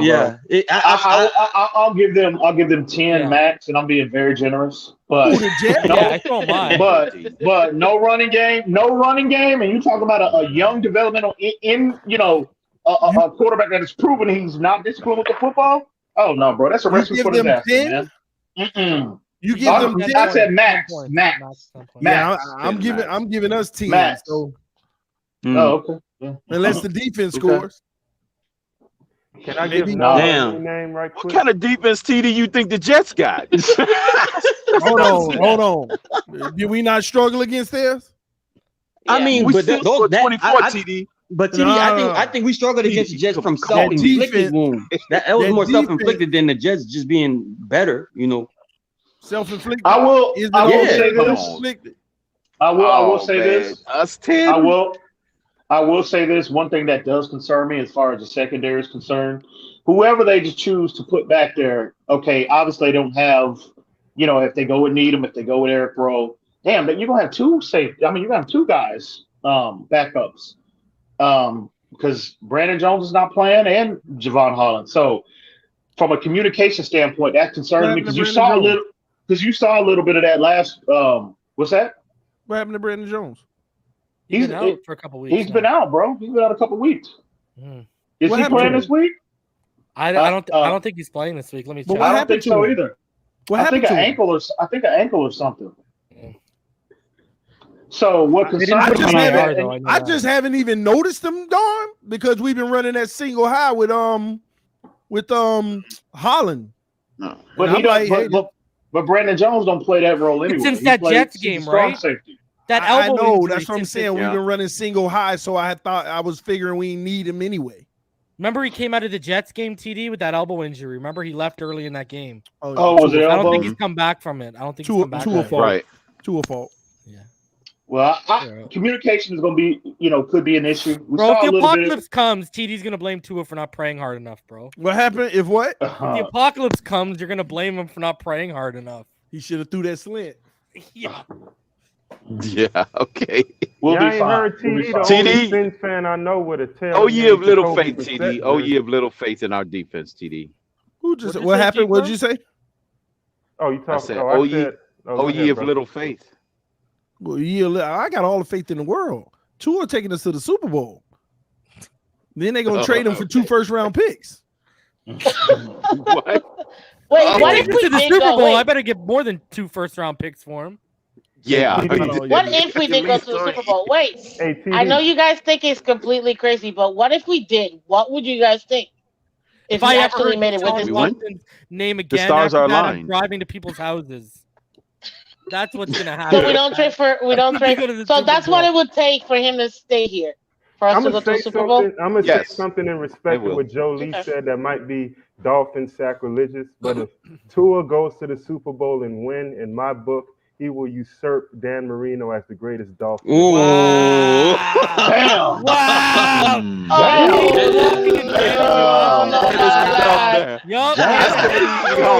Okay, ladies and gentlemen. Usurping Dan? Yeah. I never thought I'd need to make news on this channel. All I'm gonna say is what he just did, he broke one. Okay. You banished him? You banished him, bro? Yeah, he can never come back again. Bro, you out here sounding, like EM, bro. Don't ever do that to yourself. Let me just take it for 1 minute. Let me just take it for 1 minute. Let me explain why. Let me take it for 1 minute. That's a Super Bowl win, bro. That's a Super Bowl win, man. Let me just take it for 1 minute. Let me explain. Yeah, but he keeps his job. He wouldn't be greatest of all time. Are you kidding me? But check this out, though. Let me kick it, though. Dan Marino, as great as he was, he didn't win nothing. Because he is not a one-player game. I know he was polarized, and I know he changed the game. He set a record for 48 touchdowns that lasted for, I think, 15, 20 years or something like that. 30, but okay, 30 some years. Okay, my bad. About 30. But if Tua wins a Super Bowl, what will be more valuable, the career of Marino or the championship of Tua? I have to honestly tell you the career of Marino. But let me say this. Yeah. I think it would have been better, G-Firm, if you said if Tua wins the Super Bowl, his ceiling is to be the best Dolphins quarterback of all time. I don't care what Listen, me personally, I want to win. No. I want to win. Lady, hold on. Watch this. Damn about nobody's career. Hold on. Watch this. I want to win. Hold on. Watch this. Are you kidding me? Hold on. Watch this. I'm about to eat through this whole conversation. EM, answer me this. Who is the greatest Dolphin quarterback of all time right now? Dan Marino. Bob Breer. Oh, yes, no. he came with it. Bob Breer. No way. So that means he would have to go with Bob Breer. He came with that hook and he got the lead, bro. Moral is better than Bob Breer. Dan Marino. Go get it well. He's Dan Marino. Period. That's a good one. Bob Breer. He just won. I don't give a damn about nobody's career, bro. Stop it. No, the objective is to win. Remember the logo, not the player, right? So let me ask you this. Let me ask you this. To my knowledge, correct me if I'm wrong, though. Okay. How many Super Bowls did Bob Greasy win? No. Hang on. You got two. Hang on. And plus, he's the only perfect quarterback in NFL history. That's correct. Hang on. Troy Aikman, correct me if I'm wrong. Roger Staubach never won a Super Bowl title, did he? Yeah, Roger Staubach got did he two. Win? Yeah, one in 71 and one in 77. Okay. Because he's gonna make the Aikmans better than Staubach, huh? Right. I was gonna say. I mean, but a lot of people in Texas, they don't consider Aikman the greatest Dallas Cowboys quarterback. They consider Staubach, but I was under the impression that Staubach didn't win. So, because both teams were stacked with Aikman. Like he got one. Right. Talk about building around a quarterback. And he had the whole Pro Bowl on that team in Bob Greasy. That was the dawn of the big three, right there. They need to take that damn statue down from Marino. Burn it, and they need to build one of. They need to put some respect on that man's name and build one of Bob Greasy. He brought us titles. He brought us titles, which is the most important thing. I don't give a damn about careers, bro. But EM, do you believe that Don Shula had a major piece as to why that we won those championships with the Dolphins back then? Because Shula's been to championship games in the past before he got to Miami. He went with the Baltimore Colts. He went with I think it was the. I'll give you that. No, but So Shula already had the recipe. You know what I mean? You know what Shula proved though? He knew how to build teams, but when he got to star quarterback, he didn't know how to properly build around a star. That's true. I think that's fair to say. Because when he came in 84, when he took over in 84, didn't we go to the Super Bowl the year or two before that? Yeah, we went to the Super Bowl in 1982. Don Strock, yes. Marino fell in the 83 draft, and we drafted him. Don Strock was his quarterback. Marino at the end of the day, he was nothing more than a Matt Stafford of his era. That's all he was. Was a stat pattern. That's all he was. All he was about finding the stats. That hurts, bro. Ian, that hurts, bro. I'm just saying, bro. Hold on. I'm just saying, bro. Ian, you're no longer a Dolphins Matt fan. Stafford, bro. Your Dolphins card has been revoked, sir. Your Dolphins card has been revoked. Wow. He was the Matthew It has Stafford been of revoked, his sir. You're era. no longer a Dolphins fan. That's what he was. He put up all of these ridiculous numbers, and it didn't amount to, pardon my language, but it didn't amount to. Because he could also play defense. Ian, You got to remember, he could also play defense, right? That's what I'm saying. He could play defense, right? That 49ers team. Marino could play defense too, right? So when I see the pregame, I see all these people. Hey, when I see the pregame, and I see before every game, I see all these people running up to him, falling at his goddamn feet. It makes me sick, bro. It makes me sick. He ain't won a damn thing, bro. Not a damn thing. Right quick, bro. You do realize that in the Super Bowl of the perfect season, Bob Greasy threw 5 passes in that game, right? Yeah. What's that? Okay. Of the perfect season, he threw 5 passes in that game. Okay. You also know he didn't start that season either, right? You also know he didn't start that season either. Maybe Marino should have thrown 5 passes. Maybe we would have won something, bro. Maybe he should have took that same approach. No, they wouldn't have beat that 49ers team. They'd have got destroyed even more. I don't want to hear that. No, listen. I'm trolling to a great degree. Listen. I'm trolling to a great degree, but nah, you gonna live with this one. You gonna live with this one. I don't want to hear that. Now watch. I'm about to bring him back on, but y'all call him out for his trying to flip flop now because he's starting to realize mentally. I told you there's a delay in his brain. That's why he never can beat me today. No, real talk. Listen. Real talk. Listen. Marino, listen. You know, at the end of the day, from my perspective, I can't speak. Listen, let me talk. Hang on. I can't speak for anybody else, but from my perspective, it's about winning, bro. I don't care if Tua resets the passing records at some point in his career. He don't win shit. Guess what? I'm gonna look at him some kind of way, bro. Because you put up those kind of numbers, you were that dominant in your era, and you could not win. You know, because he plays defense. He plays. I'm sorry. Defense. Listen, I get it. I understand it's a good game, but there is no but. He can't play defense. You gotta win. You gotta win. I'm sorry. I will say this. I'm not making excuses. He only ever had 3 top 10 defenses in his career, and he only ever had 1,000-yard rusher, Kareem Abdul-Jabbar. And you look at Aaron Rodgers, we all can agree Aaron Rodgers is kind of like the 2000s version of Marino, the upgraded, more athletic. Right. The only year Aaron Rodgers won the Super Bowl, the Packers had a top 10 defense. Well, and it was also the same year. And he also had a after they got rid of they had a pretty decent running backs as well. I gotta say something about this. I'm not gonna let Ian down the sword alone. I'm gonna keep it 1,000 because no, this is real talk. Go ahead. I ain't gonna lie to you because I wanted you to down this sword, but I ain't gonna front. I have always said that, and y'all have caught me on this channel numerous times. Throw it in there subtly here and there. People be like, "Well, we looking for the next Dan Marino." This is when I was like, "We don't need a great quarterback." You know, my narratives change sometimes, right? When they say, we need the next Dan Marino, I used to be the main one saying, why? He ain't never win nothing.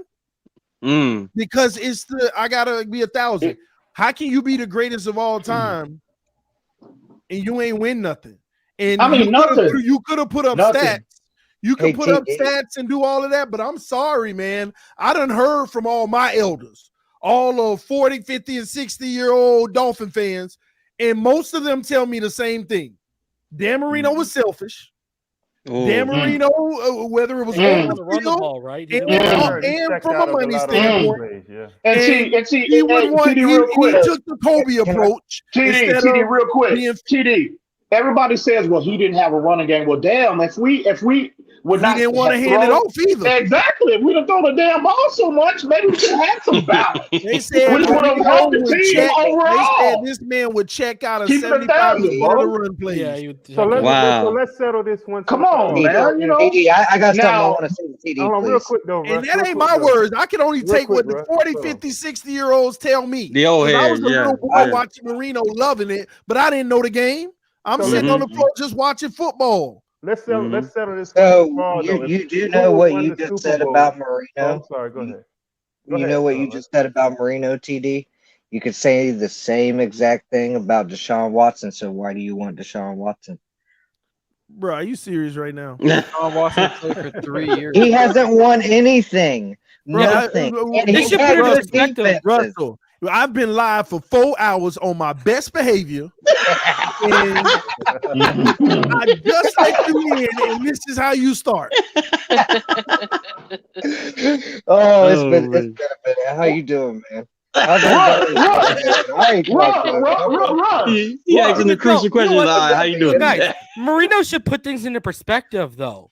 Look at the pedestal we hold him on, and because we are Wow, so that's true. deprived of any sense of winning and playoff success, that's the pedestal we hold everyone to, is a guy who didn't even have Super Bowls and playoff success, and that's because we haven't known winnings for, almost 40 years next year in 2022. Well, check It'll be this out. 4 years. Let me say this real quick. Wow. Would y'all prefer to have the career of Dan Marino or the career of Eli Manning? Eli Manning. Eli Manning. I'm not hesitating Eli on that. Manning. Tua Manning. Tua wins the Super Bowl Eli with Manning. an Eli Manning type performance. Wouldn't he not usurp Dan Marino as the greatest Dolphin? I think he will. If he I beat think- Tom yeah. Brady for those 2 Super Bowls too, you're damn right. Oh, if How he you beat feel Tom about Brady that, the way TD? that he beat, yes. That is I would such a even. big I Tom would Brady consider in the TD. Super Bowl? Oh, big time. 47-year-old Tom Brady, I'll take it. Let's go. But y'all don't. Hey, Y'all don't, there y'all is don't one think, thing too. y'all don't Marino. think that this is where it's So- not fair at the simple fact that if Marino was on them Giants teams, he would have got a Super Bowl. I That's think where so. it gets tough to me. I Yes, love- on the I Giants love team. Because Brady. the Giants had a defense. Honestly, Big That's why. time. Can I say The With this? that Giants had a defense, defense. I think that 8 Yeah. and 8 team was special, and I don't think you could have replaced anyone on that team.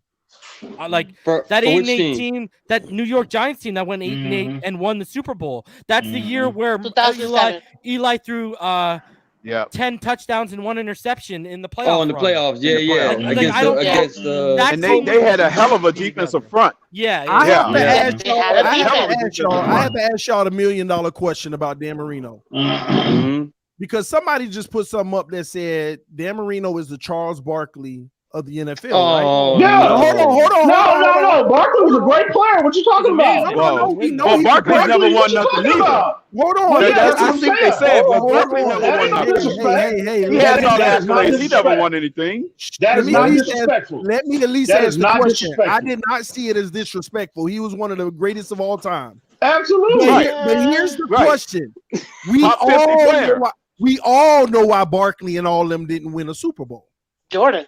Or Who me a was championship. in Dan It's because of Marino's Michael way? Jordan.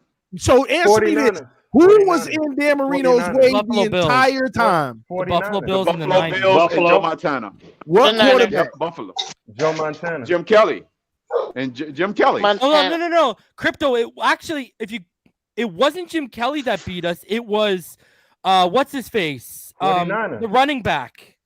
Thurman Thomas. Thurman Thomas. If you go, the guy who kept knocking us out in the Thurman, yeah. playoffs in the 90s was freaking Thurman Thomas, bro. Can I say Thurman Thomas, something yes. though, real quick? Yeah, that the that's great true. Bill Walsh Yeah, it was Thurman.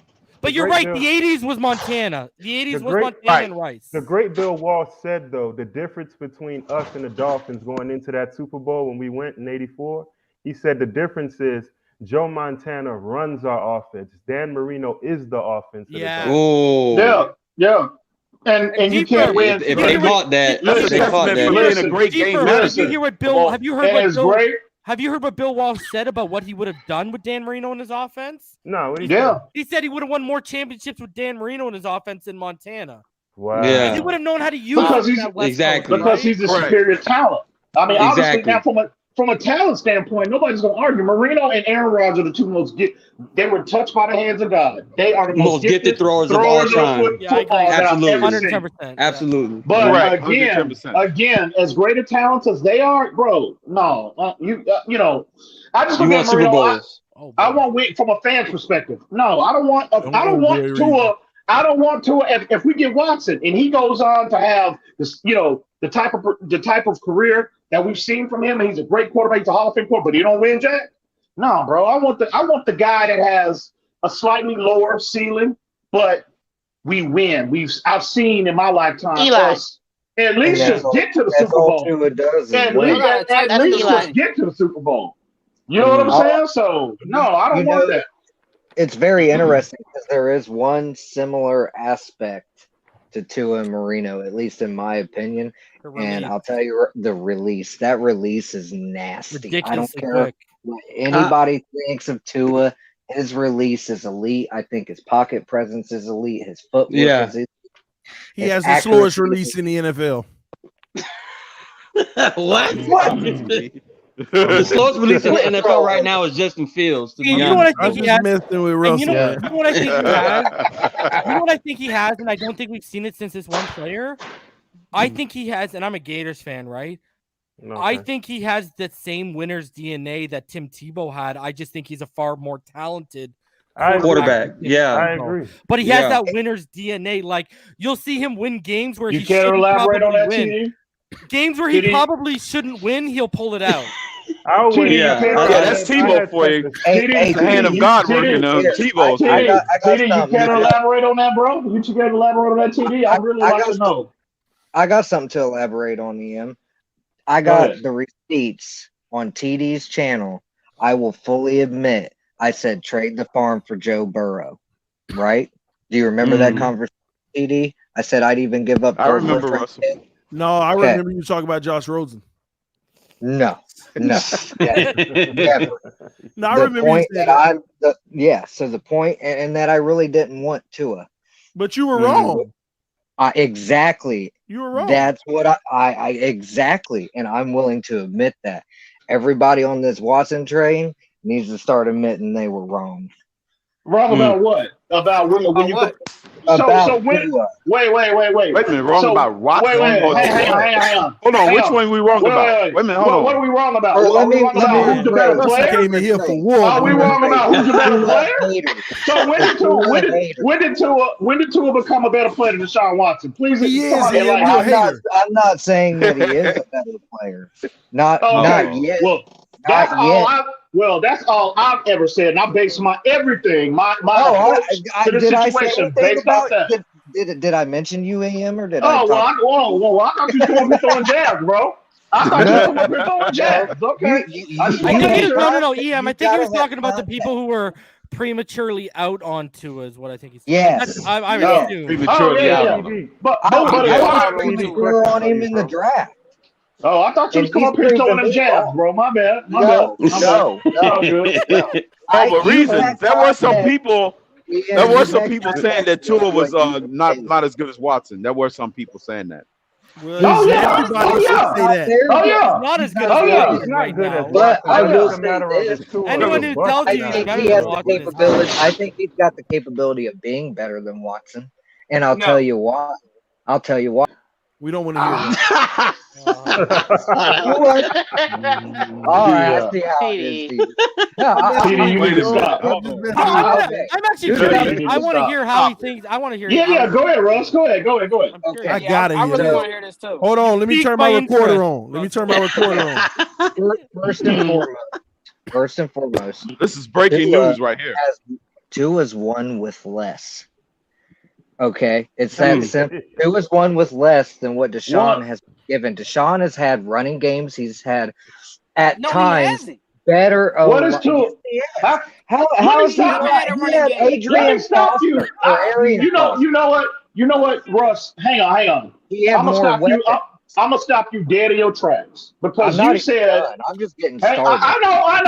I'm gonna stop you before you make even bigger buffoon of yourself right now. Oh, I'm not gonna make a fool of myself. Go ahead, Russ. Get him, Russ. Hang on. Now you just said. Now you do realize, okay? when you said he has at least one more with left, you do realize he has 2 division titles under his wing, right? You do realize that, right? And did absolutely nothing. Yeah, you got to compare the talent. We've been in the same division with a 6-time Super Bowl champion team that does nothing but win and has tortured us for the last 20 years. But we haven't won anything. We haven't won anything, Russ.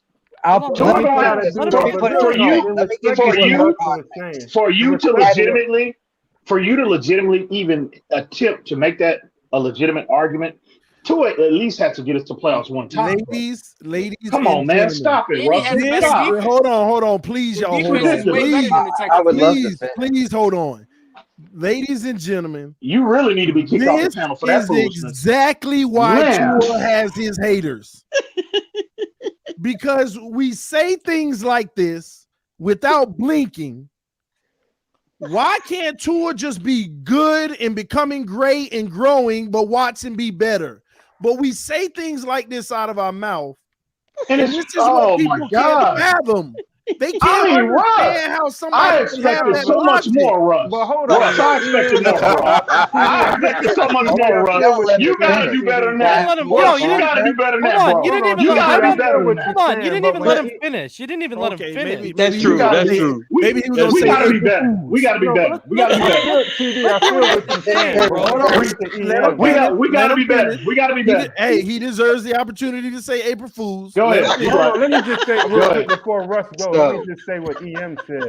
He said that Watson won a division twice in the AFC South.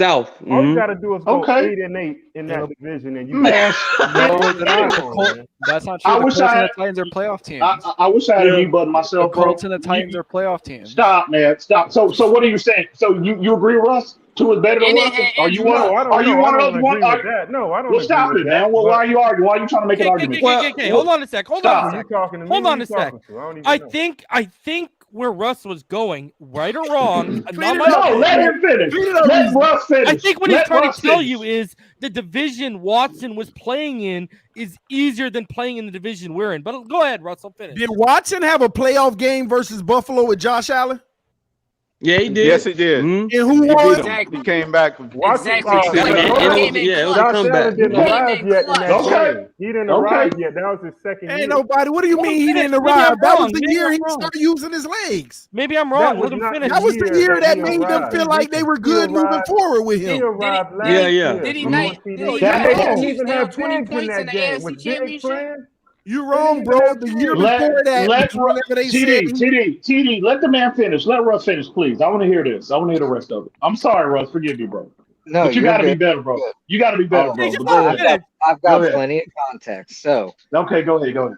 From a decision-making standpoint, yes, he had a very good year statistically last season. Let him finish, TD. Correct. He didn't. He had what? He had like 37 touchdowns and 5 interceptions.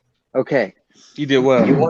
You got to understand that, number one, this is the main difference between Tua and Watson. Watson is more athletic and he's faster and he can make plays using his legs and extending the play that way. Which is why a reason why he's better. But go ahead. But as of now. But my thing is I believe Tua is going to surpass him in the mental aspect of the game.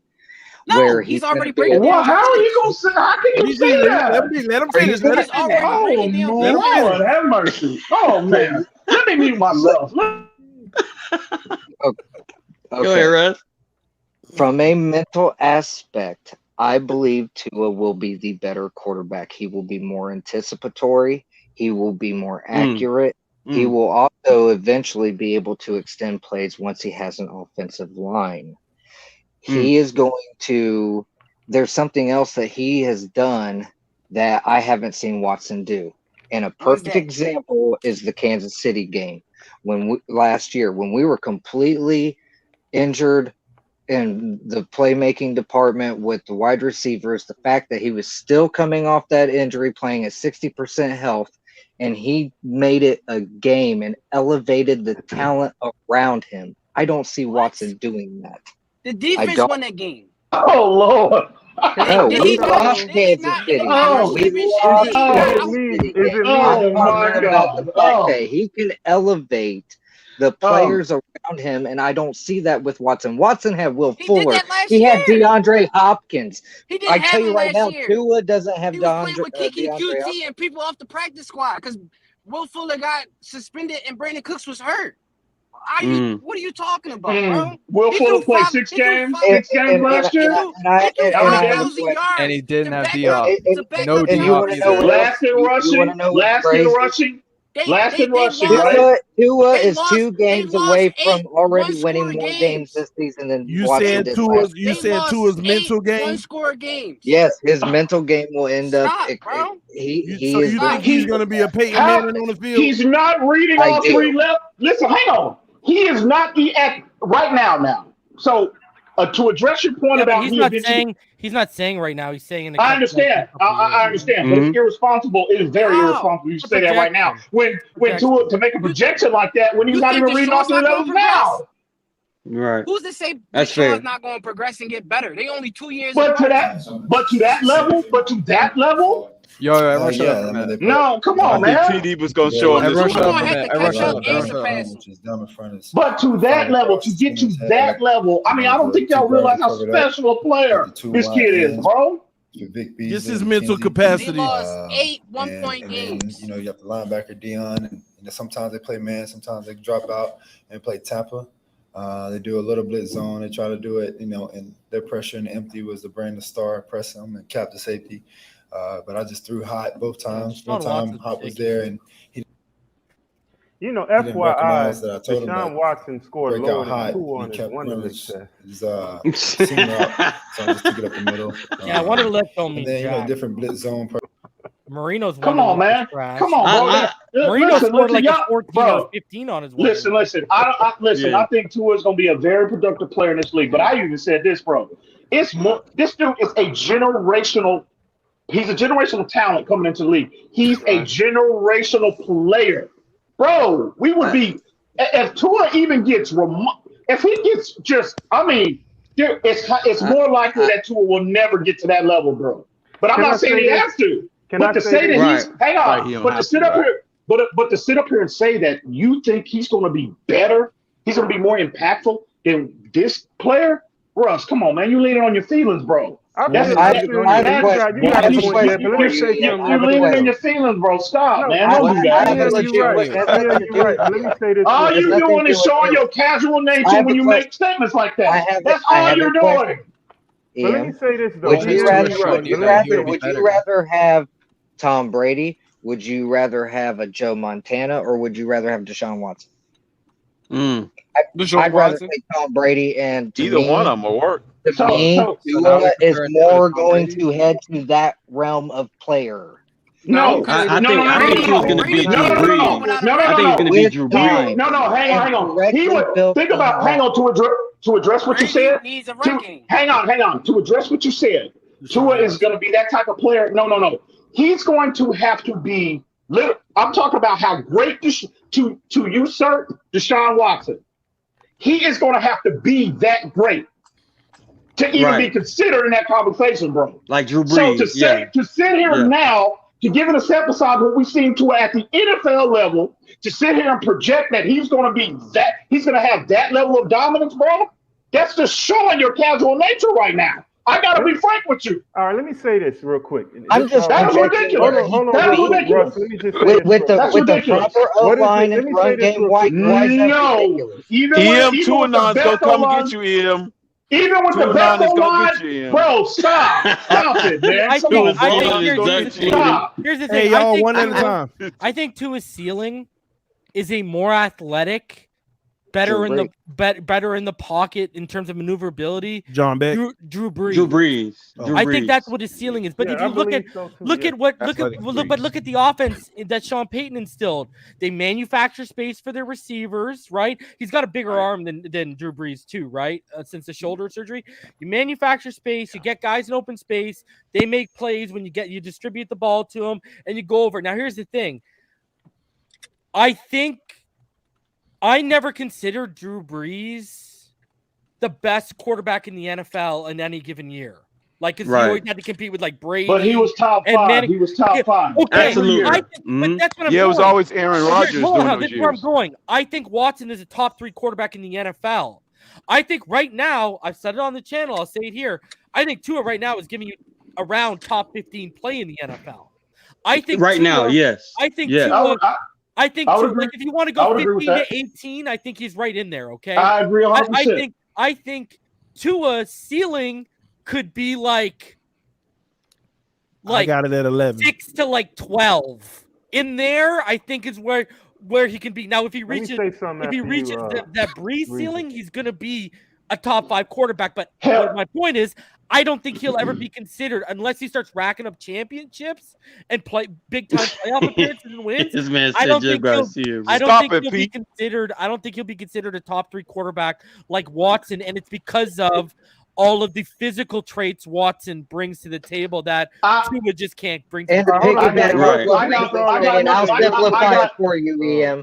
To I got me, nothing but love for you, bro. But Tua's damn. ceiling is top 7 QB in the NFL. This He is would all need I- to be. Wow. He would need to be. He would need to be brutal. Peyton Manning. You would need Hey, to guys. I would be say Peyton Manning IQ. Yeah, Peyton. Hey, for him guys, to be I considered I agree. think he Watson. can do I'm glad I you would said. say- Hold on, Being a guys. coach on I'm the glad I field, would say- Reason. That's like being a I would coach on the say, field. I would say, health permitting now. I think Tua's ceiling. Now we'll see. We'll see this consistently. Hopefully, out of him. My expectation for him is Pat from White. 8 to 15. He'll be in that. He'll fall consistently in that range. So let me. And that's outstanding. That is outstanding. Right. Let me say this. TD, Let me take say that this. all all you day. wanted was Tua was to be a top 15 quarterback, right? That would be absolutely. crazy. Absolutely. I think he'll be Top a 15, top 10. Hold on, y'all. That's a Super Bowl contender. What I'm telling you is that's all he needs to be to run a franchise. Yes. Okay. But when Mhm. you compare him with someone else, you still upgrade. That's all I'm saying. True. But True. what people need to understand at the quarterback position, because I ain't the expert, but here's what I do know. There's levels to this. Right. There are great athletes that have great arms, but terrible up here. Right. Can't read a Watson defense. is complete. Can't He's manipulate. complete. That's He's what complete. I'm trying to get to, y'all. As it gets. This is the piece that a lot of people don't understand about Deshaun Watson, because let's be honest, we didn't watch him much. We didn't care much for him. He tucked off over there in Houston, doing I his did. thing, being another quarterback. But the reality is, this is a guy who, when you mention Peyton Manning, he has the brain. When you mention Lamar Jackson, he has the legs. When you mention the physical attributes and the Aaron Rodgers' ability, he has Patrick it. Mahomes, When you yeah. mention the He's cannon, complete. he He's has. I mean, complete. he has and you know what? Let me say this. I'll be honest with you. If you take all those elements and put them on the scale of 1 to 10, he may not even be a 10 of 10 on all of them. But he sure as heck is about an 8.5 on all of them. And when you put that together, special, dude. you don't He's understand what that makes in the right situation. We got plenty. I'm telling He's you, still young. people say Mahomes is better. That's fine. But there's things Watson does Mahomes can't. Like what? And I'm going to say that's in the mental. That's the mental aspect of it. He ain't got the mental that Watson has. He has the... If Deshaun Watson was in an organization like the Kansas City Chiefs, He would have. I think they have 2 titles, because I think they get drove regardless of what happened with Tampa last year. But that AFC Championship game that they played New England at home in Kansas City, Watson wins that game if he's on that team. In my opinion, in clutch mode, yeah, exactly. Mode. Because Mahomes threw 2 interceptions. I think in the first half that game, I believe. Struggled mightily. Look at all the young greats in the NFL. They all are great in their own right, but a lot of them are missing 1 or 2 elements. Lamar Jackson, the accuracy. Patrick Mahomes, the mental. He even admitted he really couldn't read defenses. I mean, all of these top guys are missing some type of element. Deshaun Watson, you know what? I'm telling y'all, you tell me the flaw. You tell me the major flaw. You know what, Russ? It's only off the field, bro. That's the only flaw with Deshaun. And sometimes that's the flaw that gets you. Yeah. That's what comes back and get the inequities, man. They fall short sometimes, bro. But no, Russ, listen. I apologize, bro. Dude, No, do you know what? y'all remember that No. rookie season before he got hurt? Like, I remember watching Deshaun Watson in awe that year and being like, this guy, it was one of the most incredible rookie seasons I've seen. The game he got hurt was against Seattle. He almost won Rookie of the 465 Year. yards. Yeah. Oh, bro, it was ridiculous. I think Deshaun was in the running for MVP that year. To be honest, bro, it was ridiculous. And that was look at that Seattle game. That's against the Legion of Boom. Yeah. Right. Historically great defense. 465 yards against And they said the Boom. As a rookie. Right. No, right. Deshaun, We respect Deshaun it. is We respect different, it. What's crazy is with Lamar being figured out and Mahomes being figured out, the stage, if he didn't have this off-field crap, the stage would be set for him to reclaim the #1 spot. Wow. Especially with the great Tony way out. He could literally, you know what, this whole situation really messed him up. He might have had an opportunity to be the official face of the NFL. Behind a great defense and stuff. This whole situation really. He was a big community guy. He's a big community guy. Right? Why y'all think he want to come to Miami? He still has is. a great defense. I'm gonna say. I'm just gonna say what Omar Kelly said. I'm just gonna say what Omar Kelly said. Omar Kelly tweeted a couple weeks ago. It isn't. He said it's not the organization for Watson. It's the lifestyle and where you're living. That's location, yeah. Location. Well, 90% of the players in the NFL live in Florida anyway. As well. It's about taxes too. You like they want the lifestyle of Miami. Texas doesn't have taxes. Exactly. Right? Texas doesn't have taxes, and neither do we. Right. Yeah. So he gets to keep most of his money if he comes here versus Philadelphia or anywhere else. He likes one win. I'm gonna say, and I think, and I don't blame him about think about player I'd want to play in Miami too. Bro. And think about where he's coming from, Houston, with all that racist, all those comments from that owner that he was making, a couple of years ago that he made about the players and all of that. I'm sure, I know 100% that rubbed him the wrong way, and so I think he's looking. He's looking at. That's why a lot of players wanted to leave. Can I finish? Can I finish, please? Can I please finish? Can I please finish? Can I finish? Please, can I finish? So I know he's looking at what he's dealt with in Houston. So I know he's looking at the Dolphins in terms of how their front office is structured. We're an anomaly right now in the NFL. Never been done. Never been. There's a minority-led organization from top to bottom like we have in Miami right now. I know that's something that attracts him. I'm sure it is. So again, don't look at it. When Omar made that comment about it's the lifestyle. Well, bro, who don't like warm weather? And also our front office. So that's what I think is what's going on with him. Bro, listen, Albert Breer said it today, and this is the real conversation that we started on with this stream. If we don't make the playoffs this year, it is almost a foregone conclusion that if we don't make it next year, those guys are out of there. Those two minority coaches. So you have to ask yourself, regardless, are they going to tie their job security on Tua Tagovailoa? Because he could still be developing, and then we don't make the playoffs. He could be developing just fine. Or are they going to be more like going to get Deshaun Watson to make sure that they secure another 4 to 5 plus years as running? TD, do you know if we win against the Jets, we tie our longest winning streak since the year 2000? Wow. We've only won. We've won 6 games twice since the year 2000. We've never won more than 6 games in a row. So that's why I've said, for me, if we walk into, like, I know everyone's playoffs. If we walk in to Monday Night Football 7-7 and we come out 8-7, buddy, I will be on cloud 9 because 7 in a row. Who would have thought? And we would have done it for prime time for the whole nation to watch. Right. Like, set real expectations. If people start setting the Saints game on Monday night. Yeah. And I'm not going to put that playoff jacket. I'm not going to put that playoff jacket on Tua because I'm not putting it on anyone. It doesn't belong on him. You can't put it on him. I think that's a little unfair. I will tell you this. That would be on the team. What he cannot do is have a flake out game. And it can't be the reason why we lose if we lose. If we lose, Tua cannot be the reason why we lose. What I was gonna say behind what TD said as far as tying sticking with Tua is that the longer Tua stays here, he's becoming more of a Dolphin institution. And when you become more of a Dolphin institution, that makes it even harder to trade because the fan base ain't gonna be with it. They don't care what this fan They base don't thinks in care what regards the to Yeah, fan they that. don't care thinks, about the bro. fan base. They Do don't you care not about see us half at the all. fan base was Absolutely. going for their No. job? They I've talked to know. EM They about They cared this. about the know. fan base. I've Pat talked to They Nation EM will be about in a know. this. Dolphin uniform. I've talked to EM about this, and I said this. This is what I said. They don't care about the fan base. The problem is, and it's only a slight problem. They'll get over it quick with a guy like Deshaun Watson. Players are buying in. That's where you're like, Landon Roberts is a Flores guy, and he's one of the guys that's bought in on Tua.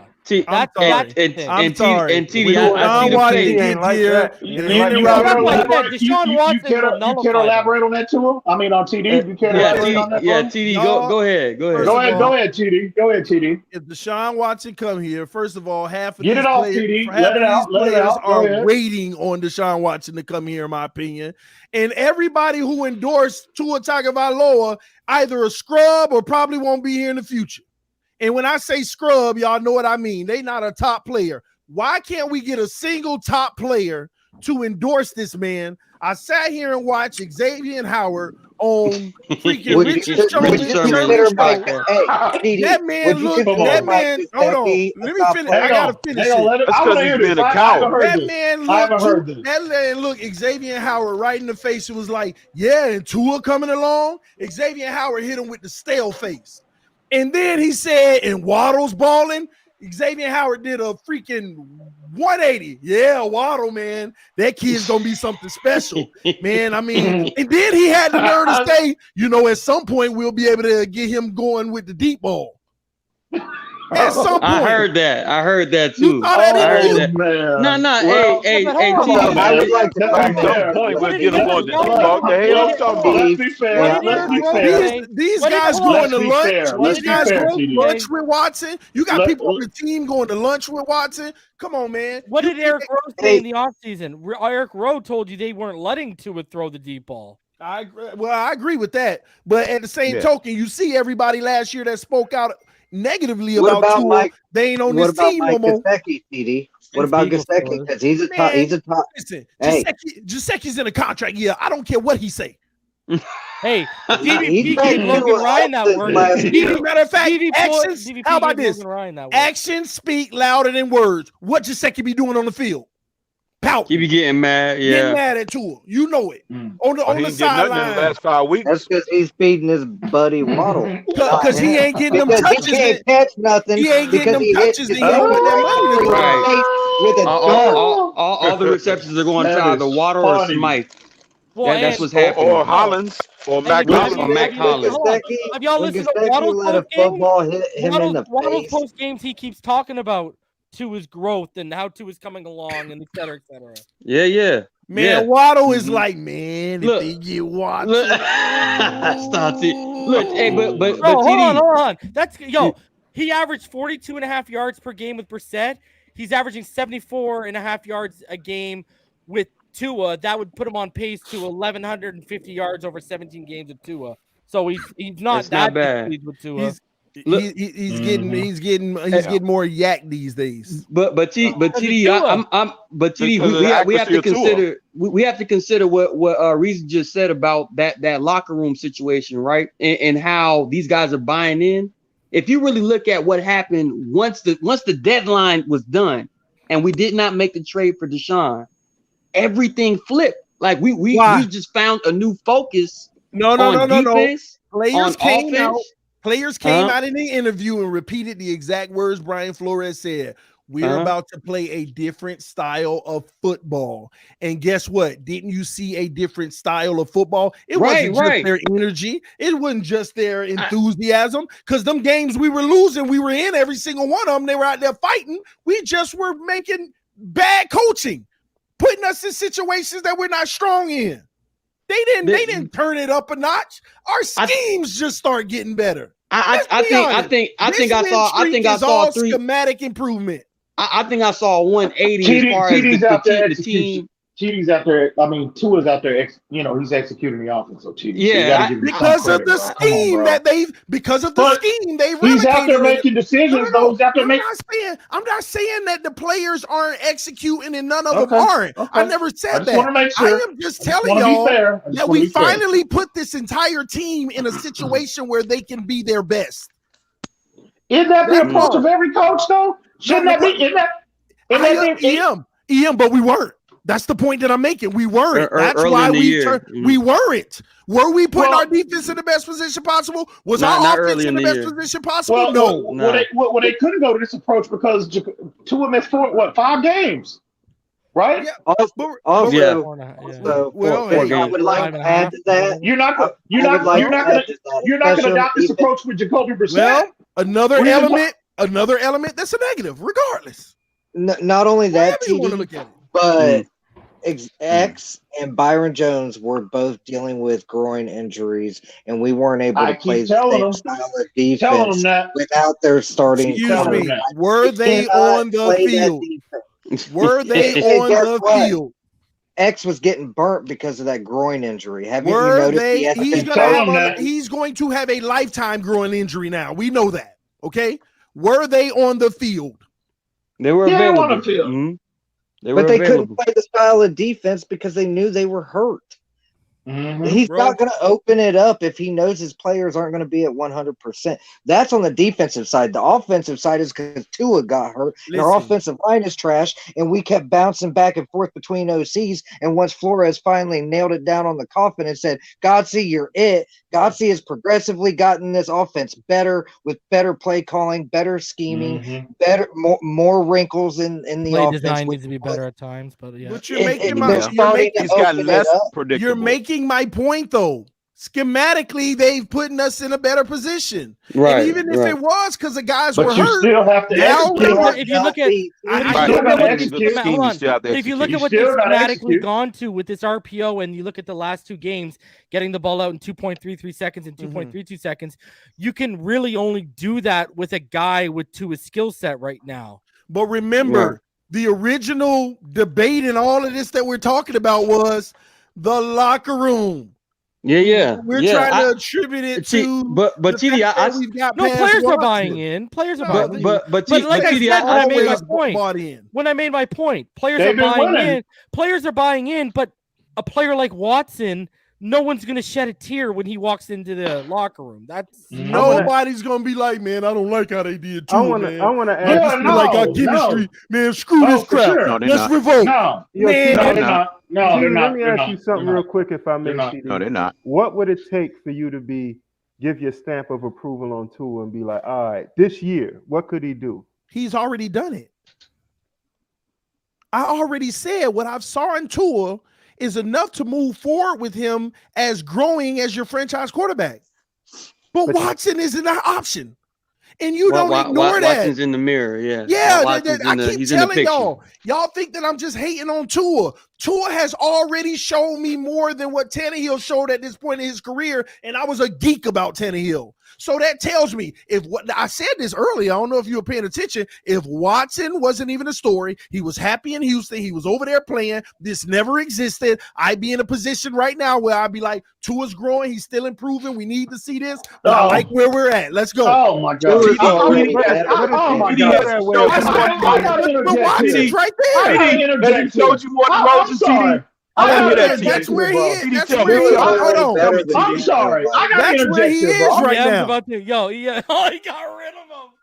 Oh. Hey, TD, as he showed you more than Roses. You feel that way. What happened to EM? Did he drop off? But TD, if you feel that way, I know he was trying to talk. Then what happened to him? I'm sorry, bro. Listen, TD. Listen, you. Oh man. What? Some wrong with your I got no. Huh? Oh my God. Listen here. Listen. You're trying to listen if you just talk. Oh my God, bro. I got nothing but love for Peter Button. Come on, Ian, man. Oh my God. Let him talk. Go ahead. Go ahead, man. It was better than Tannehill. I got. No, that wouldn't be that. Bro, I gotta be honest here, bro. I'm telling you, from now on, I'm cautioning you. Listen, I'm not going to talk about what conversation has transpired with us in the past. That's water under the bridge. But I'm going to caution you from now on. You should speak up. when you want to go off your rocker and completely lose it and just be, I mean, in your animations about Tua. See, he had Jacoby Brissett first. Y'all heard him. I am going to caution you from now because I'm recording every conversation from here on out, bro. I'm going to do that. And so when you say out of one side of your mouth that you believe in Tua moving forward, but then when we've had conversations privately, I don't know, bro. Stop. I don't know. No. If that's what you got out of it, let me clarify. When we say believe, hold on. He asked, no. He asked about stamp of approval, not believe. He has my stamp of approval to move forward, hoping that he can become that guy. I hear you. But I have yet to see those things that I continue to argue with you on the phone. I still need to see to know that he's my franchise quarterback. But I have seen enough to where if Watson wasn't in the picture, he deserves an opportunity to prove himself. Just I think that he can't do something, it don't mean he don't deserve an opportunity to prove me wrong. Okay. Yeah. So I don't know what you talking about. I don't know what you thought you was finna check. Ooh, nah, bro, you never won a debate. Just get over it. He thought he had me. But it's a selective hearing, y'all. Now why don't you tell everybody about your Tua dream? TD, I was extending you grace now. Don't get on my bad side. You make me go there. No, hey, you just got Ether Live. You just got Ether Live. And take your loss, you know what? I'm gonna Quick let you make it. I'm gonna let you make it. ain't got a I'm gonna let you make it. Okay, all right. Okay. Hey, another victory, ladies and gentlemen. I appreciate y'all witnessing. Good. Yeah. Quick question. You gave Tannehill 7 years like the rest of us, right? You were for Tannehill pretty much throughout the whole process. You said like the rest of us? I don't know about the rest of y'all. Well, you supported Tannehill. Okay? And I still support Tannehill. Tua's already a better quarterback. Which is ridiculous. I'm a fan of Tannehill. I'm sorry. Just like if Tua got traded tomorrow, some of y'all you do know that, right? Y'all gonna follow him and hope he does well, right? We're not gonna go on other people's platforms and root for him, no. I have a Tennessee Titans platform. So what are you talking about? We are not going. We are not going. I know what you agree, and also, that's ridiculous as well. But we're not going to go on other platforms and cheer for him, though. Ian, what do you think? Wouldn't you say that Tua is a better quarterback than Tannehill already? Absolutely. So why not give? Tua has a much greater level of efficiency than Tannehill did. The only thing that I give Tannehill early on is just taking the shots downfield, but they weren't accurate at all. He couldn't connect to save his life. Around year 3, you started to see that connection. You kind of fell in, y'all may have not, but I kind of fell in love with it, but it never got that complete game. You might have some really good games from Tannehill, but you never got that complete, man, this dude is the dude game. Right. You always had to have everything around him go right, and you'll see his best. So that's not a guy who's going to carry the franchise. Clearly, it was Mike Wallace. And you never will. Mike Wallace is why he worked on the long ball because I agree. And Kenny still, but EM, Tannehill had a cannon early on. He 3-2, EM. Yeah, man, he 3-2. I know he better not be Tua. I know he better not be Tua. I know he better not beat Tua. They're winning in spite of Tannehill, bro. I know that much. Their defense is good, man. What happens if he beats Tua? What happens then, TD? You gonna get rid of your Tua jersey? What happened? Are you gonna get rid of your jersey if he beats Tua? That's a good question. No, I'm converting my jersey to a Waddle jersey. I'm gonna be paying really close. Listen. That's a good question because I'm gonna be paying real close attention to TD because if we lose and I see that man. Cheering for Tannehill over Tua? Are you kidding me? Listen. Are you kidding me? First of all, EM. We ain't gonna end of that one. I'm telling you right now, TD. First of all, EM. I'm coming out guns a blazing, bro. EM. If we lose to Ryan Tannehill and Tua's the reason why, you gonna hit a whole 9 yards. Because you know what? Tua won't be our future anyway if he lose that game and he the reason why. You gonna you won't hear the end of it. Matter of fact, I'm gonna start the trade for Tannehill back. Crusade. How about that? Well, that's where our friendship is going to end. Listen, that's where our friendship is going to end. And it should. I'm telling you now. It's gonna be the last. And you call yourself a Dolphins fan? You call yourself a Dolphins fan? Are you kidding me? I know one thing. If Tua's our future, Are you ending friendships over football? Damien, is that you? If Tua is our future, if Tua is our future, he better not lose to Ryan Damien in disguise, reason. I'm gonna tell you straight up and down.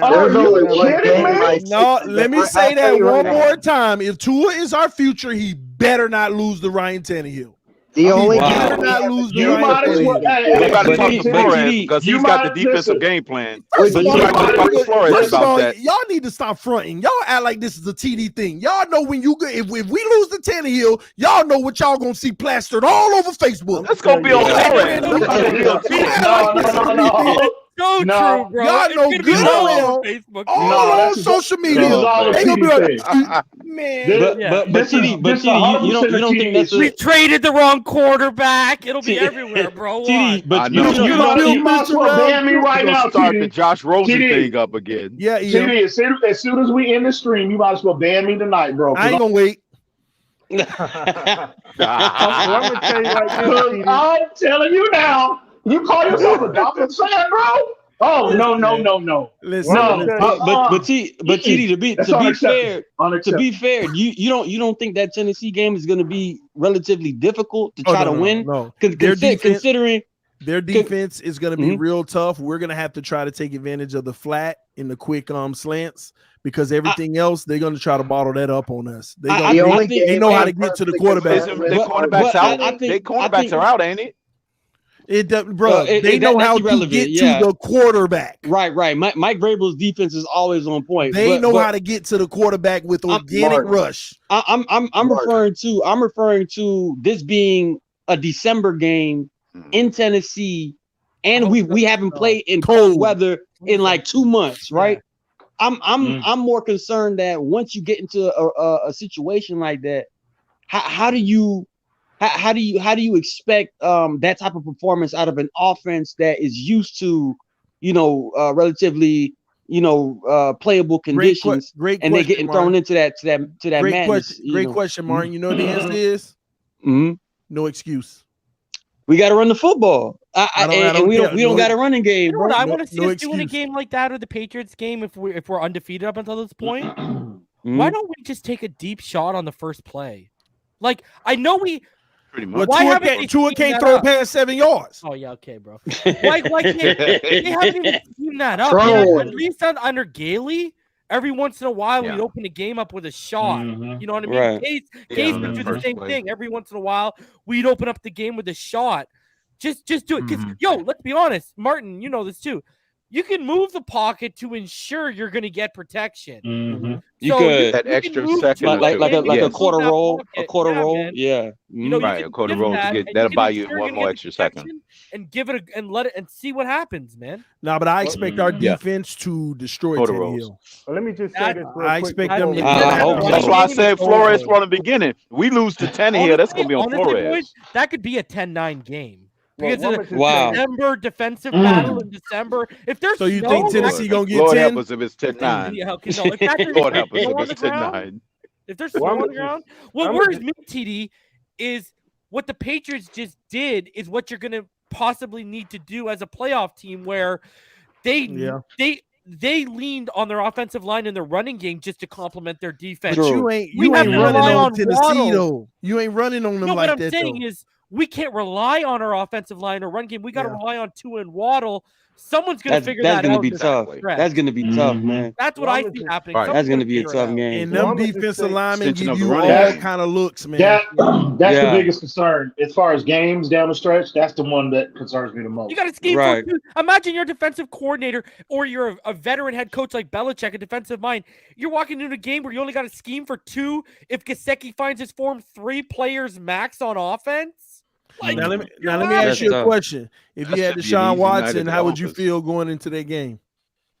It's still going to be tough. That's going to be tough. Don't do that. No. Jackson and Ike be worried, but less worried. That's why I'm worried. I'd be much less concerned about that game if Watson was at the helm. I've seen Deshaun. He probably could extend some proving again. He a Tua hater. That's all it is. I'm concerned about. It's like didn't Watson beat the Patriots last year? Yeah. I'm concerned about him getting hurt. Yes, he did. Tua's never lost to the Patriots. And you remember that game? I forget what Tua year never it was. lost to the Patriots. I think defeated against Belichick. Remember that time when Watson played? I forget which year it was when he went into Foxborough and went toe to toe with Brady. That was his rookie year. They won, but they scored on the last. I mean, Brady threw a ridiculous pass. I mean, man, it was breathtaking. And that was his rookie year. That was actually the first game. That was the first game where Deshaun showed the league, like, yo, I'm that dude. That was the first game. Bro, he was phenomenal in that game. Absolutely phenomenal. The problem is not the performance. The problem is him or Tua can get hurt on it. They got a higher percentage of getting hurt on every drop back than any normal quarterback because of our offensive line. That's what I'm worried about. Tua's percentage is higher.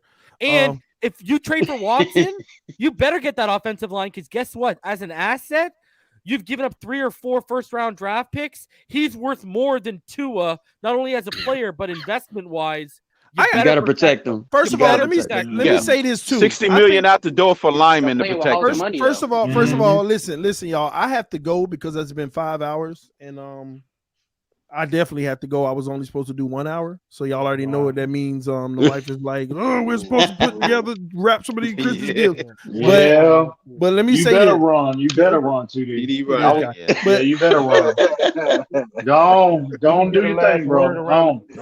Do your thing, bro. Go ahead, TD. Ian just doesn't want to take it from you anymore, TD. He's taking it all day. Maybe you need to take it from your dreams with too. Well, go on, TD. Do your thing, bro. I ain't worried about no Ryan Tannehill. All he is a glorified John Kitna. We'll be good money. John Kitna. John Kitna. John Kitna with the Detroit Lions. Mr. Bengals, John Kitna. You're giving me Lions. Real quick, y'all. Real quick, because I do have to get out of here. But I think this needs to be said because nobody's talking about it. You know those 3 first-rounders and 2 seconds for Deshaun Watson? Why is nobody talking about the fact that he's actually worth more than that? I mean, really think about it. Go look at the history of quarterback trades. Prices we don't want bidding. That's why, TD. But people need to remember that too, because Deshaun Watson's talent, which you never will ever get a quarterback of his age and talent available, you can argue you can add another 2 first on that. Oh yeah. You could argue that easily. And people need blockbuster trade. It has to be a blockbuster trade. It'd probably be like 4 or 5 firsts, probably 4 firsts, 2 seconds, and probably 2 good roster players you could probably get. And people thought it was a joke when Houston said 6 draft picks and 6 players. Hey, but I gotta go. Y'all know. Appreciate y'all coming through. Love y'all. Appreciate y'all. Salute everybody. Appreciate you. See y'all soon, man. EM took another L. It is what it is.